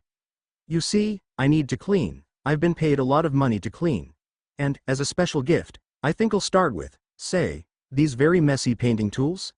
I've done a little painting myself, so I know how troublesome it is when your brushes get all dirty, and colors start blending together sloppily. Bullshitting out his ass with his excuse, Naruto approached the girl's painting station, grabbing up the cup with the brushes the girl used, going through them and quickly, discreetly even, placing repulsion seals on them that would react to the one he'd placed on the girl. He even picked up the one that the girl seemed to have been using before he'd been discovered, placing a seal on it before the girl, now angry, rushed him. Put those down. The girl's eyes widened as, the moment she got within range of the strange intruder, all her brushes seemed to jump from his hands, away from her. What did you do? She growled angrily at him, glaring at him as well, beginning to tremble with quickly building rage. Who was this idiot? Who was he to mess with her carefully laid plans, with the plan she had been going through with that very moment, before he'd interrupted? Oh, well, would you look at that? Wow, you must treat those poor brushes really poorly for them to react like that. You think this is funny? You intrude on my home, interrupt my work, punch me in the face. You're right. I'm at fault here, and I'm sorry, except I'm not. This woman obviously isn't here by choice, you know, unless she has some kind of weird tentacle fetish like my godfather, and a thing for younger ladies who have the power to make such things a reality. If that's the case, just tell me right now and I'll leave. I won't even report this. Instantly the woman on the wall began to struggle, seeing a hopeful way out, even if the chances were slim. The boy had done something to keep the girl away from her brushes, and without them Yakumo couldn't utilize more genjutsu. The girl was physically weak, and this boy was obviously a ninja, so he could perhaps get her out of here. Though hopefully he wouldn't be too hard on the girl. It wasn't really her fault, it was hers. I'm going to slaughter you. The girl's voice changed as she got angrier, before the room rippled, making Naruto's eyes widen. With the sound of breaking glass, the room changed, and so did the girl he'd been bantering with. Her clothes stayed the same, but her hair darkened and became brown, and her skin turned gray, ears elongating and becoming quite large, sticking out like some kind of demonic elf. She even had fangs, big ones. So, you must be the Ito. Pleasure meeting you, but I'm afraid you're going to have to go away. You see, I've been sent to be rid of you, and I dare say I'm one of the best for the job. Ahaha, so cocky, but I can smell it. You claim to be here to be rid of me, to be one of the best for the job. I think I get it. After all, doesn't it take a demon to defeat a demon? Naruto froze at that, before he glared awing the girl, using her powers in a way that totally wasn't painting. That's some nose you got there. Heh, it's not so hard, the stench lingers on you so powerfully I'm sure even my weaker self could smell it. It's so enticing. Taking a step forward, the Edo smiled cruelly as Naruto took a step back, glaring at her. Ooh, this is great. What a perfect opportunity for me, untold power, just within my reach. I think I'll get a sample of it first, though. Ahehe, are you ready to meet your demons, boy? Before Naruto could do so much as move to rush the Edo, said being threw its hands up, and Naruto let out a scream that made the woman now fully bound by tentacles cringe. If she hadn't been set upon by the lewd things once this illusionary world was created, she would have liked to help the boy who'd come to help her, but as it was all she could do to protect her mind from the perverse, tainted pleasures the illusionary tentacles were forcing upon her. Instead, she was forced to watch as a furious red glow began to emanate from the red-haired boy, before a beam of it shot out towards the Edo. Struck in the chest, the creature began to practically cry out in a strange mix of ecstasy and pain as the energy was sucked into it. Slowly, the form of a large black stone was formed in front of the red-headed boy, becoming a conduit for the energy. NNGH, no. You don't know what you're doing, ahahaha. I know exactly what I'm doing. This power. This delicious power. It's so lonely, so unused, I'll take it all. Goo. What? No, what's happening? It's too much, too much. The quick turn the Edo took while absorbing the power almost made Naruto grin at how right he was. He would have too, if the reality of the situation wasn't so terrifying. Biting his bottom lip till he drew blood, Naruto forced the Black Soulstone's effigy back into his body, cutting off the power transfer now that the Edo wasn't actively trying to pull it out. However, it was too late, and the stupid creature's form began to change, shift, and become large and sickly with the power she had sucked up from Naruto. Strangely enough, Naruto could hear cries out outrage once he stopped the transfer, emanating from within the Black Soulstone. Shaking his head, Naruto jumped as he felt a hand on his shoulder, turning quickly to see the woman from before, unbound and giving him a thankful look. Time is short, so I'll get introductions out of the way. My name is Yuhi Kurenai, a Jonin. You can tell me who you are later. Right now I plan to help you deal with this, but you'll need to tell me just what this is. Looking back, Naruto blanched and gulped as he saw the imposing form Yakumo's Edo had taken on. Standing at a large height, about 14 to 15 feet, 4 claw-like appendages sticking from her back, furious red hair flowing in non-existent wind, stood the imposing form of the lesser evil, Andariel. Just one word will be suffice to describe our current situation. Fuck. I am free. Yakushi Kabuto was just entering the gate into Konohagakure, officially coming back from a short leave to visit some friends in another village. That was not true. He was just getting back from seeing Orochimaru, his real master, the man he worked for, and he couldn't be more ecstatic at what he had gotten to see. That energy Orochimaru's newest allies produced was intoxicating, and already he was quite familiar with it. So it was quite a surprise for him, when several hours later, as he was quietly trolling through the woods near the Kurama compound, that he felt a similar energy being produced in larger quantities than what he had witnessed earlier, though it was a little muted for some reason. Pushing his glasses up on his nose, the lenses glinting ominously, Kabuto grinned as he made his move, slipping easily past the sentries of the Kurama clan, moving up to the main house, where the feeling of the energy was strongest, and seemingly getting stronger. Currently it felt as if a tailed beast made of demonic energy was being created in the building. Not a very strong one, perhaps the one-tailed, but still, that was an exorbitant level of energy. However, by the time he reached the building, and the energy stopped growing, the feel of its level was that of a significantly more powerful tailed beast. If he had to guess, he'd say the 2 tails, bordering on the 3. That alone was a scary thought, but the sheer feeling of evil being produced, on par or even greater than Orochimaru's own sense of evil, that was truly scarier than its power level alone. It was only too bad he couldn't interfere, as his cover was needed for a bit longer. But perhaps, yes, perhaps he could somehow spin this to his favor. Or Orochimaru's favor, that was. Within the building, Naruto gulped and he stared down Andariel, one of the lesser evils told about in the original tome Jiraiya had brought for him. She looked pissed, and the sheer sense of dread now filling the illusionary world almost made him sick to his stomach. Almost as much as the screams of rage from in his head. courtesy of his tenants via the Black Soulstone, was giving him a headache. He wasn't afraid though, strangely enough. Time seemed to slow down all of a sudden for Naruto, and he felt himself being pulled into his mindscape, though he wasn't in front of the Kyuubi, no, he was somewhere he'd never been before. A large room filled with darkness, a pale light coming from high above, and several large thrones surrounding him, bound within which were several beings with shadowed figures and glowing, menacing eyes. Each set of eyes was locked onto him, and he gulped.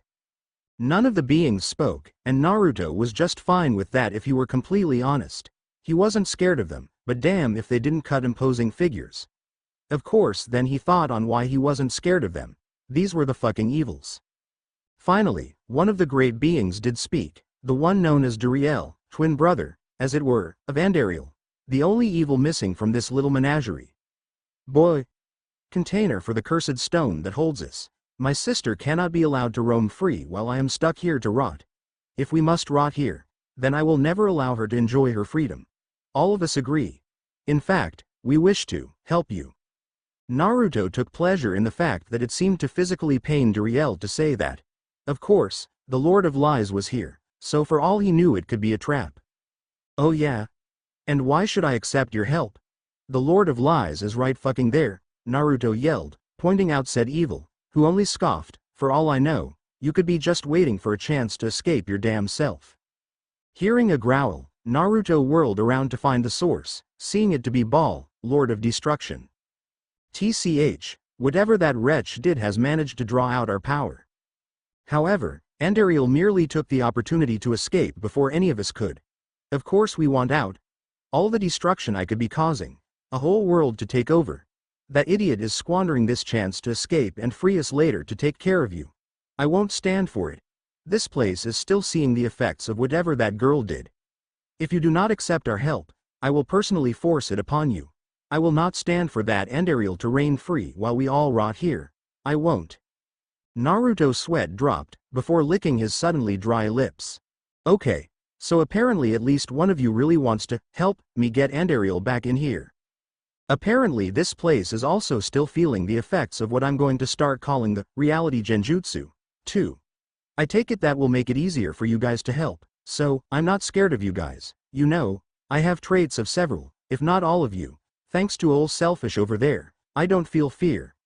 In fact, thanks to Fatso over there, Naruto taunted, pointing to Asmodon, I'm pretty sure I'll be decorating my home a lot more opulently when I have time. Eye roll from Asmodon, Naruto gave a sigh. I don't honestly want to know what else I got from you. In fact, I'm hoping putting Andariel back in here won't give me anything else, but since it's something we all want, just this once I will take your guys' help. Though, how am I supposed to do that exactly? Asmodon spoke up next, do not worry yourself about that. We will take care of it. All you need to do is focus our magic on Andariel, and we will work on pulling her back in here. Without even waiting for Naruto to respond, the evils kicked the boy from their abode, the place they showed up in when they appeared all in the same place. Any other time they had their own personal areas within the boy's mind. They were still bound, but the fiery, simulated hells they had weren't so bad if they were honest. Not that they would ever think of staying, not when there was so much corruption to go around. Naruto blinked and realized he was back out of his mind, no not like that, standing before Andariel. Though, at this point in time a smile worked its way onto his face, somewhat throwing the lesser evil off. Without speaking, Naruto dashed forward, leaving behind a blue after image as he landed a palm strike on Andariel, having to jump so he didn't end up hitting her in the crotch. That was a low blow, even for him. Evil she may have been, Andariel was still a woman.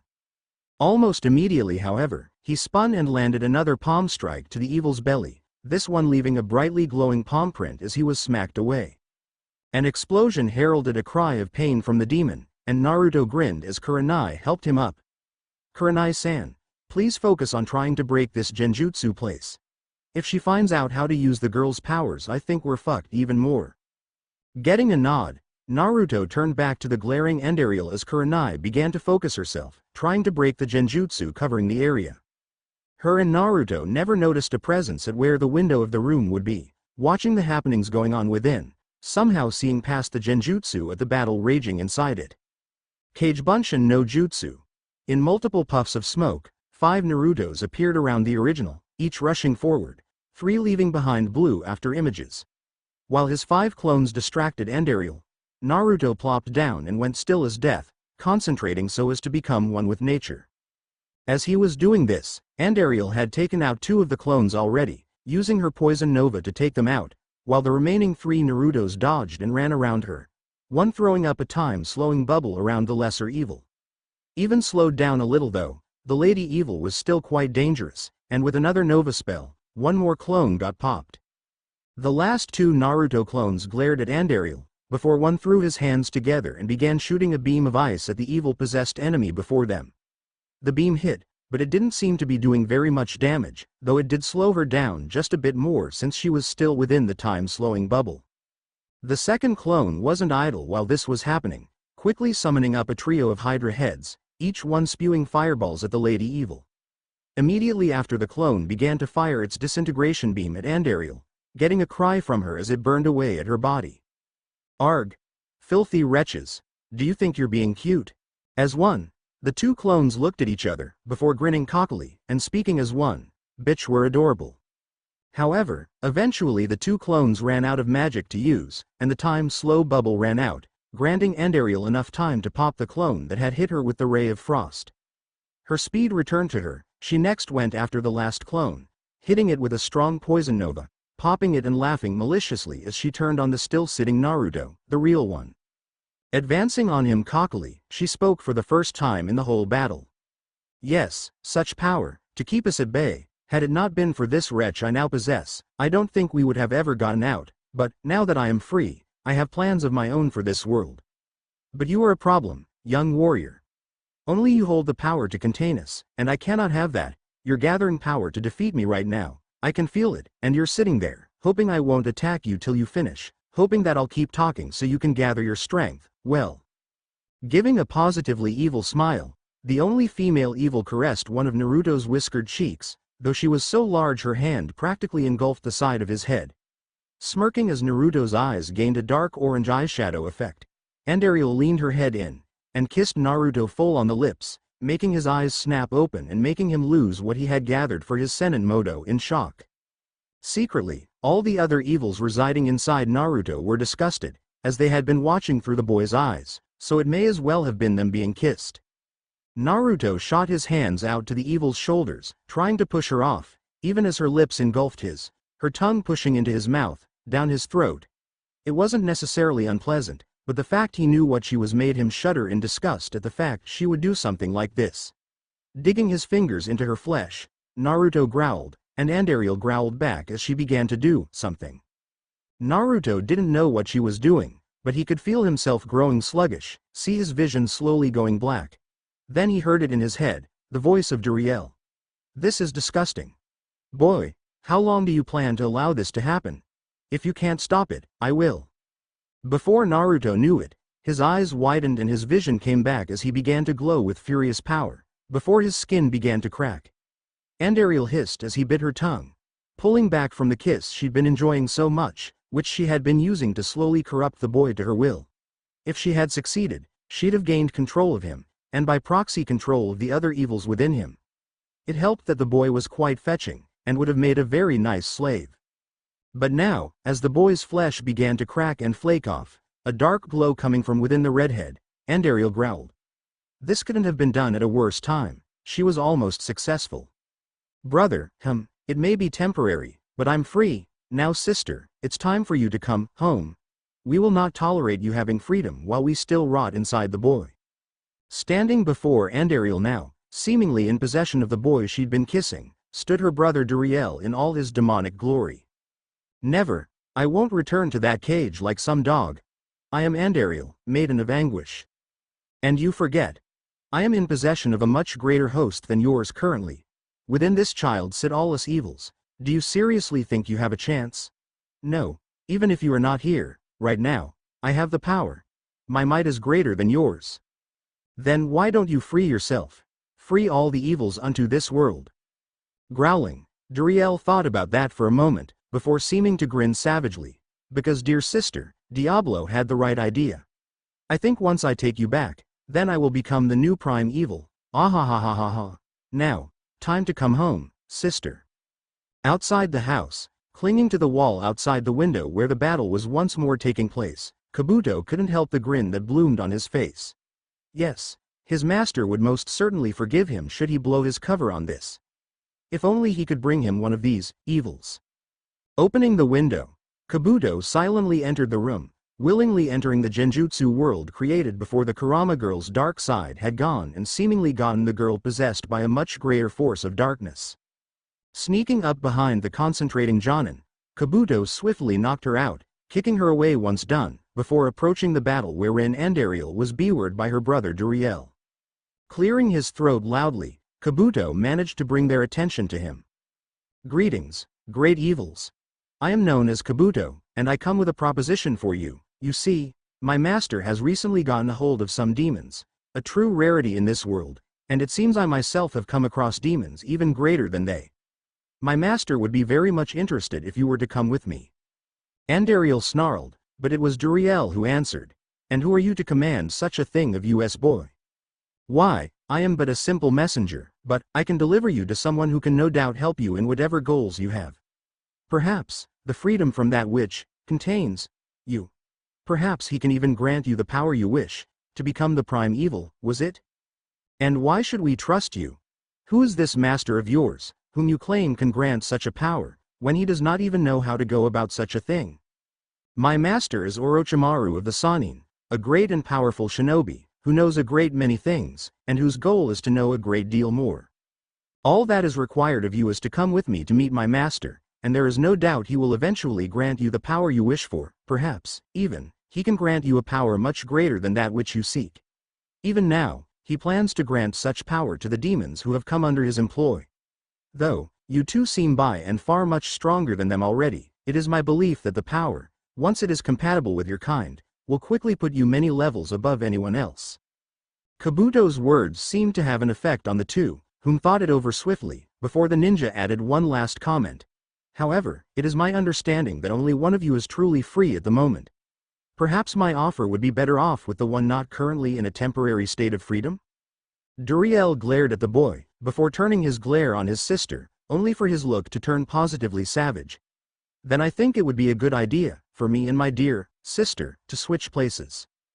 Before Andariel could rebuke her brother, he stabbed her with his claws, and began to glow a furious red, attempting to take over Andariel's host and force said evil back into the stone within Naruto. You will not force me out, Duriel, I will remain free. Ha, 'tis I who will be free, dear sister, 'tis I who wiurk, what? No, I will not be denied. Andariel's eyes widened as the form of her brother began to fade, and she was left with a somehow floating Naruto with his hands in the wounds Duriel had made. I'm not letting you get away. Naruto forcefully threw his head forward, smashing it off Andariel's nose, breaking it with a snap. Ah, you wretch. You'll pay for that. Naruto only grinned, but as he moved to do it again, Andariel moved her head back, only to slingshot it forward once Naruto realized his second shot had failed, breaking the boy's own nose. As the two glared at each other, deep inside Naruto's mind, the evils were furious, though one in particular was scheming even at this very moment.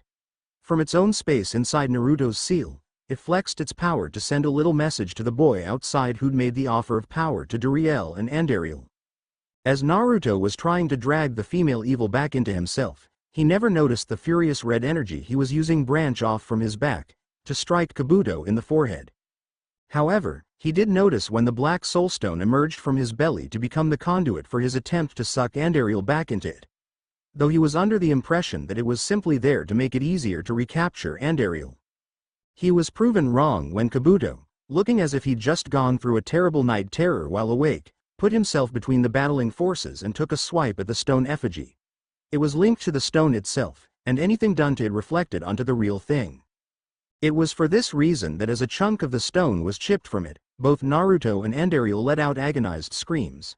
The power Naruto was using branching off once more, striking the piece of the stone that Kabuto now held, making Naruto's scream grow in intensity as one of the evils left him, tearing itself free of his seal and the stone. While Kabuto made his hasty escape, a few things happened. The genjutsu world shattered like glass, and Andariel shrunk down to a slightly smaller 10 feet in height, before being shot backwards like a rocket, impacting the wall and actually managing to fall unconscious. Of course, the strange thing about this happening was that she left something, or rather someone, behind when she flew back, severely weakened. In the place of Andariel, clearly unconscious and sporting the evil's wounds, was Kurama Yakumo, who fell to the floor even as Naruto stayed floating. Not that said boy stayed that way for long. The black soulstone effigy floating in front of his navel shook angrily, before zapping the unconscious Andariel, making her shoot back up in height, but seeming to steal an angry, black effigy of her, sucking it back into the stone. The moment the effigy was back into the other effigy, it rocketed back into Naruto's stomach, making his eyes roll up and back as he flew towards the wall opposite where Andariel flew, though he didn't hit the wall. No, instead of the wall, Naruto knocked into the door, blasting it off its hinges and incidentally crushing the spider familiar he'd summoned way earlier, since it had been stuck outside once Naruto had accidentally shut the door on it when he'd entered the room. It also had the effect of alerting Trisha that something was wrong. More so than the influx of demonic energy she'd felt when the genjutsu had shattered. It took barely any time before the woman vaulted into the hallway, kneeling to check on Naruto, feeling for a pulse and sighing once she felt one, strong, if erratic. Rushing into the room, Trisha was treated to the strangest sight she'd ever seen. 3 unconscious females, though one of them was juiced a bit, naked. And said woman's height was certainly off-putting. Checking the unconscious dark-haired woman first, she confirmed a pulse before dragging her to the door and setting her against the wall. Next she checked on the girl of the 3, since the other 2 were obviously grown-ass women. Gritting her teeth at the girl's wounds, she summoned up her own spider familiar, having it spit thick layers of webbing over the 2 most serious wounds on the girl's belly, where Andariel had been stabbed by Duriel. Putting pressure on the webbing to compress it and hopefully seal the wounds shut till they could be looked at properly, Trisha got up and went over to the last occupant of the room, this woman sporting wounds similar to the girl, though they were already seeming to be healed, if slowly. The woman was unnecessarily large, with long dark red hair and a well-endowed body, though there was plenty of muscle as well. She got the craziest sense that she should recognize this woman, and indeed there seemed to be an unholy presence about her, but she certainly didn't look like a demon. It was certainly suspicious though, and so she had her spider familiar wrap the woman tightly in its webbing. She'd hold judgment till she was sure of what the woman was, and she would get rid of her if she proved a threat. Or worse, a demon in disguise. For all she knew though, this woman could be a ninja, here for some reason or another. During her travels with Naruto she had seen some strange things and strange people after all. Still, a 14-15-foot woman was new to her.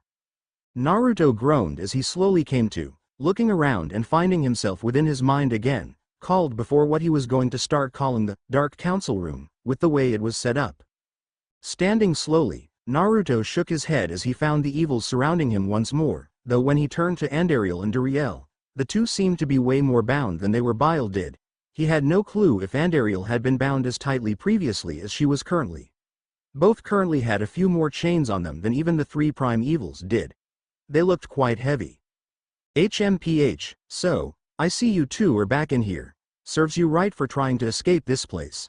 I would never let free into this world of mine, it's my home, and I know all too well what would become of it if any of you fuckers got out. This is the last time I accept your guys' help, Dadbeo. You may as well be blind then, wretched brat, you obviously have not noticed yet, but one of us is already gone, escaped while Duriel was trying to switch places with Andariel, who herself is not truly whole anymore. What? Naruto cried, whirling around to find which one of the great evils was gone, and noticing by this action that Andariel seemed a shadow of what he had seen. Literally, she had turned an ashen gray, like a photo negative, and she seemed almost see-through. Whoa, the hell? It seems, the interference of that Kabuto boy did something when the black soulstone was chipped. Not only did Asmodon escape, but Andariel seems to have been split from her body, though her power and soul, for lack of a better term, were brought back into the stone. I'd imagine her body will soon draw in a new soul, or one will be born within it. We can only hope to see the birth of a new evil. Mephisto, the one speaking, had a wicked grin on his face, and Naruto glared at him, finishing looking around to find that indeed, Asmodon had escaped, gone out into the world with a piece of the black soulstone apparently. Fuck, no, I won't stand for this. By Kami's left tit I will see that bastard put back in here if it's the last thing I do. You hear me, you assholes? Not a single one of you will ever be free of this place? I'd sooner let the Kyuubi out than any of you. Naruto quickly fled his mindscape before any of the evils could respond, exiting his mind and awakening back in the real world. Groaning, Naruto slowly opened his eyes, wincing as they swiftly adjusted to the light in the place he found himself in. Great, a hospital room. Turning, Naruto was treated to the sight of Yakumo lying in a bed next to his, and on the other side of her, taking up two other beds that had been pushed together the long ways, sat a body that made his eyes widen. Shooting up, only to wince and grunt as pain shot through him, Naruto bit his bottom lip as he turned to the body of Andariel once more. It was as the other evils had said, her body had been left behind when the rest of her was drawn back into the stone. Panting softly, Naruto forced his body up and out of the bed. He had to do something, anything, to prevent a new evil from being born in that body. He would feel bad if he had to kill it, as without the evil's soul or powers the body was just that, a body that technically didn't have a reason for Naruto to kill it. Yet, glaring at the body once he was next to it, Naruto placed a hand to its neck, checking for a pulse, quickly finding one. A strong one at that. The body was most certainly alive and well, obviously retaining some traits that Andariel herself had had. Thinking quickly, Naruto grunted and bit his bottom lip as he tried to think of a solution, some way to prevent an evil soul from being born into the body. The only thing he could think of was to put a good soul in it, but he had neither the knowledge or the resources to do something like that. And he damn sure didn't have the time to go looking for a good soul. Standing there shakily, blood boiling, Naruto sighed and gave the body a sad look. It seemed hopeless, as if his luck had run out, like he would have to do something that went against who he was, like he would have to kill a body that to him was innocent of the crimes its previous owner had committed. Placing a hand on the large body's forehead, Naruto brushed some of her hair out of the way and gazed sadly at her face. For what it's worth, I don't blame you. Without a soul it's as if your slate has been wiped clean. Maybe the soul born or drawn into you would have been good, but I cannot chance that. It pains me, but I'll watch you die, before I let evil be born into you. Steeling his heart, Naruto let a tear fall down his cheek as he lifted his right hand, creating a Rasengan, preparing himself to bring it down on the body's head. I must have been really bad, if you want to kill me. The whisper made Naruto gasp, the Rasengan dissipating from his hand as he looked at the body he'd been about to kill. He was too late. There was a soul already. Aren't you going to kill me? I can't stop you. Shaking his head, Naruto brought back his Rasengan, glaring weakly at the body of Andariel, now housing a new soul it seemed. Who are you? Depending on your answer, I may still have to kill you. The soul now inhabiting Andariel's old body managed a small grin, able to hear the sadness in Naruto's voice. That's the question, isn't it? Unfortunately I don't think I have a name. All I have are memories, though. All I can remember is fighting. Fighting you. Then, not you. But then you again. Naruto sighed, biting his bottom lip hard enough to draw blood, the hand holding his Rasengan shaking. Do you feel anything? Anything bad? Like an urge to hurt people? To do bad things? The woman seemed to think about that for a moment, twitching every few moments as if trying to move. I don't think so, no, but is hurting people bad? Yes. Hurting people who don't deserve it is very bad. But how do you know if someone deserves it? Well, if they do something really bad, like kill someone who didn't deserve it, or something. Well, how would you know if the person killed didn't deserve it? Facepalming, Naruto let his Rasengan go again before pulling a chair up to the woman's bed. Once seated, he began going through the long, surprisingly difficult process of explaining right and wrong to her. She was like a child, but assuming she was the result of a brand new soul forming in Andariel's old body, that was understandable. Not that he was the best person to be explaining this. It was the next day, and Naruto was currently standing before the Hokage and his mother.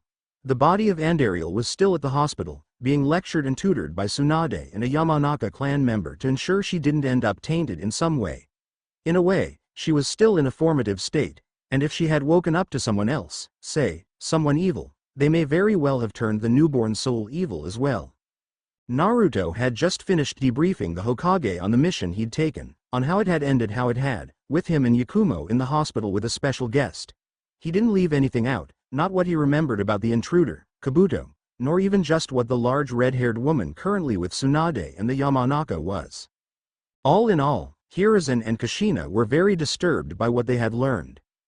This is very grave news, Naruto-kun. Why was I not informed of this, Black Soulstone, when you arrived? Such a thing would have been very nice to know before I sent you on a mission where anything was almost literally possible.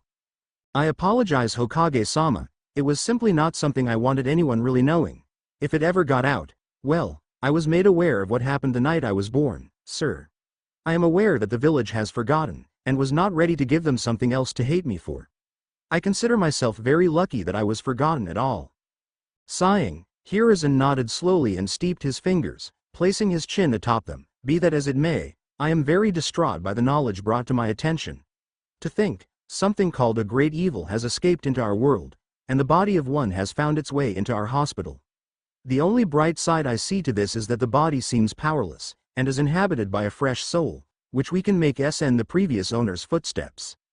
Rubbing his temples, Hiruzen shook his head and sighed again. Still, Yakumo seems just fine for being possessed by something so foul, and the Yamanaka could find hide nor hair of the Ito once inhabiting Yakumo's mind. It seems it was wiped out when Andariel, was it? When Andariel possessed her. Perhaps the fact the Ito was possessing her first protected the girl. Naruto stayed at attention, listening intently to the Hokage as he spoke, licking his lips absently. That reminds me, Kurenai-san has asked me to extend a thanks to you for helping her escape Yakumo's clutches. Apparently she was taken a few days ago whilst everyone was under a genjutsu designed to make them temporarily not notice she was missing. She is receiving some therapy for what happened. Naruto nodded, glad to have been some help, and glad the woman was getting more help. He'd need therapy too if he'd had tentacles molesting him, probably more than once, against his will. Illusions or not. Now, Alluvia-san has requested a search party be put together for your wizard friend, Aradia-san. As such, her, along with Makar-san and Vortic-san will be gone, along with a small contingent of Anbu, to the Land of Lightning, to search for her in the last place she was seen. Before you ask, I am simply informing you, you cannot go with them, as this will be a serious stealth operation. I can't tell you any more than what I've already told you, except that we are not exactly friendly with Kumo, and we intend on trespassing into their lands. Naruto gulped, but nodded his head, before his mother stepped forward a little. That all said, however, Naruto, I want you to know I'm proud of you. You tried your best to stop any of those evil bastards from escaping, and though you may have failed, you put in your best effort. Smiling, Naruto gave a small salute, mirrored by his mother as Hiruzen chuckled softly from his desk. Now Naruto-kun, I believe you have been absent from your team long enough for the day. If you are well enough, you may go to them so you may begin taking missions. Don't worry, you will be told of that woman's progress. I hear she seems quite attached to you, being the first person she's ever seen and all. Perhaps she can be made a retainer, or vassal of sorts. Peef, yeah right. Like that'll ever happen. Wait, you're serious? Sweet, I'll finally have people to do things for me. Like get me ramen, or beat up Ero Sennin for being a perv, or any number of things. As long as you don't do eki things with her, I don't care much what you do with her. I'm your mother. I should be the only red-haired woman in your life, Databane. Naruto smiled, but rolled his eyes before looking back to the Hokage. Well, anyway, see you later, Hokage-sama. I'm off to meet with my team. Within the Land of Lightning, enjoying one of the many hot springs the country had to offer, a certain wizard woman was relaxing in the hot waters of the spring she was in. It was a natural one she'd come across while traveling the Great Land, since the last time she'd paid for one it hadn't ended well. She was let in, of course, but she was attacked by what she found to be Kumo ninja due to the gold coin she'd used to pay for the hot spring. She had barely escaped them, for their pursuit had been dogged, and they were faster than her by a long shot.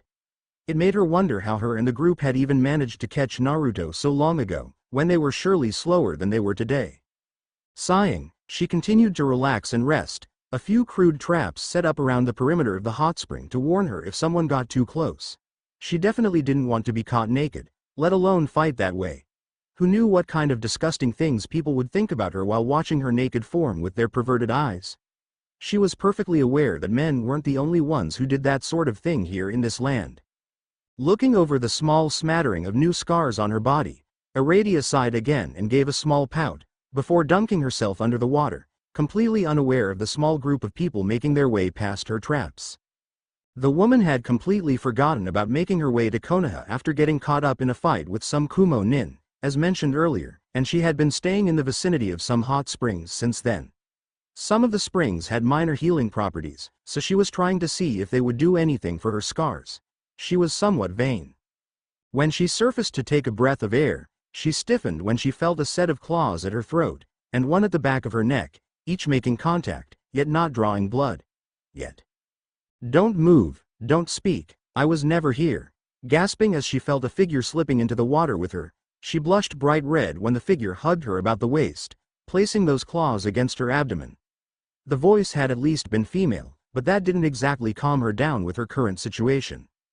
She didn't get much time to think on it, however, as no sooner had the figure sunk below the water, did two men burst from the tree line, not even trying to avoid her traps. They spotted her quickly enough, and she found a three-bladed red scythe being waved in her face. "Oi, wench. You see a damn Kumo rat run by here? Had blonde hair. Some kinda Kumo uniform. I wasn't paying attention to that, but yeah, you see her?" Raising an eyebrow and remaining calm, she turned from the admittedly handsome silver-haired man, to the other one, whom had only his green eyes showing. "I'm sorry, I did see someone, but perhaps a calmer, better description could be given. I'd certainly hate to lose my life over some stranger." Ignoring the prick of the claws at her belly when she spoke, she coolly lifted an arm and covered her chest with it, keeping calm and collected. She could feel the power of these men, and she wasn't lying when she stated she didn't want to lose her life. Blonde hair, female, about 5 feet and several inches, indeed, wearing a Jonin uniform of Kumogakure, fair complexion. Giving a nod, Aradia simply lifted her other hand and pointed in front of her. "Yes, I did see the woman you seek. The fool intruded upon my bath not seconds before you two did. She ran that way without so much as a by your leave. Nor an apology. By the way, I don't expect an apology from you two, like I said I don't fancy losing my life." Giving a nod, and smacking the silver-haired male when he continued to stare at the woman, the calmer male jumped across the spring, followed soon after by the silver-haired one. Waiting a few seconds, Aradia used her teleport to move herself onto the bank of the spring, escaping the clutches of the woman who joined her in it. Said woman popped out of the spring quickly after her savior was gone, giving an idle apologetic look to Aradia as the wizard began to quickly dress. "Don't just stand there, get as dry as you can. They will no doubt find I have tricked them soon, if they haven't already, and I was not lying when I said I didn't want to die." Blinking, the blonde woman nodded her head and began to shake herself, much like a dog. Ironic really. Quickly enough, Aradia was clothed, and had her equipment on her person, before she grabbed the woman and swiftly teleported once more, taking them in the opposite direction of the men with the max range of her spell. Makar, Vortic, and Alluvia had been traveling swiftly with the Anbu team for quite some time, and though the Anbu had to keep it somewhat slow for the 3 non-ninja to keep up, they were making good time. They were already at the border between the land of hot water and the land of frost, and the Hyuga of the group was keeping a sharp eye out for the one they were looking for, just in case she came this way. The Anbu group was a small one, about 4 people, a Hyuga, an Aburame, and 2 non-clan ninja, one of which was a censor, the other being a medic, albeit one with not a whole lot ofna, however. As they traveled into the land of frost, the group of non-ninja began to sense the usage of a power they recognized, the usage of mana. That could only mean their companion was either close enough to be sensed using her powers, or, while still far away, just close enough for her stronger spells to be felt. Though that usually meant she was in battle, and likely in trouble if she had to use those spells. Alluvia spoke up to the team guiding them. "We must hurry, our companion seems to be in trouble. We must come to her aid, and extract her before anything further can happen." The Anbu nodded, and they sped up, the group speeding up themselves, pushing themselves to keep up with their escort. They traveled like this till their muscles were burning, but they didn't stop, not till they finally reached the place where they felt their companion was, coming upon the sight of her doing battle with 2 men, using her mirror images and blizzard spells to hold them off, while trying to catch them with her meteors and the occasional localized black hole. The Anbu were amazed at the damage the one woman was managing to do, and so was the woman she was apparently protecting from the 2 men in the black cloaks with red clouds on them. "Well, it is clear she needs our help, so let us do battle." With the Crusaders' call, Makar and Vortic agreed, all three running into battle while the Anbu quickly sent one of their members back with a message of dire importance. The Akatsuki were making a move. Is that all you have? Black hole? Arg? This wench? If I'm not careful, even I can't make it out of a black hole, damn it. Her heart will make a great prize. Aradia had been keeping these two at bay for quite some time, about an hour or two, not that it was easy. She'd had to switch to all ranged attacks after the silver-haired man, now known to her as Hidan, had tried some form of ritual to share his pawn with her. She had only needed to feel one sensation of being stabbed before she simply used her wormhole rune for her teleport spell and got him off the silly mark he'd made, a triangle within a circle. Since then she had been making it a point to prevent the man from tasting her blood again, and she had been making due use of her mirror images to confound the duo. Though, it was difficult to keep them away when they truly wanted to get at her. Or more precisely, get behind her, at the blonde woman she had been protecting. As her black hole dissipated, she expected them to come at her, and she was not disappointed. However, just as they were to reach her, a great flash blinded them, and a great shield quickly slammed into them, knocking them back a ways. Do not worry, we are here to help. However, if you could not beat these two, perhaps we would be better off retreating. Aradia gave a small smile as she spotted her comrades, Makar, Vortic and Alluvia, along with a three-man squad of ninja, whom she did not recognize. These are the team Konoha has provided us with on our search of you. You are incredibly late in getting there. Even young Naruto has beaten you there. HMPH. I can hardly be blamed for being late. I was attacked some time ago, and completely forgot about making my way there. Of course, had I not forgotten, I would have not been able to save the one behind me, and these two would have captured her and done who knows what. Accepting the wizard's excuse for now, the three ninja went quickly on the attack, not going for exterminating the two enemies, simply testing the waters, as it were. Knowing of their affiliation due to their status as Anbu, even if the info they were given was simply that they were a band of Nuke Nin, they were also told that they were all of S-class, and knew they hadn't a chance against them.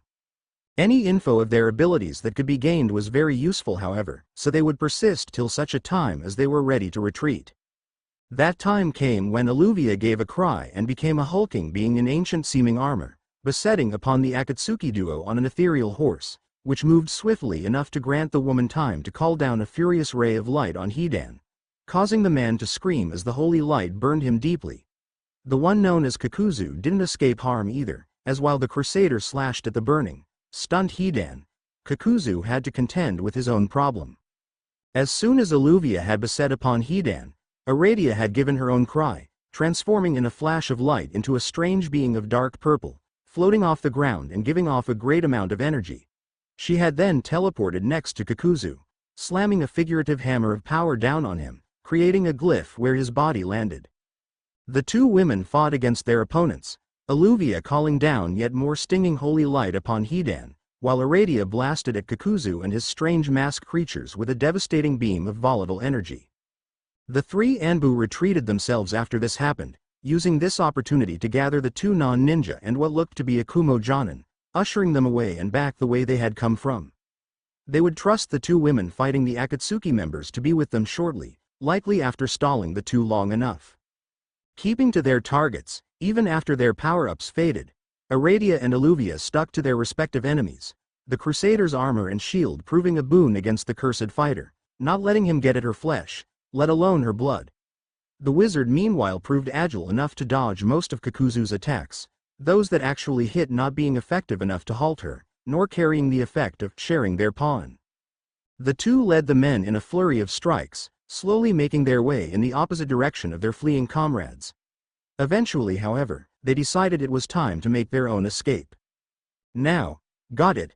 I think it's time to put you two on ice. Drawing the two men close together, Aradia put her hands on them, before she used her Frost Nova spell to freeze them solid as Alluvia dashed towards them with her shield up. Striking the two, both women watched in satisfaction as they were thrown away, before they turned and retreated quickly, Alluvia doing so on her ethereal steed, Aradia utilizing the wormhole rune for her teleport again. Back in Konoha, the day after the mission in which Naruto lost one of the great evils to treachery of the worst kind, Yakushi Kabuto had been made a Nuke Nin with a kill-on-sight order. Usually such a thing wouldn't happen, but with what the young man had done, Both Naruto and the Hokage had thought it prudent the boy be somehow punished for his deeds. Absconding with something labeled a great evil, even a lesser evil, was not going to go unpunished after all. Currently, Naruto was with his team, finishing up a team-building exercise in which they had to battle Kakashi, starting in Training Ground 7, and managed to push him all the way to Training Ground 4. They had so far only managed to get the man halfway to Training Ground 5. Okay team, that's good enough for now. We'll pick back up on this in a week. For now let's head for the tower and get a few missions done. Sakura, I'd advise taking some time off tomorrow to continue learning under Tsunade, and Satsuki, why don't you take some time tomorrow to learn from your brother? Naruto, tomorrow I want you to report to Hokage-sama, as you have a guest who should be arriving tomorrow evening. The three genin nodded and followed their sensei as he left the forest between Training Grounds 5 and 6. Upon arriving at the Hokage Tower, the secretary letting them into the Hokage's office on the top floor, they were surprised to find Kushina sitting next to Amino Iruka, who himself sat at a table next to the Hokage's desk, passing out missions for the day. Ah, Ka-chan, you're giving out the missions today? Sweet. Give us a good one, Dadbeo. You'll get what you get, and you'll like it, you hear me young man? Pouting at what he thought meant arms and ignored his teammates giggling, at least Satsuki's, Sakura was just glowering at him for showing such disrespect. Sweat dropping a little, Kakashi stepped past his genin, approaching the missions desk and nodding to Kushina, who returned the gesture. We're here for a mission, so I suppose I wouldn't mind getting a good one. What do you have at this point though? Well, it's still relatively early, so all the so-called good missions haven't been taken yet. We do have an unusual mission however, if you'd like to consider it. Turning to Iruka, who was the one who'd spoken, Kakashi gave a small nod and the man fished out a scroll from the pile of D-rank missions. Handing it to Kakashi, the man unfurled it and read through it, his visible eyebrow rising as he did so. My, this is unusual. However, it should also be interesting enough. Sure, let's take this one for now. Handing the unfurled scroll back to Iruka, he stamped it and handed it right on back to the man with the gravity-defying hair. Enjoy your mission, and please remember to have the mission statement signed by the client upon finishing. See you soon. Kakashi nodded again, before waving to Kushina, and turning back to his genin team, who had taken up talking amongst each other. Naruto was giving Sakura tips on how to use the bow he'd given her, and the girl seemed to be honestly taking them into consideration.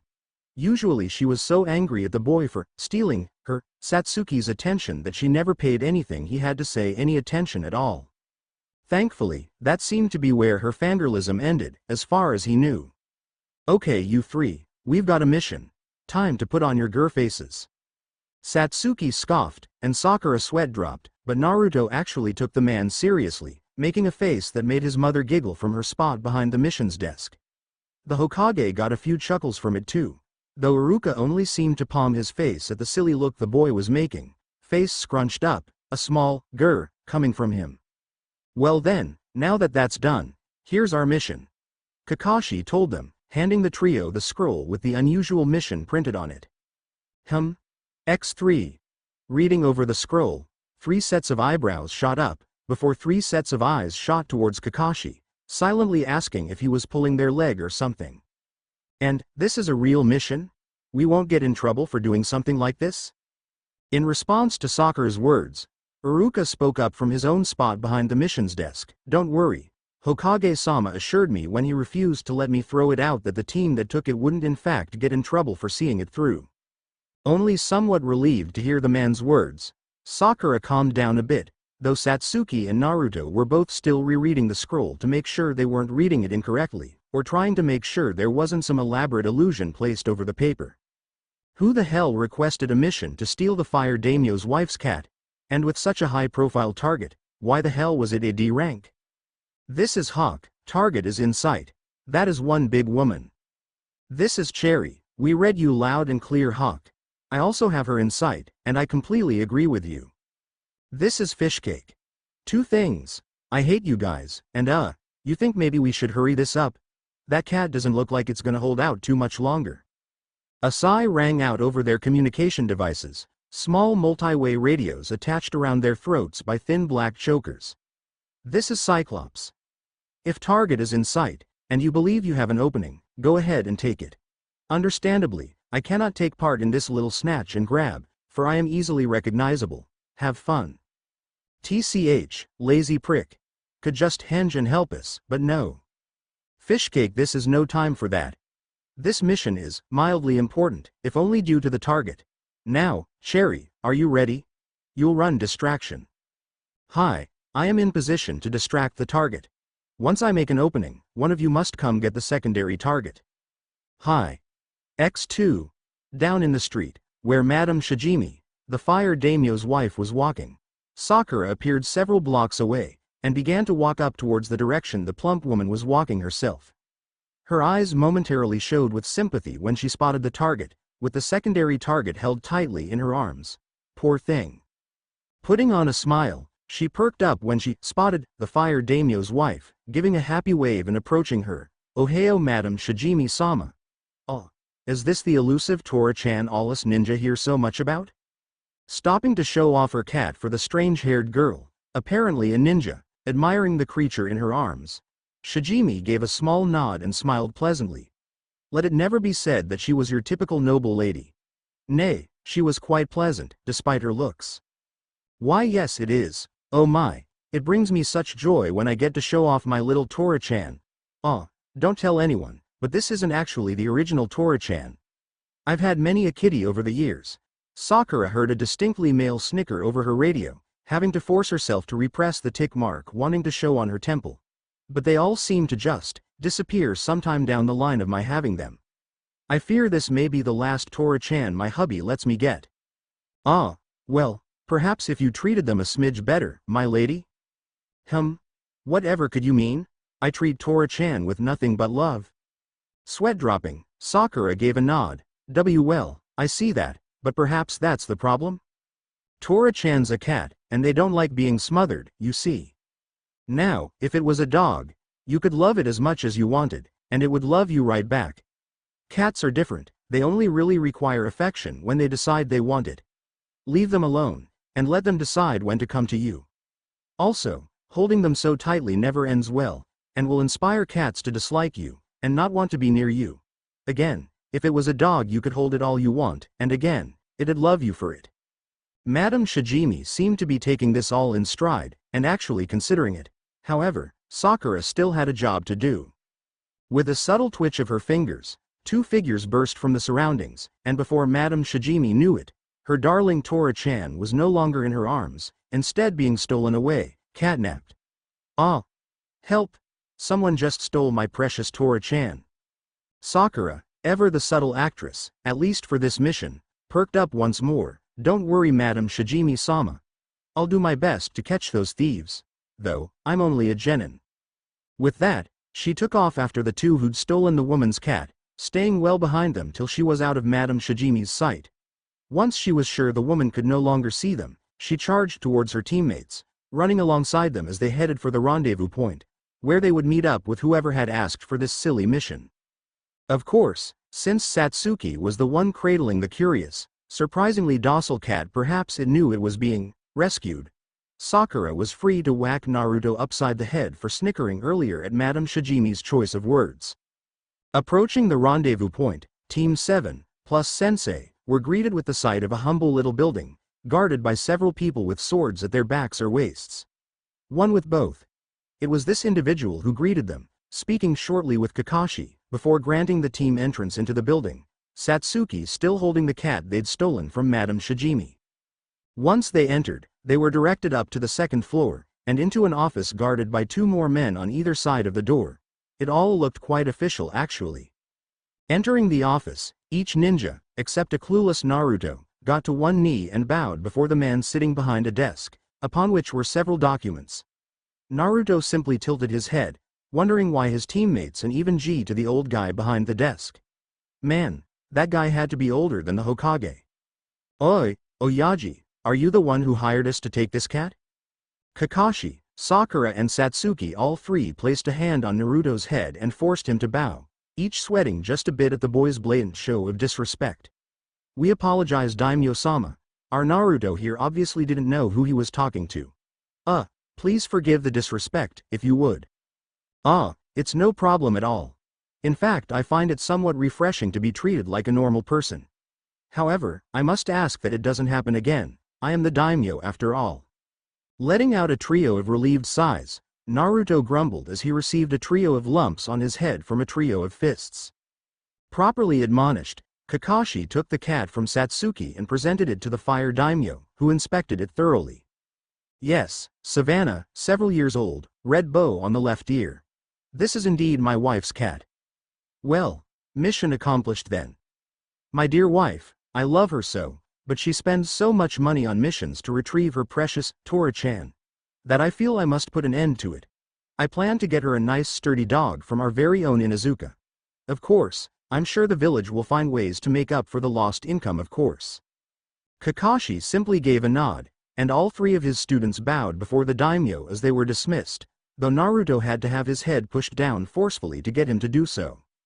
Once they were outside, as well as a good ways away from the building, Naruto was scolded by Satsuki of all people, telling him what an idiot he was and how lucky he was that he was cute.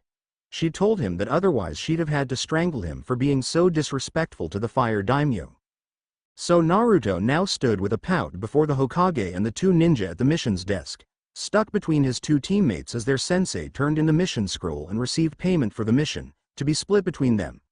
Naruto however got a somewhat lesser portion due to his actions with showing the fire daimyo such disrespect, Kakashi telling the boy how lucky he was they didn't inform the Hokage of such disrespect. Well, we have time for maybe 1 or 2 more missions today. What do you guys say? Want to pick the next mission? Looking between themselves, the 3 genin shrugged before nodding and stepping forward to look at the gathered D-rank missions. Almost said quest there for a second. After about 10 minutes of talking amongst each other while perusing the options, they finally found one they figured they could do quickly enough to do 1 more mission once they finished it. We'll take this one, Satsuki told Iruka, who looked at the scroll for the mission chosen. It should be easy enough for the trio of genin, even if their sensei didn't help at all. Okay. 1 mission to clean out the hot springs in the various districts. The village has 6, so if you split up, that should be 2 for all 3 of you. Mr. Hitaki over here is not allowed in one of them, and he knows exactly which one it is, so unfortunately he won't be able to help you 3 on this one. Why's Kakashi-sensei not allowed into a hot spring? I mean, sure he seems to read Ero Sennin's book a lot, but that doesn't seem so bad. There's a surprising amount of story in those things. Kushina perked up at this, a tick mark blooming on her temple as she glared at her son. And how exactly would you know this, Sochi-kun? Her glare made Naruto gulp, sweating a bit as a strange, mysterious pressure began to fall on him. Well, you see. What the hell is that? Naruto pointed at something behind his mother, a look of sheer terror on his face, something which caused all the people in the room to stiffen and turn sharply towards where the boy was pointing. Wow, can't believe everyone bought that, chance, Naruto thought, before he grabbed his 2 teammates and swiftly fled out of the office. Okay, got it, Othi mission by. Whwa. What? That boy, Kushina silently boiled in her anger as she glared at the spot her son had been standing with renewed vigor. Kakashi. You find out how my boy knows of the contents of that book, and if I find out you're the reason, Kukakuku, her face grew a demonic grin, and her chuckle sent a shudder of fear down Kakashi's spine. Right, on it. The man shunshined before he could be told anything else, leaving behind a myriad of leaves in the shape of his silhouette. Once Naruto had his teammates sufficiently far away from the Hokage tower, he let them go and leaned against a wall, shivering and blanching. I'm dead. Damn you, Ero Sennin, you've killed me. Naruto, the hell was that all about? Why do you know what's in those books Kakashi always reads? Who the hell is Ero Sennin? Turning to look at Satsuki, Naruto sighed before shaking his head and pointing at his 2 teammates. That man is the single enemy to women I will ever protect from my Ka-chan's wrath. Men fear his name. Women supposedly sing his praises. From the east to the west, he is known to all as the mighty. From the north to the south, he is known as the great.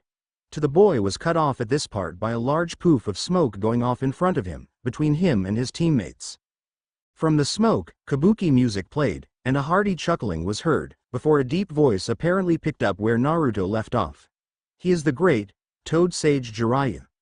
The smoke cleared, and there,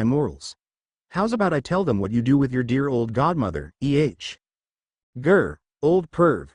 How's about I tell Tsunade you called her old? URK. Wait a minute, now I'm curious. What the hell do you do with your own godmother, you sicko? Sakura-san, please calm down. We're all ninja here, right?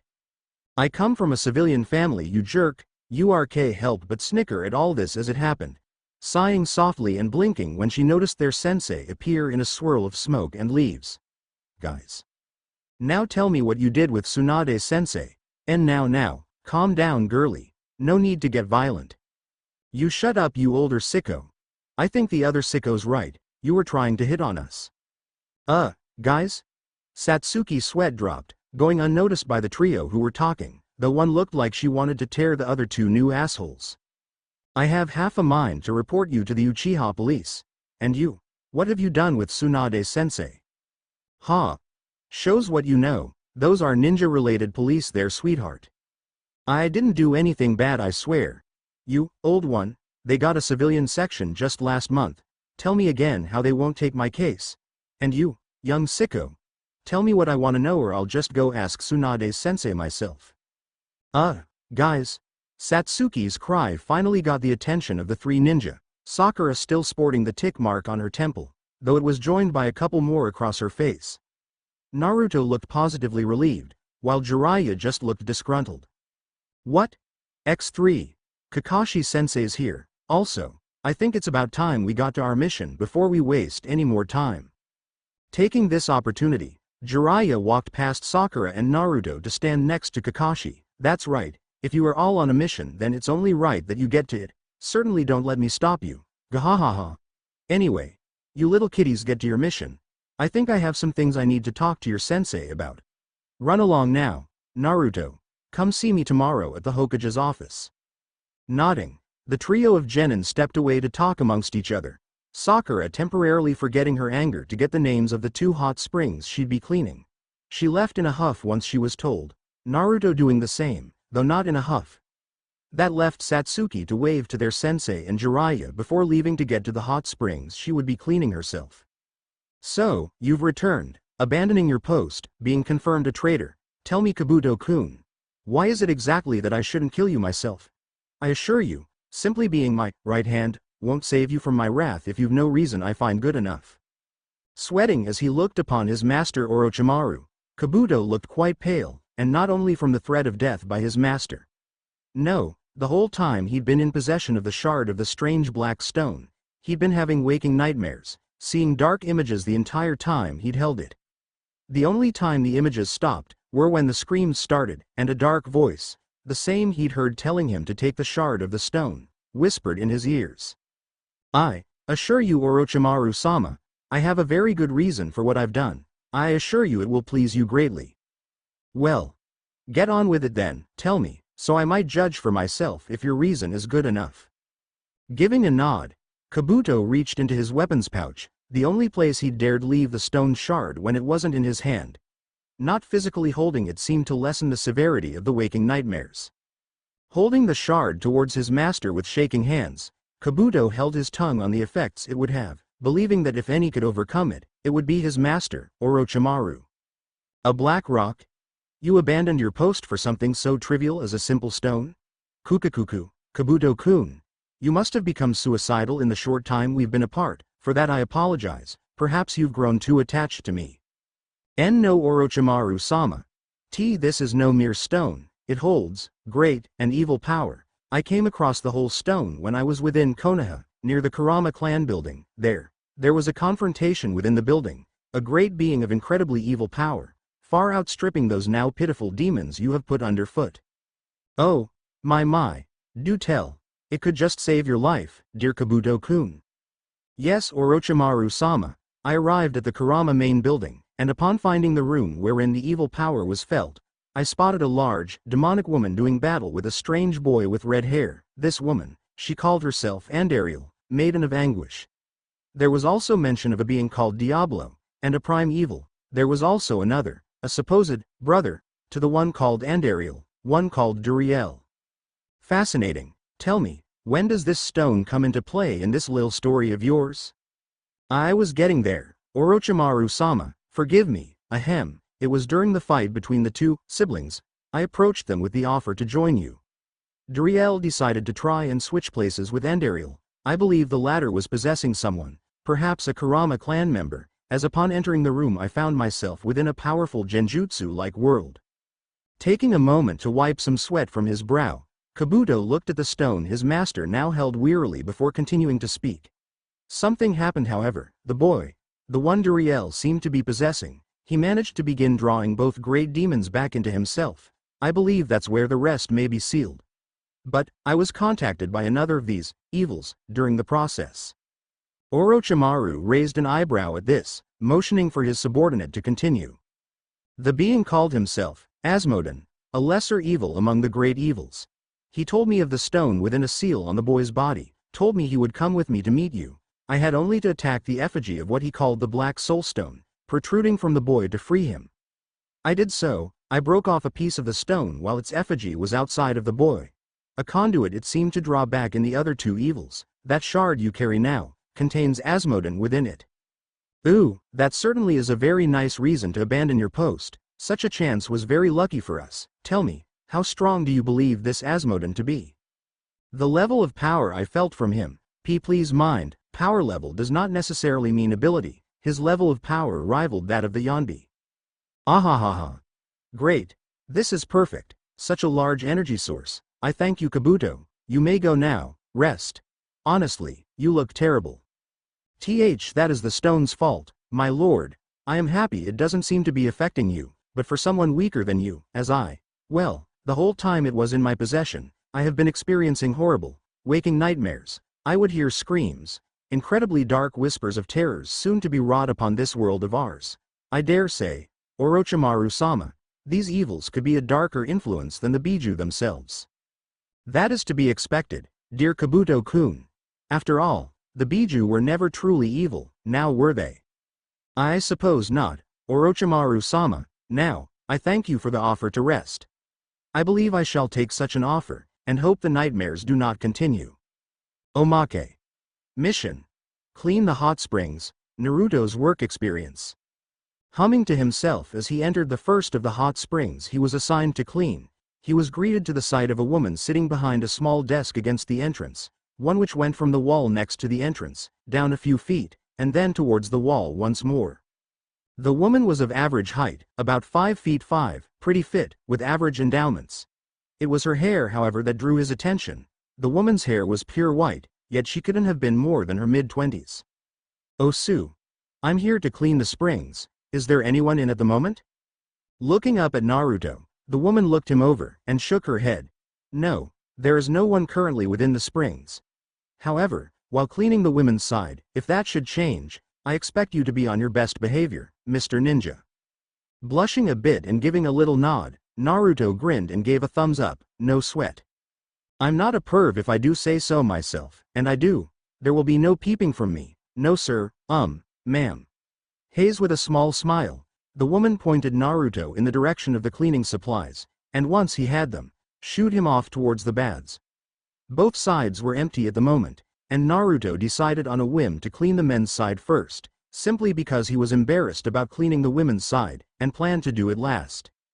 For the men's side, Naruto cleaned all around, and within the spring, including a few inches within the pipes which fed the natural spring water from underground into the hot spring, as well as the pipes near the bottom which drained it into the streams. He'd never seen a hot spring, let alone one so empty, but the drain pipes would explain why the waters around the hot spring districts were always so nice and hot. Surprisingly, they were clean too, go figure. Naruto quickly finished with the men's side, wiping a bit of sweat from his brow and moving on to the dreaded women's side. He was a little shy about cleaning it with the knowledge that any woman could come in and use it while he was cleaning, so he had asked the one at the front desk to place a note informing any woman wishing to use the spring while he was in there cleaning, that he was in fact doing so. The moment Naruto stepped into the women's side, he started blushed lightly, though it didn't deter him from his work. No, he kept it, though he decided to clean the inside of the hot spring first, since he'd been told that the waters would start being fed into it again soon. In fact, he just finished cleaning it, and was examining his work when the waters started flooding the hot spring, burning his bare feet, and making him quickly scramble onto the bank of the spring. Grumbling and giving a little huff, Naruto moved on quickly, not wanting to risk being there still when someone finally decided to come use the spring. And, though he was lucky in many things, this was not one of them. Naruto had barely started cleaning the rest of the women's side, when the curtain was pulled aside and a woman stepped in. Naruto just about had a heart attack when he spotted her, slapping his hands over his eyes, the mop he'd been using making a loud clatter as it hit the floor, alerting the woman that he was there. "Oh, my, such a gentleman. I'd read the note, but I'd assumed it was simply there because you forgot to take it down when you finished. My apologies, but I'm afraid I've already paid. I suppose I won't mind if you get a few peeks just so long as you finish your work efficiently." By the tone of her voice, Naruto knew he was being teased, and that this woman was probably someone's mother. When his own mother wasn't mad at him, she sometimes spoke in the same way. Not a lot though, man. This woman sounded so nice, it would rock if his mom was the same way all the time. Thank you, sorry if I do get a peek, I won't try to, promise. Era so cute. Very well. Go ahead and continue, I'm in the spring now, so you won't be able to see anything I don't mind you seeing. Giving a little nod, Naruto slowly took his hands away from his face, looking away from the woman and instantly picking his mop back up, his blush deepening as he went about cleaning again. He did get some peeks at the woman, finding her to be quite beautiful, in his own opinion. She just had a completely motherly feel about her, and he could tell she was a civilian by her muscle tone, so he was actually surprised she was so okay with him being there. Still, by the time he finished, there were 3 more women within the spring, though surprisingly only one of them didn't seem okay with him being there. She was a woman with pink hair like his teammate Sakura, a civilian woman to boot, and she constantly glared at him for being on the women's side, even if he was simply cleaning. The whole time he'd been there, the women who didn't mind him, as long as he was only cleaning, were giggling and trying to calm that one woman down, doing so long enough for him to finish up, give a small bow, and quickly flee from the women's side of the spring, leaving 3 giggling women and 1 huffing one. Getting his copy of the mission scroll, done so on a slip of paper, stamped by the woman behind the counter, Naruto stayed in the cleaning clothes he'd changed into, a pair of red shorts and a loose green shirt, and promptly jumped off towards the second hot spring he was to clean. Hopefully with better luck than he'd had at the first. Unfortunately for Naruto, it just was not to be. As soon as he'd gotten to the place, the boy behind the counter told him that yes, there were indeed people in the springs at the moment. At least, in the women's side. For that reason, Naruto would have to use a different method to clean the spring itself while the women enjoyed their bath. However, it was for that reason that he chose once more to clean the men's side first. It would give him time to steel himself, and give him time to learn the weak, D-rank jutsu the boy at the counter had given him a small scroll for. It was simply titled the Clean Water Jutsu, and was meant to clean a small to moderate body of water, and its container. It did this by making the water bubble, and didn't require a water affinity to use, nor too much chakra control to utilize. After Naruto cleaned the spring, he sent a clone to tell the boy at the counter to turn on the water, as it were. While he was waiting for the spring to fill with hot mineral water, Naruto busied himself with cleaning the surrounding area of the spring. While he was doing this, he heard various giggles and such from the women's side, making him blush again. Of course, he had no idea he was being peeped on himself by a couple of women from the other side of the bamboo wall. Once he was finished, he allotted himself 10 minutes to learn the jutsu given to him, quickly forming a ring of shadow clones around the men's spring, drawing quiet gasps from the other side as more women secretly came to peek on him. Clean Water Jutsu, X12. Placing their hands just in the water, Naruto and his clones began to concentrate their chakra, having gone through the 4 hand signs responsible for directing the chakra already. Slowly but surely, the water began to bubble, but it definitely wasn't enough. Watching his clones closely, Naruto grinned when one of them managed to get the bubbling to spread, quickly dispelling that single clone. The effect was immediate, and the other clones all got their jutsu to spread as well, some more than others. Naruto nodded his head and dispelled a couple more clones who had managed to spread their bubbles, repeating this process till only he, the original, was left, and the entire spring was slowly bubbling.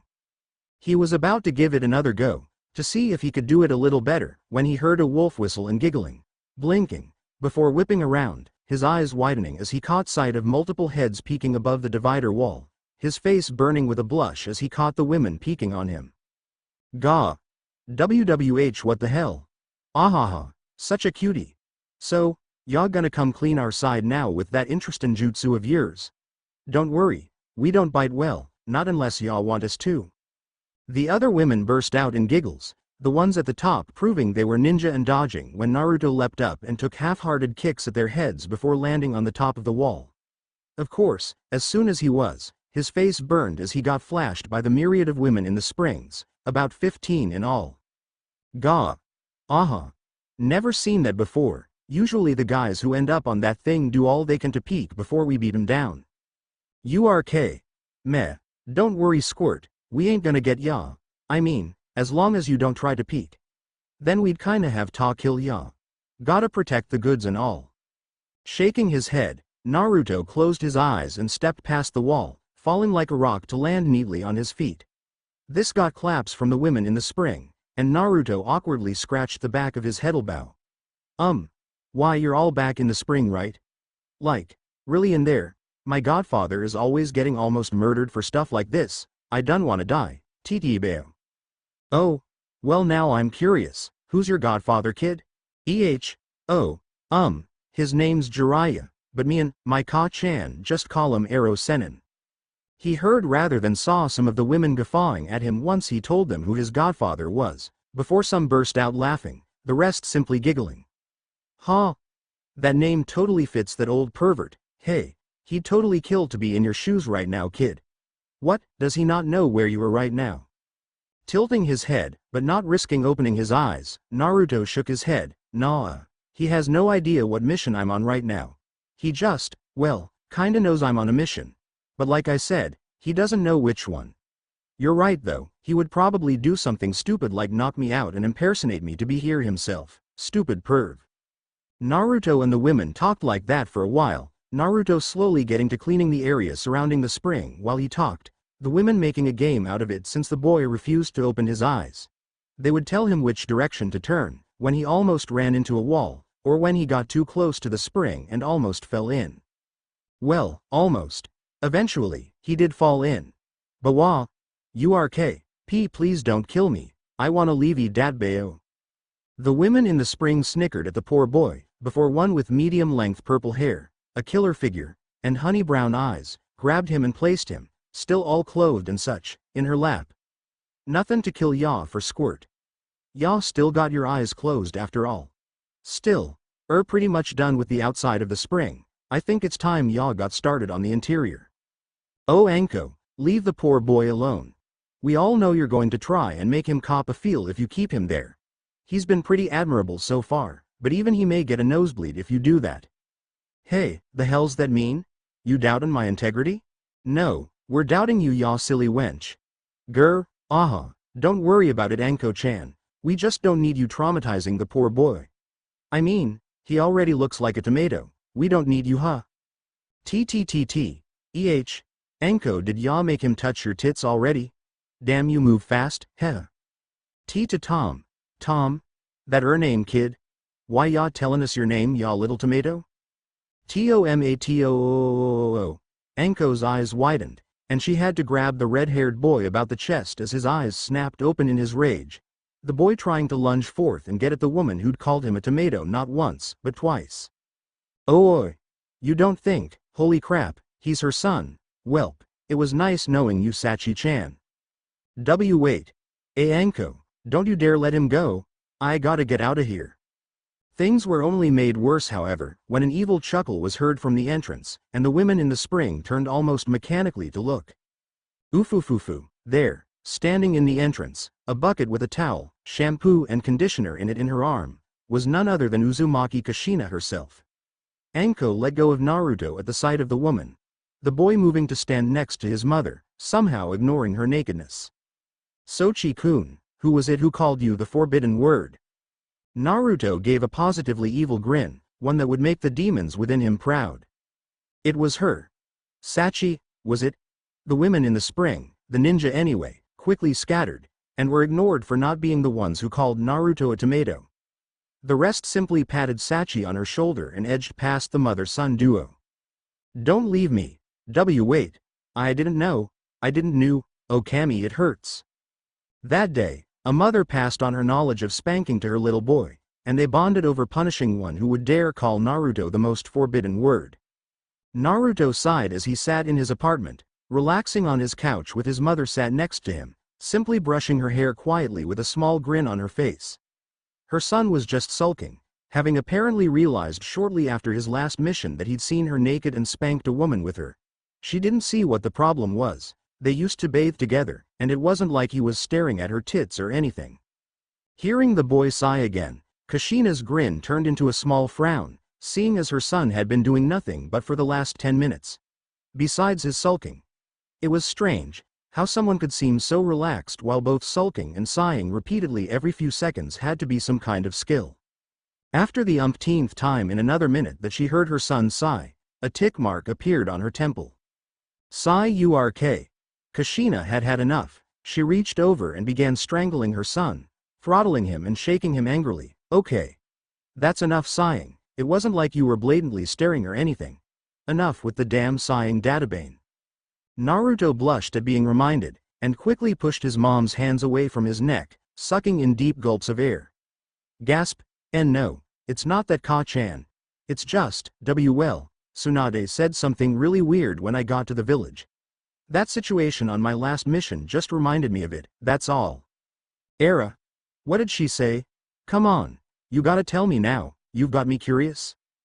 Out with it. You can't just catch a girl's curiosity like that and not explain anything. Blushing more, Naruto squirmed under his mother's gaze, before shaking his head and slapping his cheeks, turning in his seat to look at her. She basically told me, that I should have sex with you. Kushina's eyes squinted, slowly deciphering what her son had just said, though it took her a while since she was a little rusty on her embarrassed little girl speak. Finally her eyes widened though, and a blush bloomed on her own face. Ooh, well, is that all? Naruto's eyes widened this time, jaw-dropping at the nonchalant way his mother just spoke. Is that all? The hell do you mean? Is that all? Dadbao? Oh hush. Your father, he isn't around anymore. I got needs son. I'm a woman too, damn it. Also, we're the last of our clan. Chances are we could even get married and no one would really bat an eyelash. Except the civilians, they'd probably give us the stink eye for a while, but they'd be unable to do anything about it. The ninja court would laugh the case away, the ninja clan court wouldn't even look at it before throwing it away, and the civilian court isn't allowed to take ninja cases. Naruto's eyes were wider than before, an incredulous expression on his face as he stared at his mother, who was just staring at him with a small grin. Ah, is my dear Sochi having naughty thoughts about his Ka-chan? Oh, why don't you let mommy make you feel better, she cooed, practically purring as she advanced slowly on her fellow redhead. Sorry, gotta go, at my team, love you, bye. Naruto clenched his eyes shut and dashed from the room, leaving his mother laughing on the couch holding her sides and kicking her legs wildly. It was only when Naruto was gone for a few minutes did she sit up and wipe a tear from her eye, laughter settling down as a small frown marred her pretty face. Still, why did he have to bring that up? Ah, now my heart won't calm down. Rushing from his apartment, Naruto kept his eyes clenched shut as he ran, using other senses to dodge around people and things, at least till he ran straight into a held-out arm, clotheslining him. Ack! Standing next to the boy, still suspended by the neck on his arm, was none other than Jiraiya, who had a grin on his face as he looked down on his godson. Hey there, brat. What you running for? I haven't even told ya the news of the day. What the hell are you talking about, news of the day, Ero Sennin? I really wish you'd stop calling me that. Whatever. Well, the news of the day is, you and that sensei of yours are accompanying me on a little mission outside the village. You didn't come see me in the Hokage, come get you myself. What do you mean I didn't come meet you in the Hokage's office? I didn't know I was supposed to meet you there? Raising an eyebrow, Jiraiya scoffed, giving a little grin. That sensei of yours told you to head there today just yesterday, don't tell me you already forgot? Why, you can't blame me for forgetting, I've had stuff on my mind all morning. Oh ho! What kind of stuff, pray tell? Is it something I'd approve of? Aw, you little scamp, macking your old godfather proud? Gahahaha? Nothing like that, you old perv. Now what's this mission about? And why does it need two ninja who are so damn strong? With you and I alone it would kinda be overkill, right? Then there's my sensei, isn't he kinda needed here to train my teammates? Seems kind of unfair that I'll have both of you, don't you think? Nah, it's not a problem for this mission. The extra firepower is needed actually, just come on to the Hokage's office to get briefed and we'll leave soon after. What the hell kind of mission would require the extra firepower of a damn sage, a high-ranking Jonin, and a low Jonin level Genin Dabbeo? Jiraiya's face got serious then, with a frown marring his face. Well, originally I had something else planned for just me and you. But things have changed. We got a report from the border of Frost and Lighting. A dangerous organization is making a move there, and we're needed to stop it. Naruto, it's them. The Akatsuki. Naruto's voice was tinged with curiosity and anger at the mention of the group, but a deep breath calmed him. His godfather had told him about the group on his 13th birthday, telling him their group name and what they seemed to be after. He was curious cause he wondered why they were moving now, and angry that they could be trying to capture a tailed beast, like the one sealed inside him. Naruto dug through his belongings in his room back in his apartment, his mother back in her own apartment just to the left of his own. This left him to his privacy as he withdrew something from the chest that sat in his room.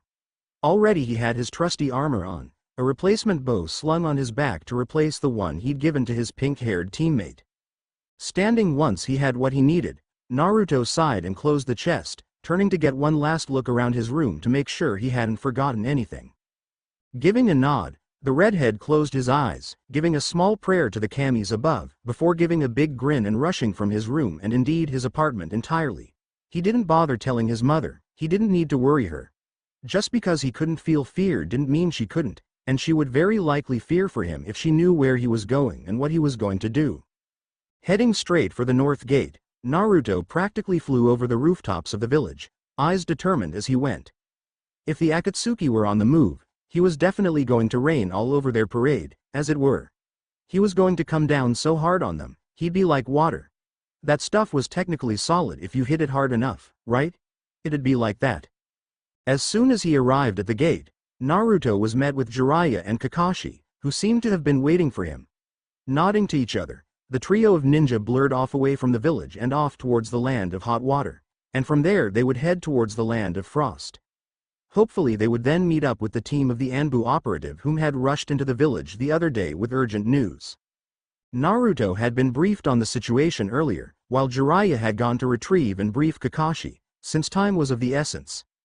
Naruto had simply been the first the man had met, so he had been sent on to be briefed by the Hokage, and given a max of 10 minutes to pack and get to the North Gate. Kakashi was an experienced Jonin, and so was always prepared for a last-minute mission. Naruto was a genin, and while having some experience, wasn't as perpetually prepared as his sensei. Jiraiya was, well, he was Jiraiya. He was always prepared for anything, cause he was just that awesome.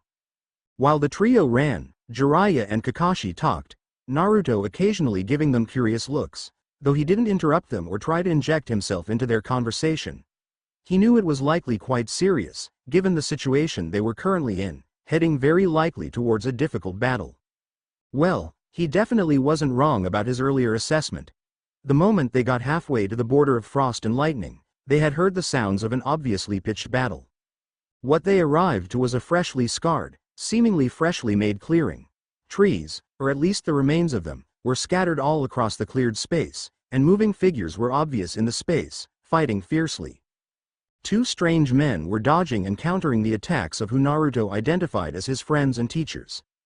A bit behind them were a trio of other figures. Two he recognized as a pair of Anbu, the last he recognized, though it took a moment. It was the woman who'd helped detain him after he blew up the building in Kumo in a fit of rage brought on by the forbidden word. Immediately Jiraiya motioned for Kakashi and Naruto to take the one with the scythe, while he quickly dashed towards the one with the strange green eyes. Naruto and Kakashi nodded to each other, before heading towards the opponent. Alluvia and Makar were fighting, taking advantage of their armor to help guard against the silver-haired man's scythe, much to said man's frustration. In an instant, the man being distracted by his current opponents, Kakashi went through some hand seals, putting his hands together and concentrating as they ran. What happened next made Naruto's eyes widen. After performing the hand seals, Kakashi pulled his hands apart, each sparking violently and creating quite a loud sound, quickly drawing attention. Reikari. Saraishin. Kakashi, despite his technique drawing attention, was able to strike true, his aim dead on as he struck the scythe-wielding man in the chest with one wildly sparking hand. What followed was a blatant disregard for the laws of gravity, as Kakashi sent the man airborne, following and using the same hand used to send him up to strike him multiple times in a zigzag pattern in the air. Only after the man had been struck seemingly a dozen or so times, did Kakashi finish the technique, cleaving down with his second sparking hand, which pierced the man before sending him down towards the ground. This sent a single electric blue streak through the zigzag streak of the same color that had been made with the first part of the technique. Landing on the ground with a sigh, Kakashi nonetheless kept his guard up. He'd learned long ago not to disregard even an almost dead enemy, for everyone had ways to surprise you. However, his eyes widened as the dust which had been kicked up with the target's landing began to clear. Standing there, if a bit shakily, was the man he'd just hit with his technique, a hole in his chest that was bleeding freely, though it didn't seem to bother the man physically one bit. Naruto, who had been cheering his sensei on for such a badass technique, became silent, eyes wide as dinner plates, jaw dropped nearly to the ground. He quickly shook his head and glared at the man, who had begun to laugh almost maniacally. "Ah, that was great. Let's see you try it again." Naruto almost guffawed, and Kakashi was both worried and ticked off. That was meant to be a kill shot. "How are you still alive?" Kakashi asked, seeming just a bit irritated that his technique hadn't worked as intended with this man.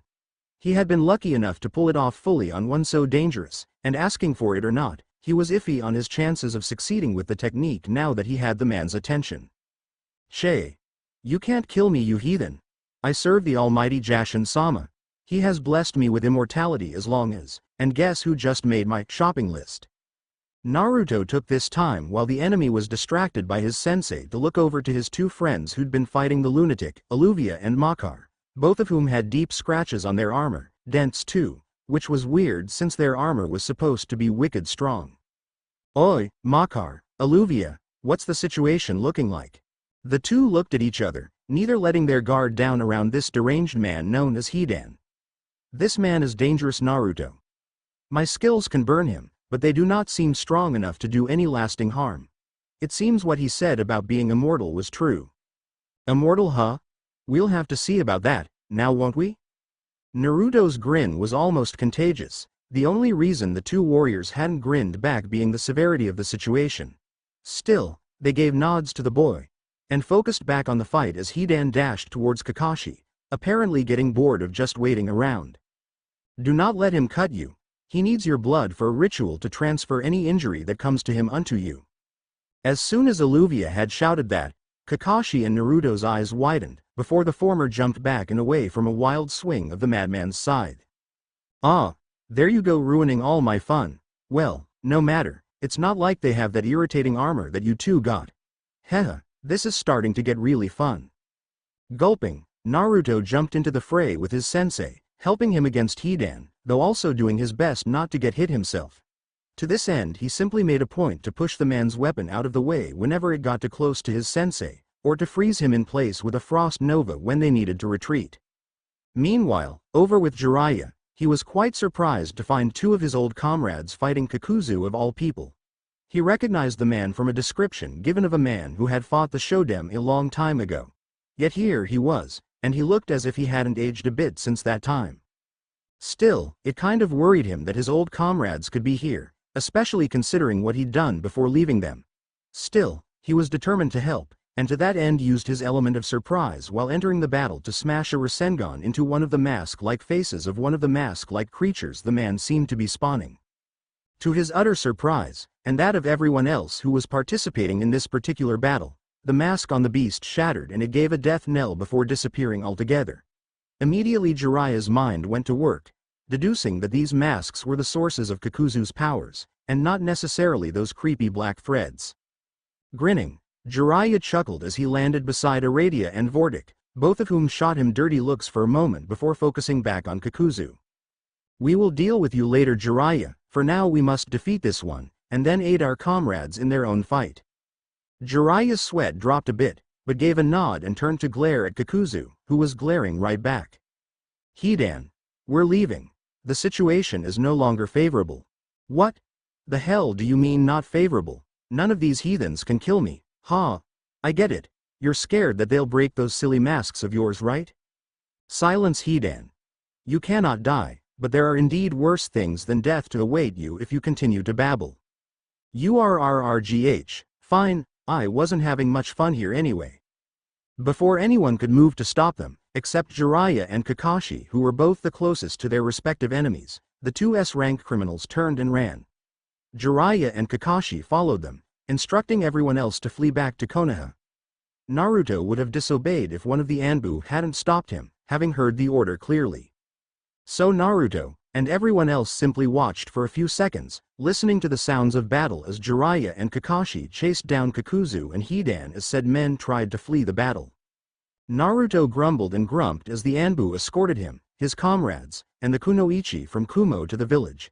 Said Kunoichi complained a bit that she shouldn't be so far from her village, or even going to a village that hers wasn't exactly on friendly terms with, but for her own protection she was made to go along. Naruto had been the one to apply the seals to her body, his work having been speedy and efficient, getting the complicated seals needed to seal a person's chakra onto the woman quickly and easily. Of course it had helped that they had promised to get her back to her village as soon as it was safe to do so, however long that would take. Groaning as they finally crossed the border into the land of fire, Naruto looked over the team sent to meet them.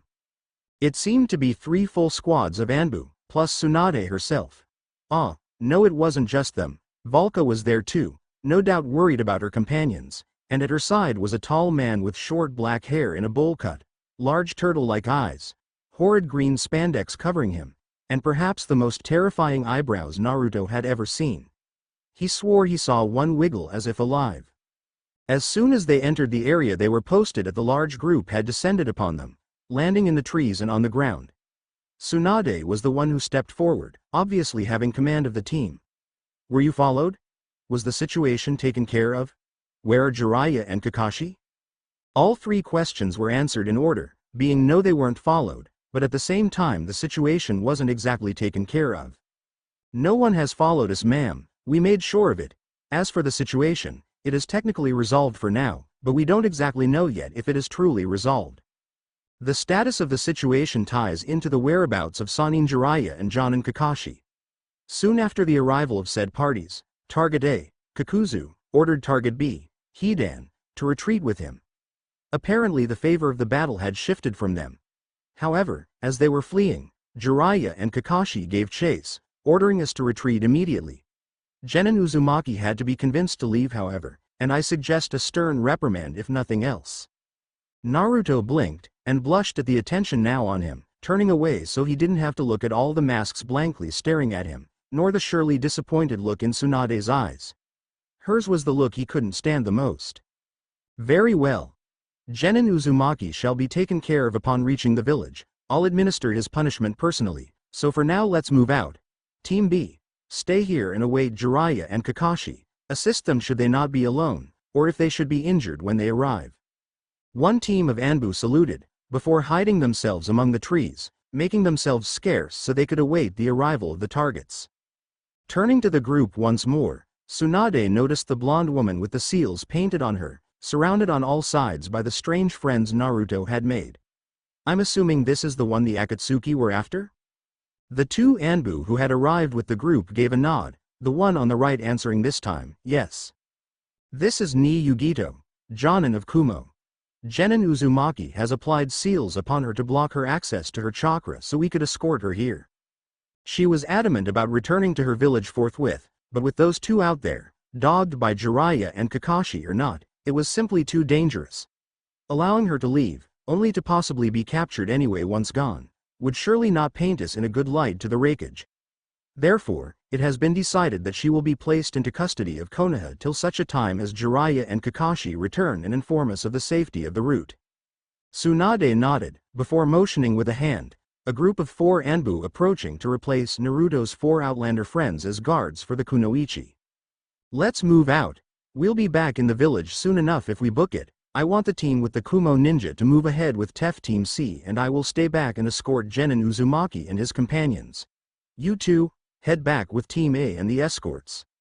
The two Anbu, no doubt weary after their earlier encounter, nodded and disappeared after the team escorting the Kumo Nin, and the team escorting said team. This left 4 Anbu, Tsunade, Naruto, his 5 companions, and the boyfriend of one aforementioned companions still standing in the small clearing. So, what's this I hear about insubordination, Naruto?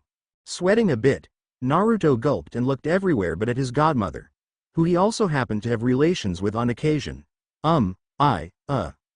Sighing, Tsunade rubbed her temples and shook her head a bit. Anbu, escort everyone back to the village. I'll take care of Naruto here. It won't be his full punishment, but some lessons need to be taught sooner rather than later. Getting a nod from the 4 Anbu operatives, they motioned for the Outlanders and the green spandex man to follow them. Coincidentally, they put the man with the spandex in front, possibly so they didn't have to see his eyebrows. Once they were alone, Tsunade placed her hands on her hips, a stern look on her face as she stared at the red-haired young man before her. After only a few moments, Naruto got a little flustered at the silence, but he didn't say anything. Anything he could say would probably only make Tsunade mad, and if she wasn't already, well, fearless did not mean stupid. So, what's this I hear about insubordination? You know that stuff is wrong, Naruto-kun. Well, I couldn't just let them run off after such dangerous people alone. I could have helped. Naruto. Naruto flinched a bit at Tsunade's yell, closing one of his eyes, before the woman across from him continued. You're one of the people that group is after, Naruto-kun. I hate to say this, but you're not strong enough to take them on by yourself. It would only get you hurt, or worse, captured. Then where would you be, Huffing, Tsunade's eyes narrowed at the sound. Uzumaki Naruto, you must have some kind of death wish. I've heard that you have no fear, but I didn't think you were stupid. Fidgeting under his godmother's stare, Naruto could do nothing but avert his gaze, unable to meet the woman's eyes. Naruto, look at me, now. Looking up at the woman quickly, he blinked and leaned back a bit as he found her face almost directly in his own, a small blush spreading on his cheeks. What you did was stupid, and you're lucky you weren't allowed to go after them. I'm going to be having a talk with your mother when we get back, and I expect you to be there and to be quiet while we talk. Do I make myself clear? Naruto could only nod, gulping quietly before he found himself pulled into a hug, face trapped against Tsunade's cleavage. That's good. We'll make sure you understand why you're being punished when we find out what your punishment will be. Hopefully we can explain to the Hokage that me and your mother will be taking over your punishment. Insubordination is a crime, Naruto-kun. You will be very lucky if he lets us take over your punishment, and pray that he does, or you could find yourself confined to the village for months for this little stunt. You may not think it was very serious, but if you had disobeyed direct orders and ended up captured, if we did manage to get you back before anything bad happened, you would have been locked up till you were my age. Letting his eyes close, Naruto sighed against Tsunade's cleavage, wrapping his arms around her and squeezing her tight. MSMMY, he told her, muffled against her cleavage. Tsunade gave a small smile and released the boy, before shaking her head and starting to walk away, back towards Konoha. It's fine for now. But trust me, your punishment will be equal to the crime, no matter who gets to carry it out. Inside the Hokage's office, a few hours later, the soft laughing of an old man could be heard along with the huffing of a young man. Ahahaha Naruto-kun. Did everyone have you concerned about this punishment? Honestly Naruto-kun. You pushed to follow them twice before following orders. It's not as severe as it would have been had you completely disregarded them and followed after those two. Hiruzen spoke, bringing marginal comfort to Naruto, who stood before his desk. Behind said red head, Tsunade and the Anbu who'd told of the charges quickly passed around high fives, the busty blonde even snickering about leading the poor boy on. So I'm not going to be court-martialed? Or made to do gate duty for a year? Or do your paperwork till I'm your age?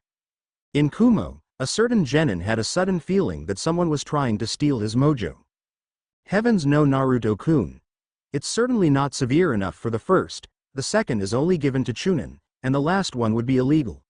For me, not you, to clarify. Naruto let out a breath, placing a hand to his chest. Just because he didn't feel fear didn't mean he didn't get nervous, there was just no fear behind the nerves. Patting over his poor heart a few more times, Naruto turned a glare at his godmother and the two Anbu, who themselves had been needed to file a report on what had gone down before anyone else had arrived. You're all a bunch of jerks Datbeo. With that, Naruto left the office in a huff, leaving his godmother laughing uproariously, while the Hokage merely gave a few light-hearted chuckles. Once the boy was gone, Tsunade gave a small report herself before leaving, choosing to do so through the window for once. It was easy to see why so many people she knew did it. It was really fun, of course. This left only the two Anbu behind to give their own report. Okay, you two, tell me, just what happened between sending your teammate off and receiving backup? It was the one on the left who stepped forward and answered, standing at stiff attention as he answered his Hokage. After we attempted a retreat, we had managed to make it all the way to the border of lightning and frost, before we were beset upon again by Nuke Nin Kakuzu of Taki, and Hidan of Yu.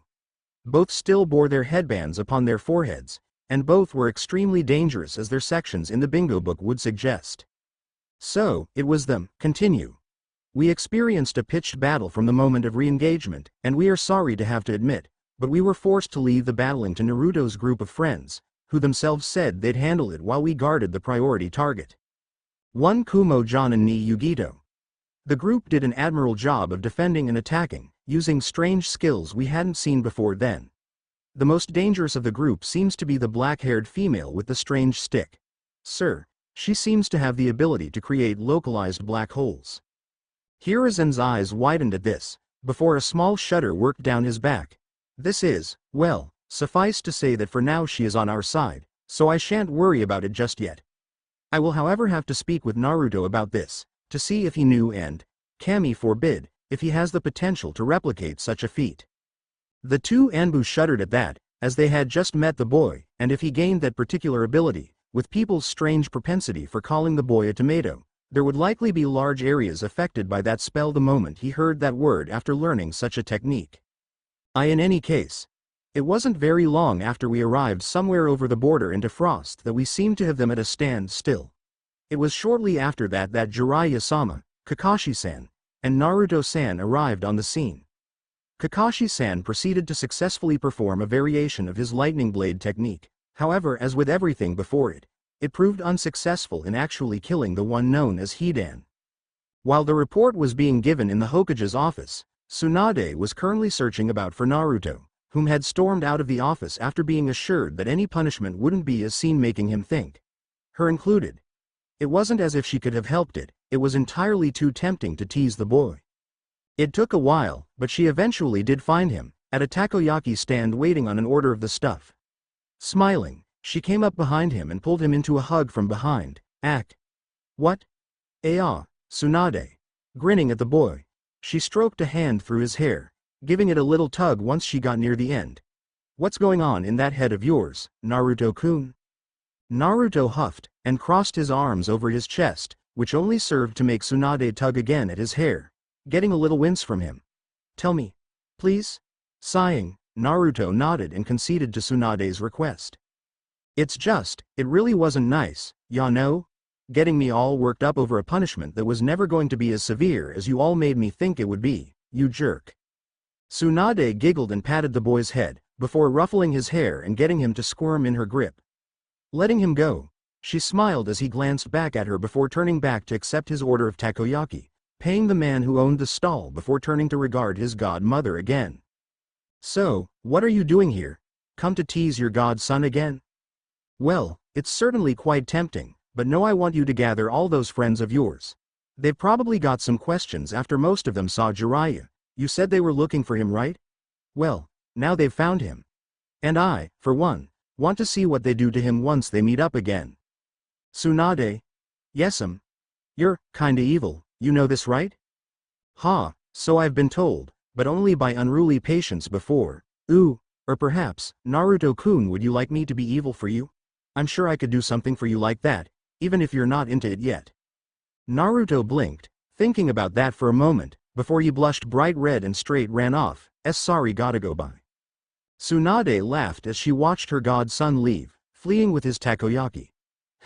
Perhaps I'll have a little talk with his mother about those reactions of his. He has to have had other partners after me, no one is that innocent. Naruto sighed and finally slowed down once he reached a new area of the village, the buildings all looking quite nice and more, well, he wanted to say frivolous, but they weren't, just bigger and better than what he'd seen since he got to the village. Slowly eating his takoyaki as he walked, Naruto hummed and took in the sights. As he took the last bite of his food though, he happened to come across a large wall, and as he walked along it, sealing his trash till he could throw it away later, he started seeing large insignias of a red and white fan within dark circles. He had the strangest feeling he'd seen that symbol somewhere before. Now where have I seen you before, little red and white fan? Oi! What are you doing here, Naruto? Satsuki? Oh, that's right, this is your place, huh? Standing at a gate he'd been unknowingly walking towards while looking at the wall was none other than Uchiha Satsuki, his teammate besides Hinata. Yes, this is my house. Wait, did you get lost? You're lucky you're cute or you'd just be way too much. Oi! What do you mean by that, Nothing, now just shut up, you came at a really bad time. Bad time? What's going on? You in some kinda trouble? Sigh, not exactly, but, no, you know what, yes, I am in some kind of trouble. Come with me, Naruto, there's something I want you to do for me. Blinking, but shrugging, Naruto nodded and followed Satsuki in past the gate, entering into what looked to be an entire other village within Konoha. It was freaky if you were honest, but it was also kind of badass. Who would think? A whole other village within the walls of an already existing village? As he followed her, arms behind his head, he noticed that he was getting quite a few stares from passers-by as he walked along behind Satsuki. He ignored it at first, but then people practically began to group together to whisper about it or something. Hey Satsuki, what's the deal with all these people? They your family members or something? Yes, these people are all my aunts, uncles, cousins, etc. They are all part of the Uchiha clan. You, seem pretty proud of that. Not that there's anything wrong with it, if I had a clan this big I'd be pretty damn proud too. But, no, they're kind of staring, a lot. Ignore them, Naruto, they're not who you're here to meet. Don't worry, it's nothing too strenuous for a sage like yourself. Oi, Ero Sennin says I'm not supposed to go around letting everybody know about that. That time at the school was a slip I say. Oh, come off it. By this time I'm sure there's not a person in this village who doesn't know already. Gossip gets around fast in this village. Thankfully though it always stays in the village, with a little help from my family of course. What, you guys the cops or something? Yes, yes we are. I swear to God, if I'm under arrest. He left the words hanging, letting Satsuki come to her own conclusions. Don't worry, you're not under arrest, at least you shouldn't be. Yeah, cause that totally inspires confidence, Titibeo. Rolling her eyes subtly, Satsuki finally arrived at her destination, a bit of dread pooling in her stomach as she stood before the door of her own house within this little mini village of Uchiha. Taking a deep breath, she slid the door open and released her breath as she grabbed Naruto's wrist, and pulled him inside with her before closing the door. Naruto himself simply raised an eyebrow, but let the girl pull him along since she was his teammate, and he was supposed to trust her and stuff. Okawa-sama, Oni-sama, I've returned from my walk. I have something to tell you that is really quite important. Ah, Satsuki-chan, you've finally come back. Come, we have your new suitor ready, you'll really like this one. Satsuki almost pouted, but she didn't, cause she was an Uchiha, and besides her mother, they didn't pout damn it. Instead, she gripped Naruto's wrist a bit tighter. She loved her mother, but she didn't understand her tastes at all. Yes Okawa-sama. But, I need to tell you, I'm not going to be with this suitor, just like the last 100 since I was 12, for you see. Satsuki entered the kitchen, throwing the door open and pulling Naruto up by his wrist, only to wrap an arm around his neck and tug him close. I've already found someone I want to be with. The silence in the place was deafening. Naruto was treated to the sight of 3 Uchiha members, a male that looked a little older than him and Satsuki, a female who looked quite a bit older yet still young and beautiful, and another male who looked to be in his early 20s. Obviously another Uchiha too. So clans really did marry within themselves a lot. Then the words Satsuki had spoken got to all of them, and as one, perfectly in sync minus the male that had a facial resemblance to Satsuki. A loud "eeeeeh" rang out through the kitchen. Everyone in the kitchen was staring at Satsuki, eyes wide, except one who was stoic, but then the attention switched to Naruto, who gulped and gave a little wave. Hi. Instantly the stoic male in the room was in Naruto's face, and he sweat dropped, though he didn't take even a single step back. Instead he stared down the young man, obviously a close relative of Satsuki's, possibly a brother or father maybe. No. Satsuki had called him her brother, so that must be what he was. What is your name? I'm Naruto, Uzumaki Naruto. Uzumaki, Naruto, is it? Oni-sama, stop it. Satsuki's voice caught the two's attention, and her brother turned to look at her. Satsuki. I do not approve. The male spoke back, before moving back to his original position. Nor, however, do I approve of what mother is doing. However, as the elder, I give in to her wishes. But blatantly bringing someone you don't like him, what's wrong with him? Itachi-kun. Turning, everyone looked to the woman in the room, who was looking at her daughter strangely. I've got an idea, why not have these two fight? The winner will be considered. At this the other male Uchiha grinned. Perfect idea Makoto-sama. I'll beat this trash and win your daughter's hand. Oi. What do you mean trash? I'll kick her ass, but ya know what? I want all this to stop if I win. I'm sorry, I think I misheard you. I'm only thinking of what's best for my daughter young man.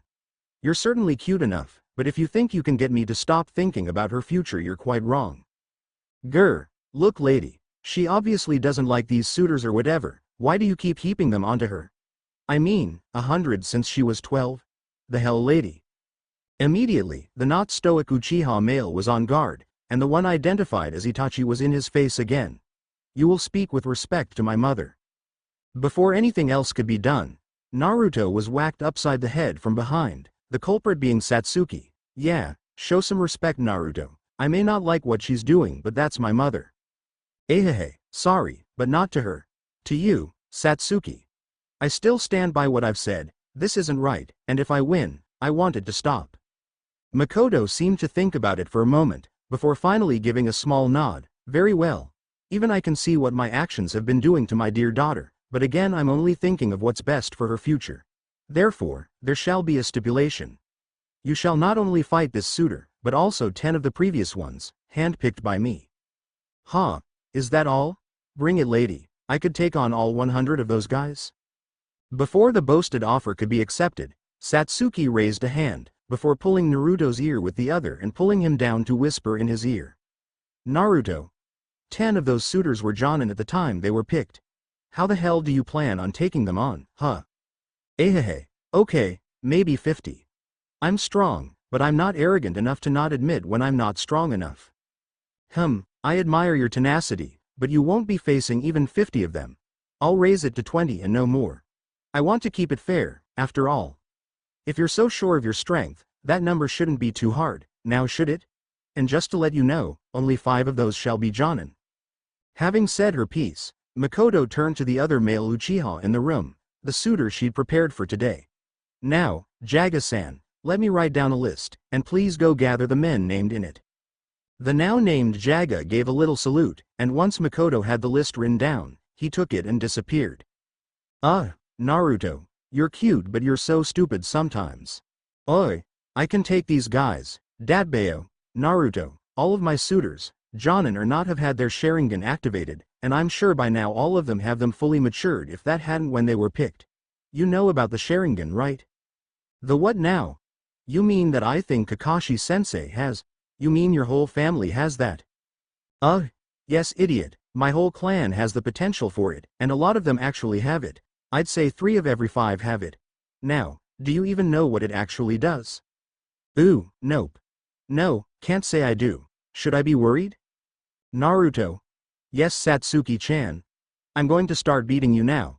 I don't know when I'll stop. Satsuki. You know you can't beat me. Come on, what happened to being cute? Being cute will only take you so far, prepare yourself. Running. While the Uchiha matriarch was gathering the combatants for the battle with Naruto, said Redhead was meditating after getting in contact with the only person he thought would and could help him. Of course, that was only after he'd escaped Satsuki, and she'd chased him throughout the entire Uchiha compound. From what his secret contact had told him, the Uchiha's Sharingan could see chakra, copy nin, gen, and taijutsu, and had a limited capacity to predict an opponent's moves. Of course, he was let in on a little secret that he figured would be the key component in his fight. While the Sharingan allowed the user to predict movement, if the body was not capable of matching or surpassing said movements, and react to them, then the ability was practically useless. So currently, he was in the Uchiha compound again, having left to prepare himself beforehand. He was actually in the marked field of battle, guided to and left there by Itachi, so he may prepare himself further. Of course, as stated, he did this through meditating on what he'd learned, as well as to calm himself and gather nature chakra, which he would use for the battle. In fact, he already had clones placed about that would be gathering nature chakra for him as well, since the stingy old fox in his gut wasn't willing to share any more space with Ma and Pa so they could gather it for him. So unfortunately, no indefinite sage mode for him, at least until he found a way around the fox. He had some ideas, but for now they were just that, ideas. Letting out a breath, Naruto was able to feel his opponents approaching, as well as a larger group of people, presumably to watch the fight. Opening his eyes, Naruto was already firmly entrenched in his Senin Modo, or Sage Mode. For those who don't know, and though he didn't have his jacket he'd gotten when he had mastered the ability, it was still a striking look for him. When finally his opponents were gathered, and the audience at a safe distance to be out of the way while still being able to watch, Itachi and Makoto stepped forward between the combatants. This will be a 20-on-1 battle. The challenger is Uzumaki Naruto of Konoha, and his opponents are 20 of my daughter Satsuki's past suitors, and her current one. The stakes of this match are as follows. Should Naruto here win, no further suitors shall be picked for my daughter. However, if he should lose, not only will my daughter marry her current suitor, but, for stepping into a clan matter, Uzumaki Naruto shall become my maid to my daughter and her new fiancé. I am a boy, Datbeo, quiet. My mother has spoken, now I will set the rules. Rule 1. All Sharingan not belonging to the fighters, deactivate, now. At this stern command, every member of the audience whom had been using their Sharingan immediately turned them off. None dared trifle with the current clan head. Rule 2. All techniques are allowed, except with the intention to kill your opponents. 3. If you become unable to fight, you are out of the match. This includes being unable to use your legs, becoming too injured to continue, or giving up. Lastly, the match will end by sundown, if it has not ended before then, and if need be, tomorrow shall be reserved for continuing the match when what's left of the participants have been rested, but not healed. Makoto spoke up again after her son. Now that the stakes and the rules have been laid out, the match will begin the moment this kunai hits the ground. She held up said weapon, and Itachi took it while she retreated to the safe distance with the rest of the audience. Itachi threw the weapon in the air, and retreated back himself. Thunk. Immediately the 20 Uchiha ninja gathered around burst into action. From what Naruto could tell they planned to surround him, and he was proven right when they did just that, though at a fair distance away from him, each going through hand seals. Smiling, he recognized the tiger sign in their strings of seals as the makings of Kaiden Jutsu. Naruto placed his arms out with his hands held fingers up. As one, the Uchiha men called out their simultaneous jutsu. Kaiden, Gokyaku no Jutsu. Ha! Immediately, a whirling flurry of sleet and ice formed in a dome around Naruto, protecting him from the large balls of burning flame that tried to surround him. It worked for the most part, and what flame did manage to get through was severely weakened by the flurry of Naruto's runhas caught the surrounding Uchiha off guard, and not just the combatants, but all those watching. The form the red-haired young man's spell had taken reminded them almost disturbingly of the Hyuga clan's Kaiden technique, which was a little disconcerting, at the least. You'll have to do better than that. Hey, those flames were pretty good though, just not good enough. Seeming cocky, Naruto grinned and lifted one of his hands. Let me show you some of my fire. Almost immediately after speaking, his palm flared with his mana, and a few feet in front of him, a burning hole in the ground opened up, before 3 serpentine heads popped up and began to spit balls of fire at the surrounding Uchiha combatants. The combatants immediately went on the defensive as the heads spit fire at them, though they noticed they only spit about once every second, which gave them plenty of time to dodge, since the fireballs weren't going so fast they couldn't see them. Ah, dodging's no fun. Why don't you stick around a while? Naruto used some of his speed gained from Sage Mode to appear next to one of the non-Jonin opponents, shocking him and the 3 others near him as all 3 were soon caught in a large dome of some kind, finding their movements taken to a snail-like crawl. The 3 now trapped at a crawling pace were quickly capitalized on by the flaming heads as Naruto moved on with a grin, using his superior speed to attack another 2 Chunin-level combatants. The Uchiha matriarch obviously thought she was being cheeky or something, giving him all Chunin and Jonin, but this was nothing. Most of these guys were Chunin even, so all he really had to look out for was when the Jonin started targeting him. That time came soon enough, and as Naruto took down the first 2 combatants of the match, he found himself under siege by one of his Jonin opponents. The man was tall, about 5 feet 9 to be exact, with dark blue hair and a fully matured Sharingan in both eyes. Obviously, he came crashing into Naruto with a kick, but it only managed to send the redhead a mere 3 feet from the 2 downed Uchiha he'd taken out with bone-crushing punches mere seconds before. Ah, that was a nice kick. I'm a ton more durable while in Senin Moto, so you must be quite skilled to get me to move. Asu. Let's do this, red eyes. Naruto engaged the man in a pure taijutsu battle, though the one thing confusing the man during the exchange. He could predict the kid's moves pretty easily with his Sharingan, but no matter how he dodged, or blocked, which was pretty painful itself, a mysterious force would always manage to hit him. You're pretty good.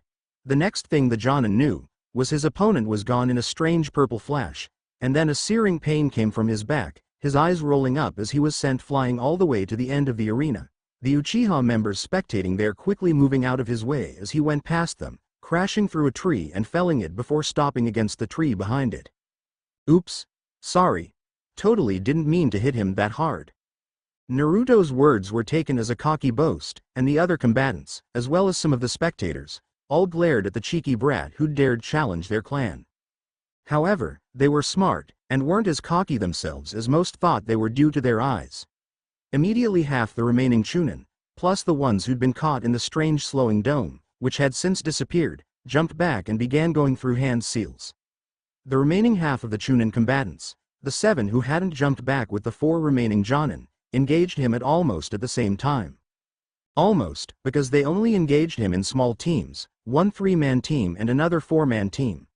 While the 3-man team were engaging him, The four-man team would circle him to try and throw him off, while also watching for openings to snipe at him with kunai or shuriken. Something to be said about the Uchiha clan, they had amazing teamwork. When even one of the three-man team was pushed back, one of the four-man team would immediately take his place, trapping Naruto in a flurry of punches and kicks. Amazingly enough, they had forced his hand into using only taijutsu. However, that wasn't saying much, as each of his own punches and kicks were by no means easily blocked or dodged, and they were almost bone-crunching while he was in Sage mode. This left the three-man team almost continuously cycling out with the reserve four-man team. Wow! You guys are great, I need to do this more often. Naruto's cries only served to anger his opponents, and before he knew it, he found himself giving a few punches at the air, his opponents having all jumped back for some reason. That's when he felt it, a great gathering of chakra coming from the location his other opponents had retreated to. Kaiten. Uchiha Daenden. Kaiten. Hosenka Subameni. The jutsu came from the gathered group of Uchiha combatants. The Chunin had all gathered together and preformed the Kaiten. Gokakyu no Jutsu, which confused him as to the name of the technique. Did they say it wrong on purpose? On their way to him, the 6 large balls of fire converged on each other, forming one giant one heading right for him. This stopped him from being able to see the multitude of shuriken encased in fire-natured chakra zipping at him behind the great blaze. He could still feel it though. So much effort for little old me? Naruto smiled in the face of the blazing heat the jutsu was giving off. The Uchiha had their bases covered as well, for the 7 who'd been attacking him previously were blocking his escape routes. Of course, it helped them that they were also sending fire jutsu at him, all seeming to be simple Gokakyu no Jutsu. Well, it would be a bad show if I was taken down this easily, wouldn't it? His smile turning into a small smirk, Naruto lowered his head slowly. As the giant conflagrations seemed as if they would actually hit their mark, glowing yellow chains sprouted from Naruto's back and formed a tightly knit sphere around him, lifting him from the ground a few inches. Boom! The rage of the flames was felt even by the spectators, its heat warming them and drying Satsuki's mouth, which was hanging open as she watched her teammate get burned, likely to ashes. Naruto. Senpo. Shikara no Nami. In an instant, the flames were snuffed out and an unseen force pushed the surrounding Uchiha back a few feet. Everyone watched, amazed, as Naruto was seen in the epicenter of the blast, not a single burn on him, nor any signs of having been affected by the heat of the fire jutsu. Baka. Don't go giving young girls heart attacks before they even get old enough. Sorry Satsuki. Right, I guess it's about time to be wrapping this up, right? Itachi spoke this time, a single eyebrow raised as his clansmen grew angry at the boy's apparent foolishness. It is too early to declare yourself the victor, Uzumaki-san. Your opponents still stand. Oh, sorry, I was getting to that. With a grin that actually did look cocky, Naruto began a long stream of hand seals at a surprisingly fast speed. Like we'll let you, at once, 10 of the Chunin combatants and 1 of the Jonin dashed at the young Uzumaki before their fellows could stop them. Wait you fools. Sharingan blazing, the dashing ninja copied the boy's hand seals, each trying to perform them faster than the boy himself was. The only thing keeping them from outpacing the boy was they had no knowledge of whatever jutsu the boy was doing the seals for. However, they finished at about the same time, molding the chakra the same as they saw the boy himself doing as he raised his arms high. Secretly, he only did that to make the rushing Uchiha look silly when they mimicked him while running. Senpo Futon. Nisei Juryoku no Jutsu. It took a second, but as all the gathered ninja watched, the Uchiha who were rushing were flattened to the ground by a great unseen force. From the name of the jutsu, false gravitation, those watch could have been gravity, except that was just impossible. Then they took into account the full name, and the release of the jutsu. Itachi's eyes widened as he looked at more than just the combatants of the fight. The very air around them was suffused with chakra, both wind release, and the strange greenish chakra the boy seemed to be coated in. I see, a downward spiral of wind made to mimic the force of gravity. A fearsome technique indeed if you are not expecting it. Naruto laughed uproariously as he ended his jutsu. He had come up with it during his year-long travels, after falling flat on his face after failing at another jutsu he'd been trying to create. This one had simply been way easier to make. Can we get those guys some help please? I think I may have hit them too hard with that last jutsu. I keep forgetting Sage Mode amplifies things. A small lull in the battle commenced then, as the 11 combatants were checked, and found to be unconscious, before they were evacuated from the field by their fellows, who grumbled at the brat who'd done it. Dusting himself off as his Sage Mode fell, Naruto smiled at his remaining opponents, 3 Chunin and 3 Jonin remaining. It was grudging, but they and the spectators were starting to respect the young redhead's strength. Okay. Only 6 left, huh? Well, I'm doing better than I thought, but come on, you guys have to do better than this. What about the awesome Uchiha clan I've heard about? Aren't you guys supposed to be like one of the strongest clans in the village? Show me your war faces? Naruto's call struck something in the gathered Uchiha, and while to some it sounded like plain old ass kissing, many couldn't help but feel pride in the fact that someone so obviously strong as to defeat 11 Uchiha at once thought so highly of them. It helped their pride that this person was a sage of all things. Vigor renewed, the remaining 6 combatants nodded and began going through hand seals themselves. They were intent on proving their strength and bringing Naruto down. Naruto smiled, happy to have opponents who were actually trying now. Not that they weren't before, but he was confident they were trying even harder now. Right. Time to step up my game as well. Alright, one more. Don't think we'll be as easy to take down as the others. Kaden Renkejutsu. Karora. Kaden Renkejutsu. Heidora. The twin calls of jutsu echoed, before another came out as the 2 techniques combined into one, Kage Shuriken no Jutsu. Suddenly, the forming being of fire was darkened as a mass of swirling iron death filled up the colossal beast, the surrounding Uchiha backing up further to a safe distance.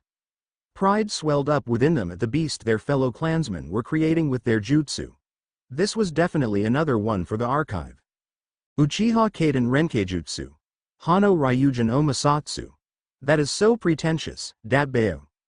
Naruto cried out, Senin Modo returning to him just in time as a giant dome of interlocking chains burst forth and formed from the ground up, protecting all the Uchiha spectators and most of the battlefield's surrounding trees. Immediately, the entire field inside the chain barrier was lit up in a brilliant conflagration, illuminating everything for several dozen yards. No doubt it was even seen within Konoha itself, and not just the Uchiha sector. Senpo. Shizen Bogyo. The call seemed to echo even over the roar of the still raging flames, which slowly began to go out as the chakra feeding them was cut off. Slowly, the barrier of chains began to fall, letting the spectators return, and what they saw astounded them. Naruto was surrounded in a chakra so thick it was visible, a gentle green chakra not unlike healing chakra, but entirely different at the same time. I saw a picture of natural energy being molded, and it was green, so that's what I'm going with. Amazing. It's so dense it's become visible, however, while visible indeed, the chakra layer surrounding the boy looked a little ragged, as if a cloak that had been torn up and become mere wisps of cloth. Even as people looked, it dissipated, leaving Naruto panting as he stood there, a grin on his face even then. He looked to be covered in little burn marks, black patches of skin, yet even as they were seen, they were already healing rapidly. Phew. That was a close one. Almost got me there, Titiibeo. But I'm sorry, this is the end. Naruto waved at his last remaining opponents, the 3 Chunin looking quite winded after that jutsu, as well as the earlier exchanges, while the Jonin all looked as if they could continue on for a bit. They were quite haggard themselves however, if much less so than the Chunin. They scowled at Naruto, the Jonin ready to engage to give their Chunin teammates some time to rest. But then, Naruto simply blinked out of existence in a small blast of purple energy. What? X6, Senpo. Taifu no Mi. Inexplicably, all 6 Uchiha were pulled in by a seemingly inescapable force, all in a swirling motion directly towards Naruto. Naruto stood behind the 6 Uchiha, smiling as they shot towards him, only for a great explosive force to suddenly hit them from the opposite direction they were going.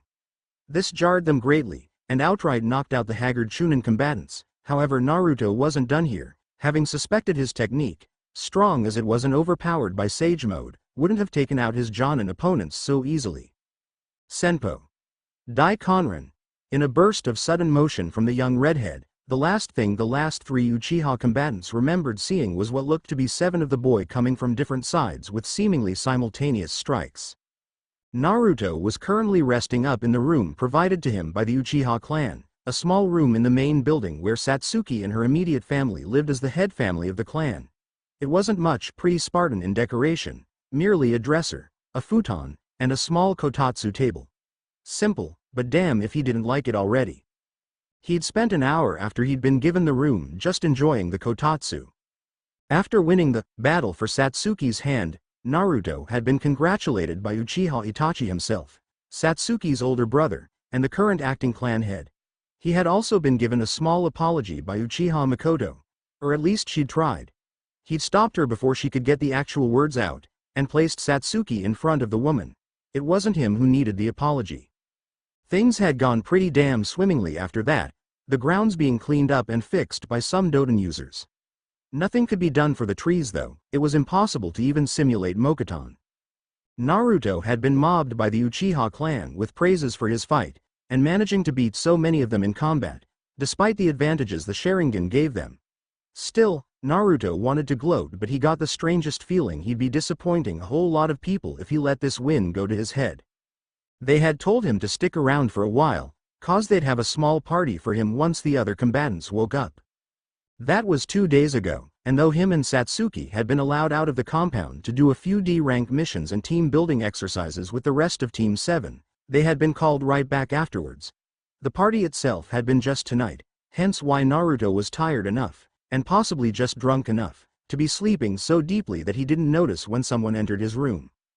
Shame too, they didn't even try to hide their presence. He noticed when a foot impacted his ribs though, making him bolt up and attempt to stand, only to fall over on his ass. Get up Naruto, there's something I need you to do. Goo. Wa. Satsuki. The hell man, why'd you kick me? Shish. Be quiet. This is important, we can't be caught. Ooh. I hope this isn't what I'm now thinking. I know that I know you don't like me like that, right? Naruto, take this damn it. Blinking as he was handed something or other sitting in the palm of Satsuki's hand, he shrugged and, trusting his teammate, who he just got out of a messed up situation, grabbed the pill and popped it in his mouth. Mere moments after he swallowed it, he was on his feet, wide-eyed, hands grasping his now equally wide-eyed teammate's shoulders. His face was serious despite the wide eyes, and he made sure to lock his gaze on Satsuki's own. You must never tell my godfather your clan has something like this. Blinking a few times, Satsuki growled and slammed a fist upside the redhead's, head. Ow. Damn it. Quiet. Just come with me, it's time I told you something I've never told anyone, and then I have one more request for you, it shouldn't last more than tonight, I have faith you can get it over with before the sun comes up. Bah, should still be sleeping, but it's whatever, sure I'll listen. What do you need to tell me? Placing a hand over his mouth, Satsuki activated her Sharingan, staring into his eyes for a few moments, inspecting his face, before nodding her head and grabbing his hand, pulling him out of the room and soon enough out of the house. Follow me and shut the fuck up. Whoa, so hostile, I said shut it Whiskers. Zipping his lip with the universal motion for doing so, Naruto jumped off after the girl as she leapt away to the rooftops. Strangely enough, after a while it kind of looked familiar. Ending their little move of location, Satsuki leaned up against a tree, head down, seemingly glaring at her feet as Naruto stood in front of her, arms crossed. It was a little chilly, but not enough that he absolutely needed more clothing than just his t-shirt and a pair of shorts. She didn't exactly give him time to get dressed, anyway. So, I take it I can talk now. What is it you need to tell me? Naruto, it's not really me who needs your help this time. But for her sake, it is me. I don't know if it makes sense, but, what you did for me, do you think you can do something similar for someone else? Someone else?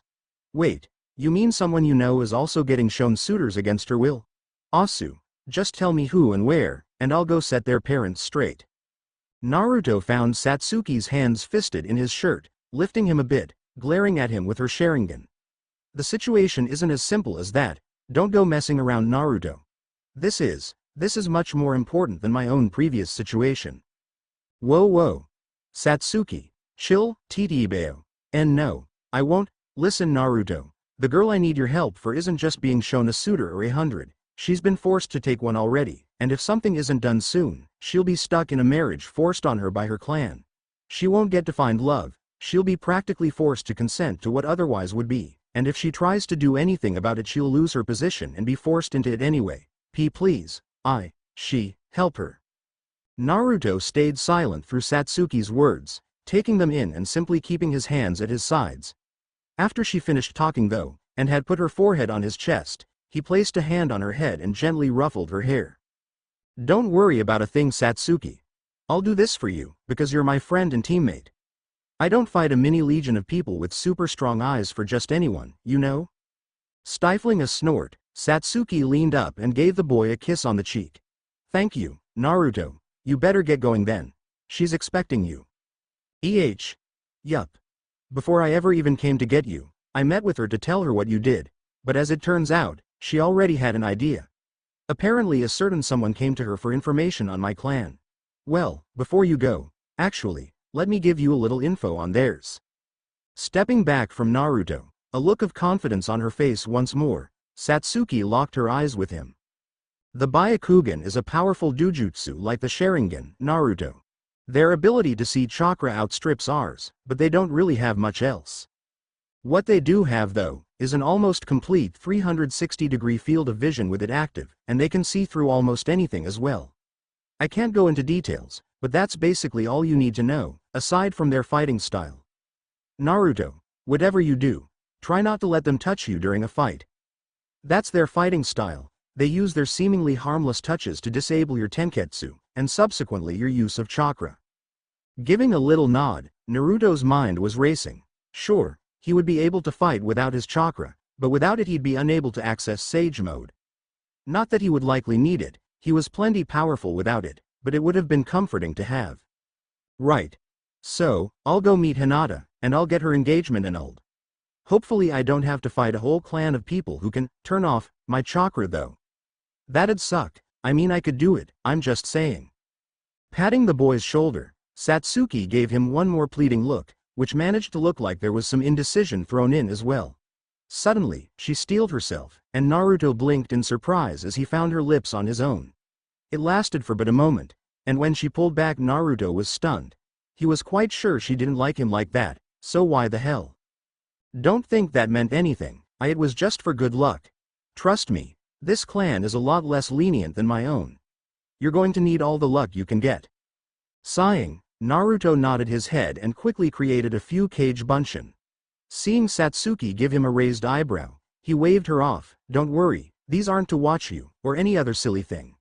These are gonna go across the village and gather nature chakra for me. I think natural energy sounds weird, but whenever you see nature chakra, that's what I'm talking about. Ah, so that's how you went into it in your fight with my suitors. Yup. Now, I've gotta go, otherwise I won't get this done before sunrise. Now standing before the Hyuga Elder Council, a small group of 5 elderly yet still fairly and surprisingly young-looking Hyuga members, Naruto had his arms crossed, a stern look on his face. Do you agree to our terms, young sage? Just to make sure I got what you want, if I lose, you want me to swear fealty to your clan and be branded with this caged bird seal. And I'm not allowed to remove it should I ever gain the ability, nor am I allowed to marry outside of this clan, or even within the main branch. Did I get everything, or can I finally tell you what I want if I win? No, that is everything. However, we are being extremely lenient in our ruling due to your lineage and title of sage. The rules of the fight will be where we really get you, young man. Naruto had to force himself not to crack a smile at that. At least one of these deceptively old birds knew how to have a sense of humor. However, the situation was far too serious for him to joke around. Very well. I agree to those terms, as long as you agree to mine. That seems reasonable. Allow us to hear these terms and we shall decide whether we shall agree to them or not. Letting a small smirk appear on his face, Naruto turned to the middle elder of the group, the one who had been speaking. It was a man, who though he was in his early 50s, looked as if he were in his 40s. Not much of a difference, but enough to be hella noticeable. What I want if I win, is the release of one Hyuga Hinata from her engagement to whomever you have given her to. As well, since your terms are so steep, though you say they are lenient, I want the same for her sister, as I'm sure the eldest wouldn't be the only one you are forcing to marry. My last term is thus, I want you to bless whomever they wish to marry, not matter who it is. This term is only for them, and any children they or their parents may have though. It may sound horrible of me to say, but I don't know anyone else really, so I don't much care at this point in time. Indeed doable for what we are asking ourselves. However, I must ask why you would ask for such a term as the last one. If it were you one of them were to marry, such a thing would not even be needed to be said. A sage and a member of that clan, is there something you are not telling us that we should know? No, not really. I just want that assured in case the person they end up liking is like a branch member, or even someone not from the clan. I mean, I've met Hinata, and she at least doesn't seem the type to choose someone weak, so it should be cool, right? Ahem, while your choice of words may need work, I suppose I speak for all of us when I say we would have only marginal problems as long as whomever she would choose isn't weak. However, that is all based on if you win. Very well, we accept your terms. However, for that last one we have one small stipulation. Well, it's not an extra term I guess, so go ahead. The main elder had a small smirk on his face, before he nodded and leaned forward just a little. During the battle, you are forbidden from entering Senin Modo to combat our champion. Is that clear? They must have thought they would throw him for a loop or something with their stipulation, and while yes they kind of bummed him out by taking away Sage Mode, if it would get them to agree to his terms, he'd accept it. Very well. For the duration of the battle, I won't enter Senin Modo even for a second. Though, I now ask that I get our agreement in writing. And, Kachiyose no Jutsu. In a poof of smoke as his hand impacted the table between him and the Hyuga elders, a small blue toad appeared. I would like to hand the contract to this little gal once it has been written up. She will hold onto it till the end of the battle. How do we know you will not have her edited while she holds onto it? Ooh, I apologize, but take a good look at her hands. Ga-chan, lift him would ya? Hi Naruto-sama. The little blue toad, now obviously female by her tone, lifted one of her webbed hands, showing that it had no thumb, and was relatively small and generally toad-like. As you can see, Ga-chan here has no way to hold any kind of writing utensil steady enough to even begin to forge someone's handwriting. She'll be staying here with us unless someone tries to take the contract from her before the battle is over. Well then, I believe that would be acceptable. As for having the terms in writing, it is already done. We have had a branch member writing down our words as we spoke, in case they were needed. By now I am sure they have written down the terms separately as a contract. And indeed, as soon as the man had finished speaking, the door to the room was opened up behind the elders, and a scroll was placed on the floor before the door was closed once more. Ah, here. You may go ahead and look over it. I shall have someone sent to gather Hiyashi, our champion. Okay. Sounds reasonable, let me just get my glasses out. Dear Sage, surely you don't really need glasses, do you?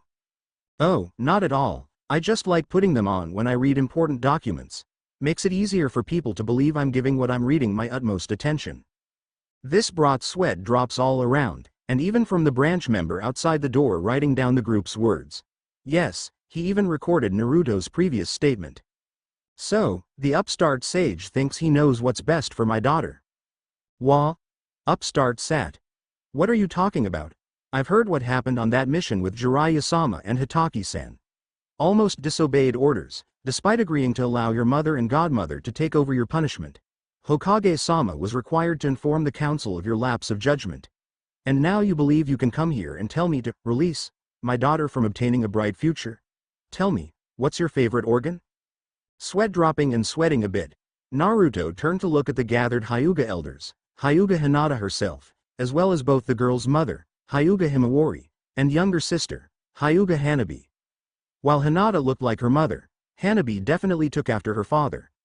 Every one of those gathered had a sweat drop of their own, though Hinata, her sister and her mother all seemed just a tad strained to him. Is he serious? Don't speak as if I were not right before you, child. I am completely serious. My daughter's happiness and bright future, both of them, are mine to choose, as they have no clue themselves what will truly make them happy. Oi! The hell kind of talk is that? Isn't a father supposed to have faith in their family? I have faith. Faith that they will listen, and eventually become happy through my decisions, as they are the path to happiness and a future filled with joy. Himawari spoke up after her husband finished speaking, seeming so sure of himself and his words. He really does care about our daughters, it's just, well, he's a little. I am a little what? Himawari-chan? Controlling? Zealous? Well, dear, you are somewhat forceful. I only wish for my daughter's happiness. Both of them. That is why their fiancés will be chosen by me, background checked by me, approved by me. I have been gifted with foresight, and have vetted each and every candidate before selecting one whom would both mesh well with one of my daughters, but would also treat them right, care for them, provide for them, and protect them. Sounds to me like you're just not all there, if you catch my meaning. I mean, come on. Please excuse my next sentence, but, you sir, are an asshole. You blatantly take away your own children's freedom to choose who they want to be with, who they want to love. Well, no more, after today, they'll be free girls. Let's get on with the match, and as promised, I won't be using Sage Mode, so you should consider yourself lucky you're less likely to come away from this with broken bones. HMPH. The prattling of a mere child. Very well, after I thrash you, I believe I shall use your fealty to our clan to grant you a bright future of your own. Not gonna happen. Are we ready? The head elder stepped forward, doing a sweep with his Byakugan to ensure the dojo was clear, before nodding his head.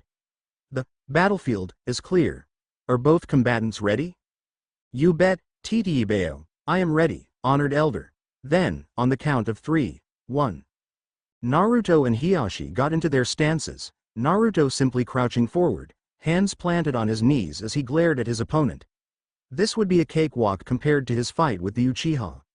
Only one guy, Hiyashi, however, had crouched as well, both hands out, one aiming towards the ground, the other at the sky, fingers in strange to Naruto positions. 2. Naruto's glare intensified, his anger at this man boiling, though he felt as if he were forgetting something. This was supposed to be Hinata's father, right? Wouldn't that make him? 3. Naruto's eyes widened as Hiyashi dashed at him at speed, forcing Naruto immediately on the defensive as he tried to dodge the man's strikes. He got from the little tips Satsuki gave him before he came here that he shouldn't exactly try to block them. Shit. This is the clan head, damn it, I knew something was fishy here, Datbeo. Grunting as finger strikes grazed him, Naruto felt that there may have been some kind of hostility from this man towards him. Each strike was aimed at a place that would surely incapacitate him, and it was only his reflexes and speed keeping him away from those shots. Still, he could tell if he didn't go on the offensive soon, he'd be screwed. Jumping back till he hit the wall, Naruto huffed and glared at the man as he advanced on him even up the wall he'd landed on.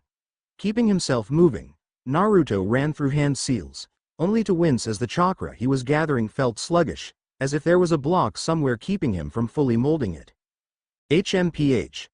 Noticed, have you? I have already closed several dozen of your tenketsu. I'm amazed you can gath. It only goes to show I'll have to put extra effort into finding your bright, happy future. Don't worry, I am not an evil man, I'll be sure to find someone worthy of a sage. Naruto grit his teeth, straight out growling at the man. Okay, time to stop playing around. He wants to cut me off from my chakra? Fine, I don't need it. Cold snap. The moment Hiyashi got within a few feet of Naruto, said boy released a blast of cold that froze Hiyashi in an instant, the man's eyes showing signs that they'd been widening before the boy even released the blast. Time shell. A clear dome sprung up around the still frozen Hiyashi, though he showed signs of breaking out any second. It was for naught, however, as Naruto grinned once the bubble was up. Don't blink. In an instant, Naruto unleashed what could only be called a flurry of punches upon Hiyashi. Those who had their Byakugan active were able to count an even 100. Hiyashi broke out of the ice after the last hit, but Naruto wasn't done there, quickly clapping his hands together, creating a blinding flash that for some unknown reason merely put spots in the spectator's vision. However, for Hiyashi it sent the man to the floor screaming, covering his eyes, though he was quick to jump back up, eyes still covered. I told you, you won't win. I don't need chakra to beat you, exploding Pa-urk. Kaden. Hiyashi exploded into a swirling blue dome the moment Naruto came within distance, impacting the redhead and sending him flying backwards. Hiyashi took this time to quickly stop his rotation, and rub at his eyes a little more, blinking the tears and temporary blindness away. Naruto groaned as he impacted the wall with a crack, leaning himself against the wall rather than fall to the ground, his legs shaking at the damage he'd taken. You are within range of my divination. Hake Rokuhuion Show. What came next could only be explained as a brutal beatdown, each hit landing perfectly, and while no real force was put behind them, to Naruto it felt as if he was being hit by his godfather in Sage mode. Maybe a little exaggerated, but it was a close feeling. As the last strike hit home, Hiyashi stepped back with a sigh, relaxing and moving back a few steps. Naruto groaned on the floor weakly, twitching as he tried to move, but found his body unwilling. So, this is it, huh? Huh, as if, I still have those. Jigu, you think, Huff, I'm done? Indeed I do, boy. I have closed your tenketsu, you can no longer stand. Let alone fight. This match is over, I shall have the team ready to place the seal on your forehead. As, if, Archon, in an explosion of power, Naruto's form was overtaken by a dense purple energy. A crater was formed under his feet, little bits of wood flying off around him with the initial explosion of power. When Naruto's new form was revealed, it left all shocked and awed, and everyone watching activated their Byakugan. What they saw shocked and confused them, as instead of a solid human form, or even one full of chakra as they expected with such a change, in Naruto's place was a being of pure energy, one they couldn't identify. Don't worry, this isn't Sage mode, it's something completely different. Naruto's voice had an ethereal echo to it, and seemed to brim with power.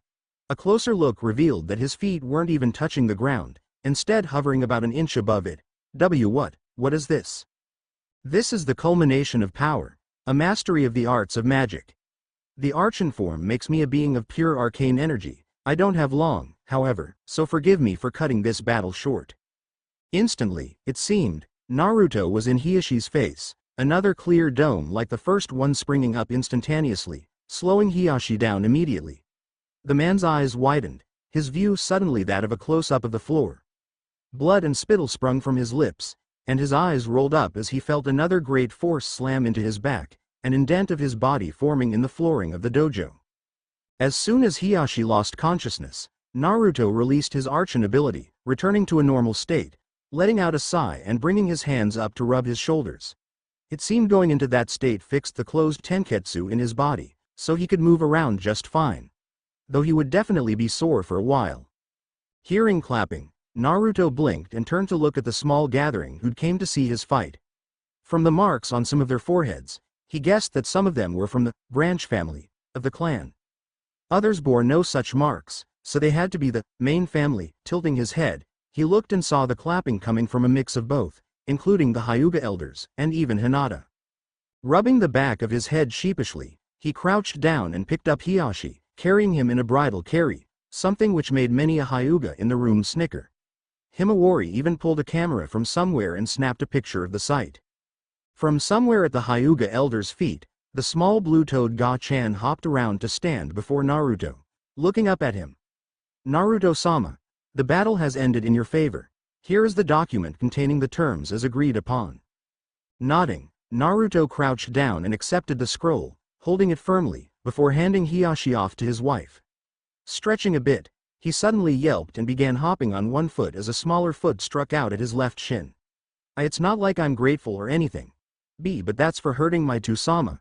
With that, the young Hyuga Hanabi ran off after her mother as the woman carried her husband to the medical wing.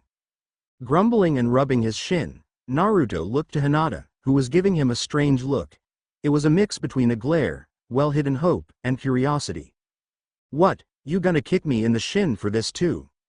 Closing her eyes, Hinata shook her head, before leaning in and placing a kiss on Naruto's cheek.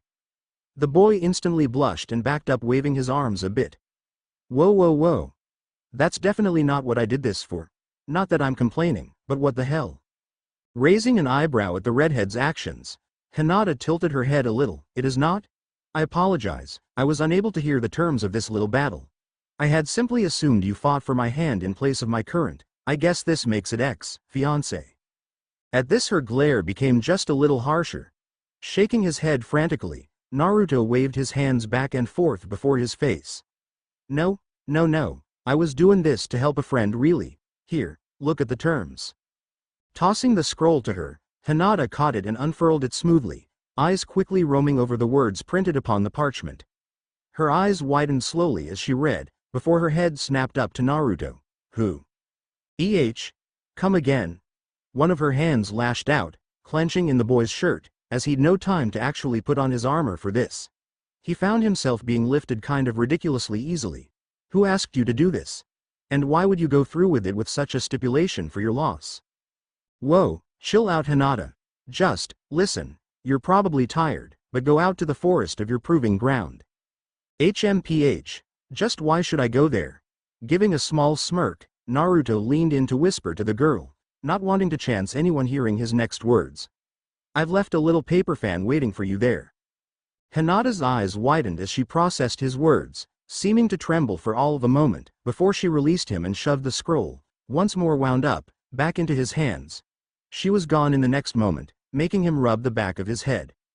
Turning, he saw some of the branch family members looking him over, as well as some of the main family members. Honestly, it was a little weird, but he was soon distracted by the Hyuga elders, who gave him a small bow. We will abide by the terms we have set before the match. Congratulations, young sage. Not just anyone can boast a win over a Hyuga. Especially not the head of TH Hall. Have a roommate available for you, whenever you wish to use it. For now, however, I insist you stay the night, and 3 days afterwards, we shall have a small feast in your honor. Why? I mean, didn't I kind of just beat up your clan head? Yes. Yes you did.